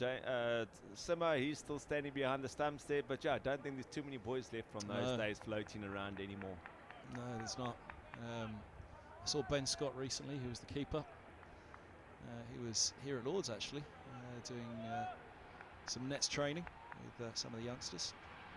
He's a gym man now, if I'm not mistaken, and yeah, it seems to be doing okay for himself. But yeah, Scotty was a very good man behind the stumps, had some seriously quick hands, because in that last over at the final, he stood up to me in the final to stop the boys running down the wicket. But yeah, no, he stood up and he took a second last ball, he clutched it there to for a dot ball, second last ball. I still recall these sort of things. Was it? I'm trying to think. Was it Kemp or Van Jaarsveld on strike for Kent that last ball? No, it was Justin Kemp was on strike for the whole over. Yes, he was on strike the whole over. With all sorts of things happening, like almost 4 overthrows happening and things like that almost happening. And yeah, and the Australian overseas, Dirk Nanners, he was a Dutch overseas back then. That's correct. Yes, he was. He was a Dutch overseas who had played for Australia. The Olympic skier. Correct. And yeah, the wife said that's the first time she ever saw him dive on a cricket field, was to stop it for going 4 overthrows. Oh, from diving on Land's overthrow, yeah. Yes, that is correct. There's little 4 overthrows. Then after that, Derby was a bit of a gibbering wreck. And then Ed Joyce dived in front of him the next ball and fielded it before it got to Derby because he had such jelly legs he couldn't move. Oh, wow. Wow. And look at him now. He's still going, of course. One of the top 20 batters in the world now, yeah. Derby, doing extremely well for himself with the bat. Yeah, hit number 1 at one point, didn't he? I think Essex did Kent beat Essex in the other semi-final? Middlesex beat Durham, this was 2008. I think Kent beat Essex in the other semi-final. Yes, it was Essex. I've actually got the book from the day up in our restaurant up at home, and it was Essex that they played in the final. Here's Helm from the pavilion end. That's where he wants to be. I think that's his first. I think this is his first over from the pavilion end today. Helm. Having bowled exclusively at the nursery, and for 31 from 10, just hasn't quite got his rhythm. The nursery end today. Let's see how it goes at the top end. The skipper's sacrificed himself to the nursery. Did you bowl? What was your end here? Did you have an end here? In 2020, you didn't really have an option. It was how the game plan unrolled, because it was always between Tim, Dirk Nanners and myself. We bowled the first 6 overs, so someone was going to bowl 1 over from either side, and the other 2 of us bowled 2 overs from one side. So it wasn't really something you took note of, but just make sure the ball didn't go too far off the bat to start off with. There's that slot again from Helm to Wesley onto the legs, his favourite area. 2 mid wickets in position, but bisecting them. Onto 47. Have you seen Mercer yet today? I haven't. I only got you about half an hour or so ago, so I haven't seen Mertz. And there's one other fella I'd like to say hello to, but he's sitting in the opposition change room this time. A good South African boy, and Simon Harmer, who's from my part of the world back home. In at number 7, you never know, quick flurry of wickets. You might see him out in the middle on this stint. Middlesex fans will hope so, but it's been a good day for Essex so far. I've been put in this morning. Doesn't look like the ball's doing a great deal at the moment, so the guys are just going to have to hold good channels for a while and be a bit patient.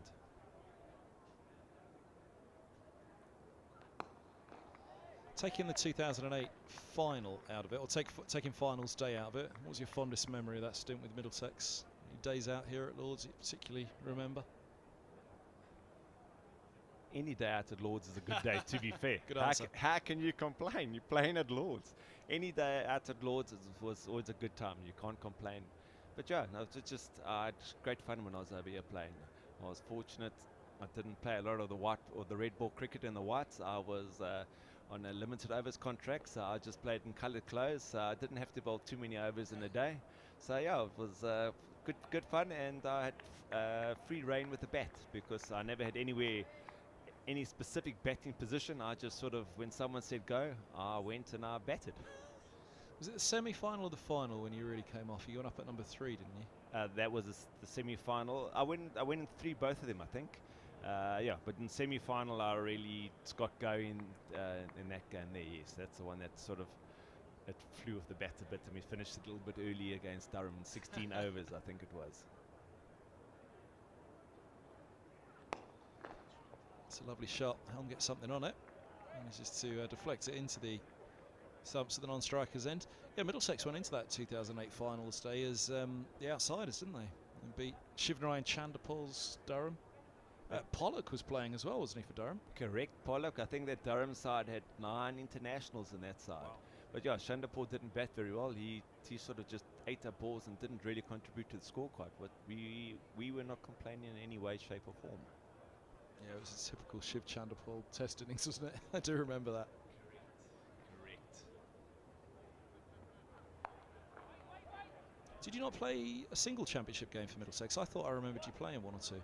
That never turned out in the whites at all. It was only in the navy blue, and then the pinks came out for the Pink Panthers at that stage. Yeah. Yes. Dirk Nannes burgled himself a couple of championship games for Middlesex, I remember. I'm saying that mischievously, burgled. He was obviously a brilliant bowler. But again, he was primarily on a white ball contract, wasn't he? But he did play a couple of... Correct, yes, yeah. But yeah, Dirk was really effective with the ball as a left armour. Yeah, because he only took up cricket quite late in life, so he was something a bit different. As you said, he was basically he just missed out on a spot for the Australian Winter Olympics team, doing moguls, if I'm not mistaken. Yeah. Do you remember what his nightly meal was every night? No, I can't remember that. Take it Chinese takeaway every night. Dirk was a bit of a different kind of fella, but he was a very good guy. And yeah, did a superb job on the field with us with the ball, so we can't complain. No, absolutely. What a team! It was a team that really came together, wasn't it? Yourself, Nannes, Murtagh, Henderson, Udall, and Kartik. That's it. That was up. Yeah, for the 5-prong bowling attack. We had the left armour with Kartik, yeah. Willie Kartik, left arm spinner. Sean Udall's a right armour. Dirk Nair's a left armour. And then you had Mertz with his little swingy dibbly-dobblies that he's still throwing out there and picking up wickets all the time. And then I just threw a bit of bits and pieces, licorice, all sorts, and did my job up front and at the end. So, yeah, we didn't generally use many other bowlers, to be fair. It was basically the 5 of us normally carried through the whole attack. A couple of emerging batters as well. David Malone we mentioned, and some bloke called Owen Morgan.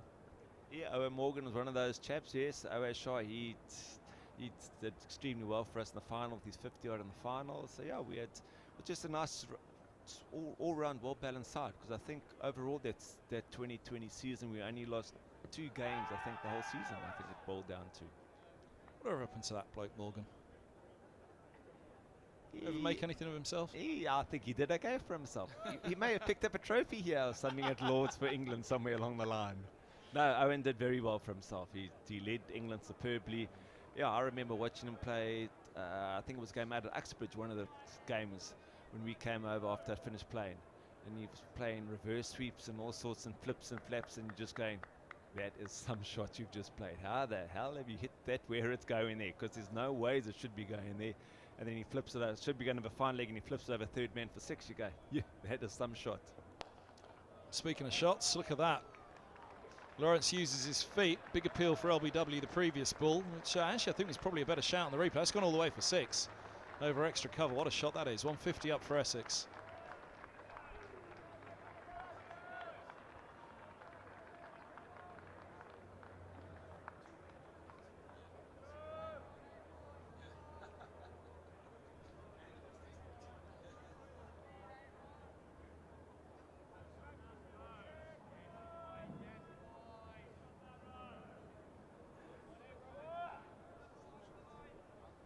If you'd have had a bat like that in your hands, that ball would still be going now.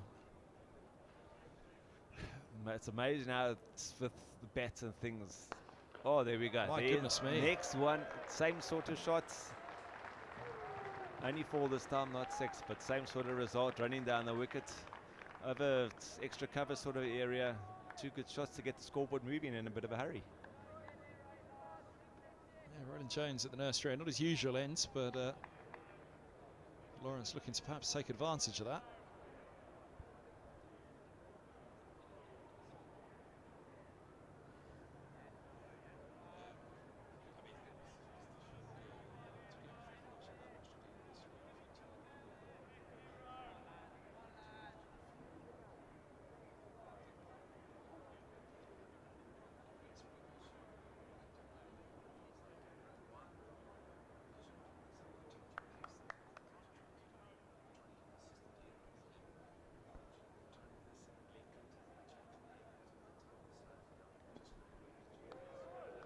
Up the pace a little bit there to end the over, Roland Jones.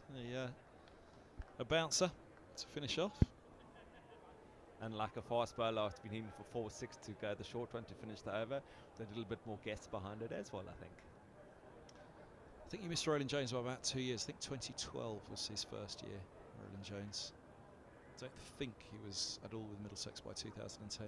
No, Toby was floating around, if I'm not mistaken. Yeah, I think he was floating around a bit around that stage, playing twos and things.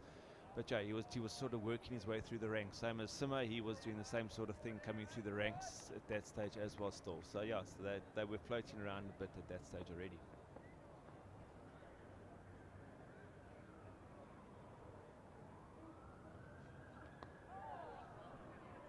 I love that you mentioned Ben Scott's now gym man. He's a personal trainer, isn't he? All around the capital. He's been working hard on his body. He's nearly as big as you now, Tyrone. Nearly. Maybe as wide, but not quite as tall. I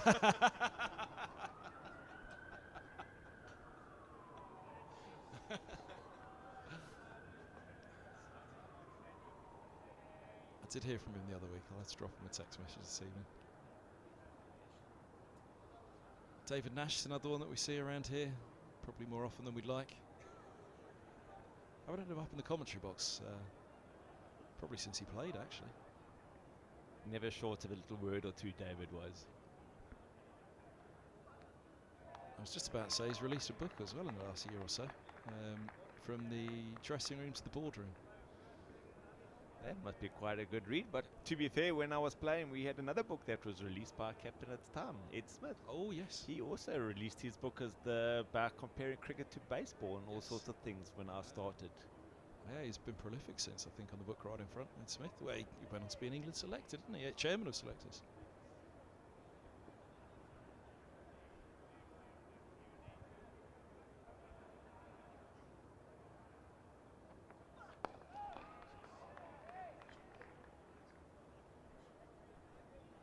For yourself, into the business world as well, restaurant and wedding venue in South Africa? Yes, my wife and I, we've got a wedding venue at home and a restaurant appropriately called The Cricketer. Ah, didn't know. Is it? I could be totally wrong here, but do I remember correctly that it's on a ranch or? It's on the estate that we own, yes, at home. It's a place called Two Swans. That's the estate that we own with a couple of houses and things on it as well. And then the restaurants on that. Yeah, a few years ago we actually came fifth in South Africa for our steaks. When they ran a steakhouse competition throughout the country, and we came fifth in South Africa for our steaks. So we do pride ourselves on our food, and we are primary steakhouse, but we do serve a bit of fish and other things on the side. But yeah, we do pride ourselves on our steaks particularly. Did you manage to get any of the touring teams to come and fill out the restaurant when they're on tour? I've had a few guys come pop in over the years, a couple of the local cricket guys and things like that, but I've had to rely on them. We would have gone out of business long ago because, as my wife says, cricketers are just very slack would be the word, because as a cricketer you don't really have to do much. You just sort of get told, be at this place such and such a time, and then you arrive, okay, we start at such and such a time, here's this, here's that. We don't really have to think too much while we're playing cricket, so we get a bit brain dead. Then once you finish playing cricket, you start realizing, hang on, there's more to life, and you wake up a bit and the brain starts operating properly again. So you need to get the tour manager involved. You need to speak to the tour manager rather than the cricketers themselves. No, we've had a few good evenings there. The one night we had when Russell Dominga was actually coaching South Africa and they were playing in East London. We had Russell Dominga and the coaching staff from the South African side came through. But with that, just coincidentally that night, we had one of the ex-presidents of Border Cricket, which is the local side there, Robbie Mazel, but he was actually the manager of the South African side when they went to West Indies, when we got reintroduced into international cricket in '92. So we actually had a fantastic evening that night. Everyone just sat around the table and cricket was spoken for about 4 hours. So it was actually a fantastic evening, just reminiscing and going, talking about things. Was actually a fantastic evening we had with Russell and the South African guys and Robbie Mazel. It was a fantastic evening.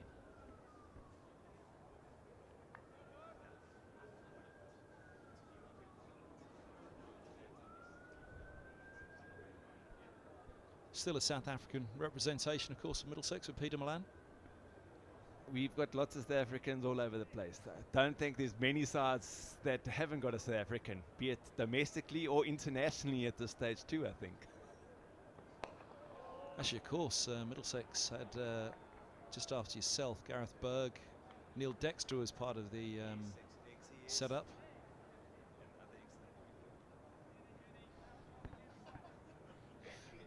You can't claim David. You can't claim David Milan. He was born in Roehampton. But he grew up in Cape Town. Yeah. Yeah, he played his first match for, was it Border or Boland for Milan? Yeah. Derby was Boland boys, the Western Cape boys, so that would have been Boland on that side of the world. And also Nick Compton, another South African boy from Durban. Oh, inside edge on that one, down to long leg for Lawrence. Just went searching for a bit. Yeah, only just packed up a couple of years ago. Compton, he came back for a stint with Middlesex. Won the title with them actually when he returned back to Middlesex. You've just pointed out behind behind the Warner stands. Yeah, it's not looking good, is it? Looked like there was a little lightning strike somewhere Oh, really? to go with it. Oh, Yes. no. Yeah, it's looking pretty terminal on the right side of the screen there over the back of the Warner, where it's been coming in all day. It's hard to avoid that one, I'd suggest. We've avoided a couple today. I'll be honest, since we've been here for the last month or so, it's been very few days where it hasn't rained. No, it's not been the best pre-season for any of the players, and they don't get the tours of South Africa anymore for pre-season.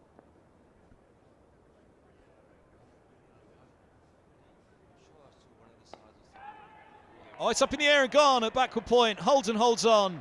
Wesley's gone for 48, perhaps looking for that 50, stretching outside off. And Roland Jones, change of ends, change of fortunes. He has his second wicket. Essex, 159 for 3. That's good bowling, but Toby there just held his areas nicely. Batter pushed at it, and there we go on the replay.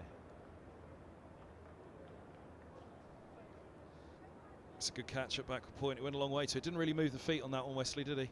Just a little bit of a way shape there. Now the feet didn't move and just pushed at it and got a little edge out there to point. Great bowling. Good time to take a wicket as well, because the umpires are having a look at the light. They, here we go, we'll have one more look at the replay.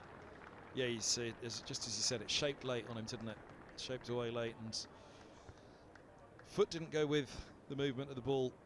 In the end, the bat did, stretching for it. And Holden makes no mistake, a half chance to him early on. Max Holden, which no mistake by him, he did well to get a hand to it.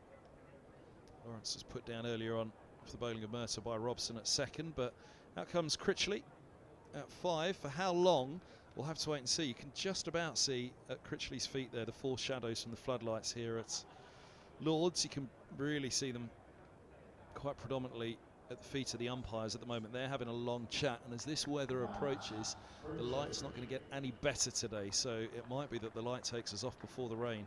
So not a bad time to take a wicket for Middlesex, though, to take 3 wickets away from today.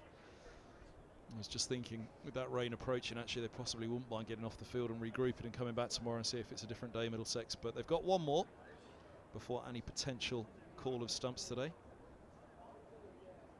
It's amazing how often just a little break in play like that and things change around completely. Tomorrow can be a completely different day and you knock 4 over quickly, and yeah, makes a very different outlook to the scoreboard then. What was your last year playing? When did you pack him? 2010 was the last year. It was with Middlesex? Yes, correct. Ah.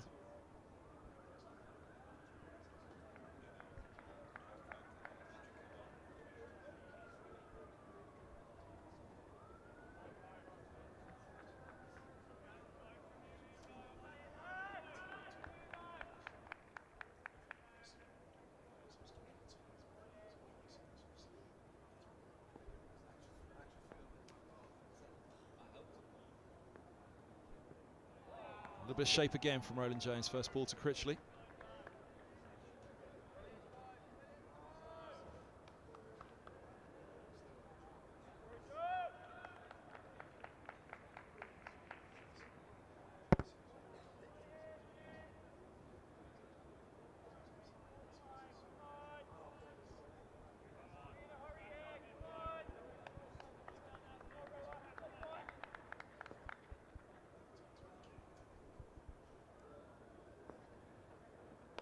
It's nice again from Roland Jones, right onto the spot. You can just see the glint off the back of the bat of Critchley there as he stepped away from the floodlights, which just gives you an indication about those lights. The rule used to be as soon as the artificial light overtook the natural, then that was it done, and you can clearly see at the moment that particularly Stoneman, I think it is, there at mid-wicket. You can clearly see on the camera the 4 shadows creeping away either side of him, so it'll be interesting to see how long the umpires are able to keep patience for this. Oh, look at that shape away. Now, is it the overheads? Look up, not down at Lords, they say. Is it the overheads that have just got a little bit more happening for Middlesex with that ball out there? Here's a replay of that one from Roland Jones, and that one really did start to go. We haven't seen that much shape through the air, but it's got the feel about it right now, Lords. The overheads are there, the lights are on. But it feels as though this clock is ticking on this particular passage of play, and just looking at that horizon, it's hard to imagine that if they do go off, they'll get back on today with the wall of water that seems to be approaching. It is looking particularly dark, and yeah, it looks like there's a little bit of lightning happening that side too, but there's definitely rain falling that side there at the moment, and looks quite heavy too. Yeah.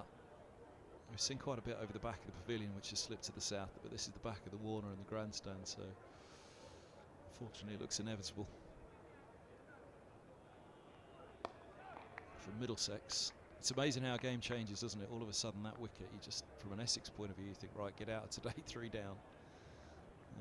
They won't know what it looks like over the back of the pavilion as we do, set up here, but for Middlesex likewise, they'll look at the overheads immediately and think this is a wicket-taking period. As the old saying goes, look at the scoreboard, add 2 wickets on, and it looks like a very different scoreboard. From basically 159 for 2 to go to 159 for 4. It's a very different scoreboard, and definitely gets the fielding side tail up in a hurry. That's a good leave. How much are you still involved? How much do you still have a love of the game? Still watch it a lot?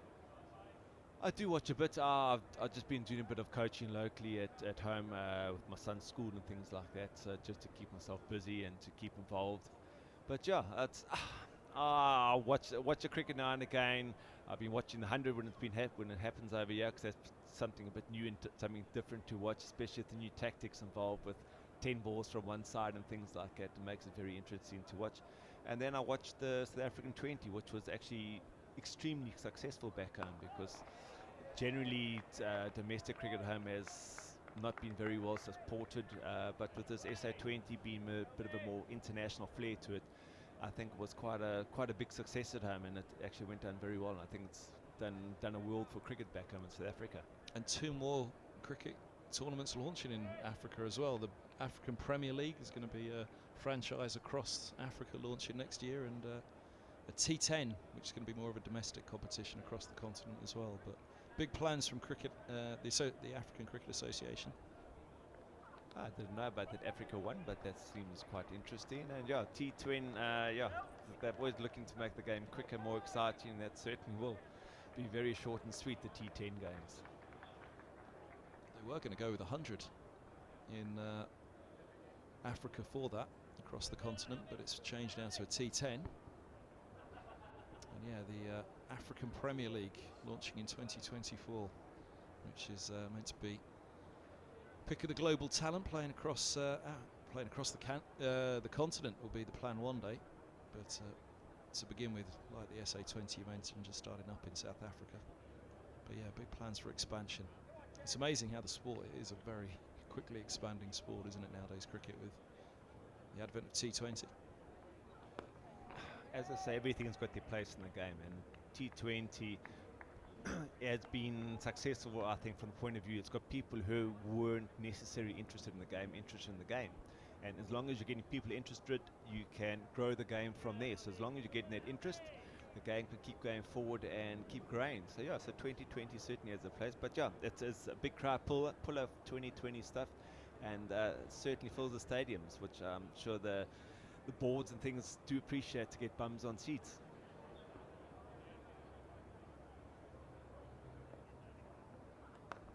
How long are you over for?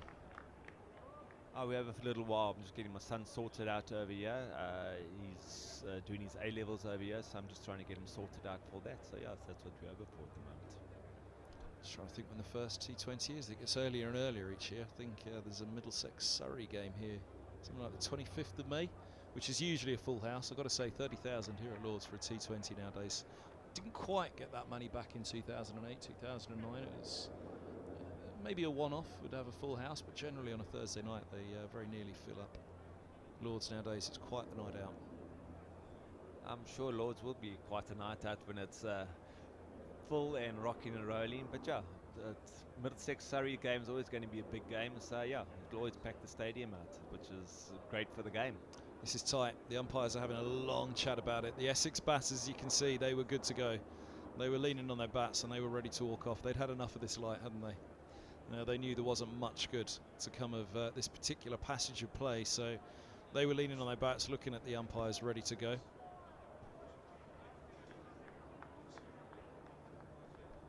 And yeah, the light, it's very difficult to see them getting back on now. I think, you know, like I say, we've got a fantastic view over here, but I'd imagine those batters can have a fair view over the top of the mound stand there as well to know this isn't going to get any better anytime soon. So Middlesex were desperate to stay out. Roland Jones at the top of his mark, ready to run in and bolt. There you go. Long old chat with umpire Illingworth. He was ready to go with that next delivery and get another bowler, another over going. But as bad light stops play, it's pretty tough to see us coming back on unless there's a bit of a change of wind, and that grey sky really does hit the south rather than hit Lords. But that rain's been hovering around down there for a while. I have to say the worst of it actually does seem to be slipping a little bit to the south, but yeah, it's hard to see us getting back on with this light at the moment, which is a real shame. So you'll have to work out your diary, see if you're back for a T20, May 28th, let's say, certainly before May's done. Yeah, we can have a look, but yeah, I'll certainly try to get down to 2020 game or two. Might not be up here at Lords, but might be down at the road, down at Southampton or somewhere, because we're staying in Hampshire at the moment. So yeah, we'll see where we go. Watch, see if Middlesex have a game down there. It'd be great to go watch him have a little knock against Hampshire down that side of the world. Well, if they launch all of those continent-wide African tournaments and they need a commentator, I'll be there, and I'll come and find the restaurant as well. I'll try and bring the rest of them with me. I'll serve you some great steaks, some very good red wine, which goes quite well with a little steak, and yeah, I'm sure you guys will thoroughly enjoy it. T, it's been lovely to see you again. It rolls back the years. It feels like yesterday at times, doesn't it? Off to Antigua and all of that. Oh, there goes the flash of lightning again. I tell you what, the umpires are still out there for a moment. As you can see, they haven't removed the stumps yet, but if they'd have seen that flash of lightning over the back of the pavilion, I think they'd have been off pretty quickly as well. As soon as lightning appears, umpires are off nowadays without any shadow of a doubt whatsoever. I don't think they're going to pause for anything other than just take note of the light meter reading, so we can wrap up for now the commentary. But Tyrone Henderson, it's been an absolute pleasure to see you again. What we'd give for one more day of 2008 all over again. What a ride it was. A ride that has to be said, as that team came together, Middlesex went into that finals day as underdogs, and then off to the Stanford Super Series as well, off the back of it. It really was a roller coaster, wasn't it, that season? It certainly was. We just sort of got into a roll with it, and we just sort of rode the wave in. And yeah, it took us right to the very end, and ended up with the trophy in our hands at the end of it. And then yeah, the Stanford 2020 thing after that as well as a bit of an added bonus. But the only downside of the whole thing was we didn't go play in the Champions League when we were supposed to go to India. Yeah. I'll never forget that. I was packing my bags at home, and my dad phoned me at about 10 o'clock at night. He said, "Have you seen the news?" I said, "No." He says, "Best you turn it on." So I turned the TV on, and there on TV, Taj Palace Hotel under siege. And the next night, all of us would have been in that hotel. Yep, I just packed my bags. I just climbed into bed, thought I'd fall asleep watching a movie, put on the news, and there was the tragic events in Mumbai. It was very sad. But we did get to play the Rajasthan Royals here at Lords the following year, didn't we? We certainly did. Yeah, England champions versus the RPL champions, and yeah, at that stage I was actually a member of both of the sides at that stage. Who did you play for that day? I played for Middlesex. I will let you off then. I played for Middlesex that day. Yeah, what a day that was, what a time it was. Right, it looks as though they're off, so we'll be off as well. The umpires, I think, have given up. The stumps have come out of the ground for now. It doesn't mean it's the end of the day, but it's certainly going to be the end of this passage for a fair while. Can't imagine you can see those pronounced lights of the umpires down there. So there we go. There go the stumps at the other end. Tyrone Henderson, once again, thank you so much. Good to see you, buddy. Please do pop up anytime you're here. Cheers, thank you very much, much appreciated. Yeah, it's been fantastic. And I must admit, you haven't got the worst office in the world to sit and watch cricket from, I must admit. It's a fantastic view from up here to look over Lords and that. What a place to sit and watch cricket. It's fantastic. Luckiest cricket commentator in the world, eh? Definitely. Thank you very much for having me. Cheers, Tyrone. Tyrone Henderson, thank you so much for your company. Great to see you again. So 162 for 3, Essex having been put in this morning. There were 38 for 2. 2 fell in 2 balls, Brown and Cook to passing. And Westley following just a few moments ago as skipper Roland Jones picks up his second wicket. Middlesex, of course, would dearly love to get back out there tonight and try and get at Essex again. You'd imagine the visitors pretty happy with their spoils on day one and would be quite happy to call that quits at 5 so probably that will be it for the day.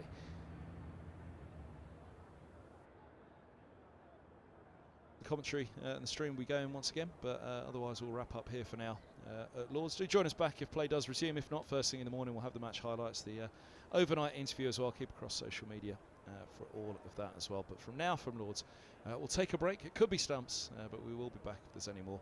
Essex 162 for 3 when bad light set in.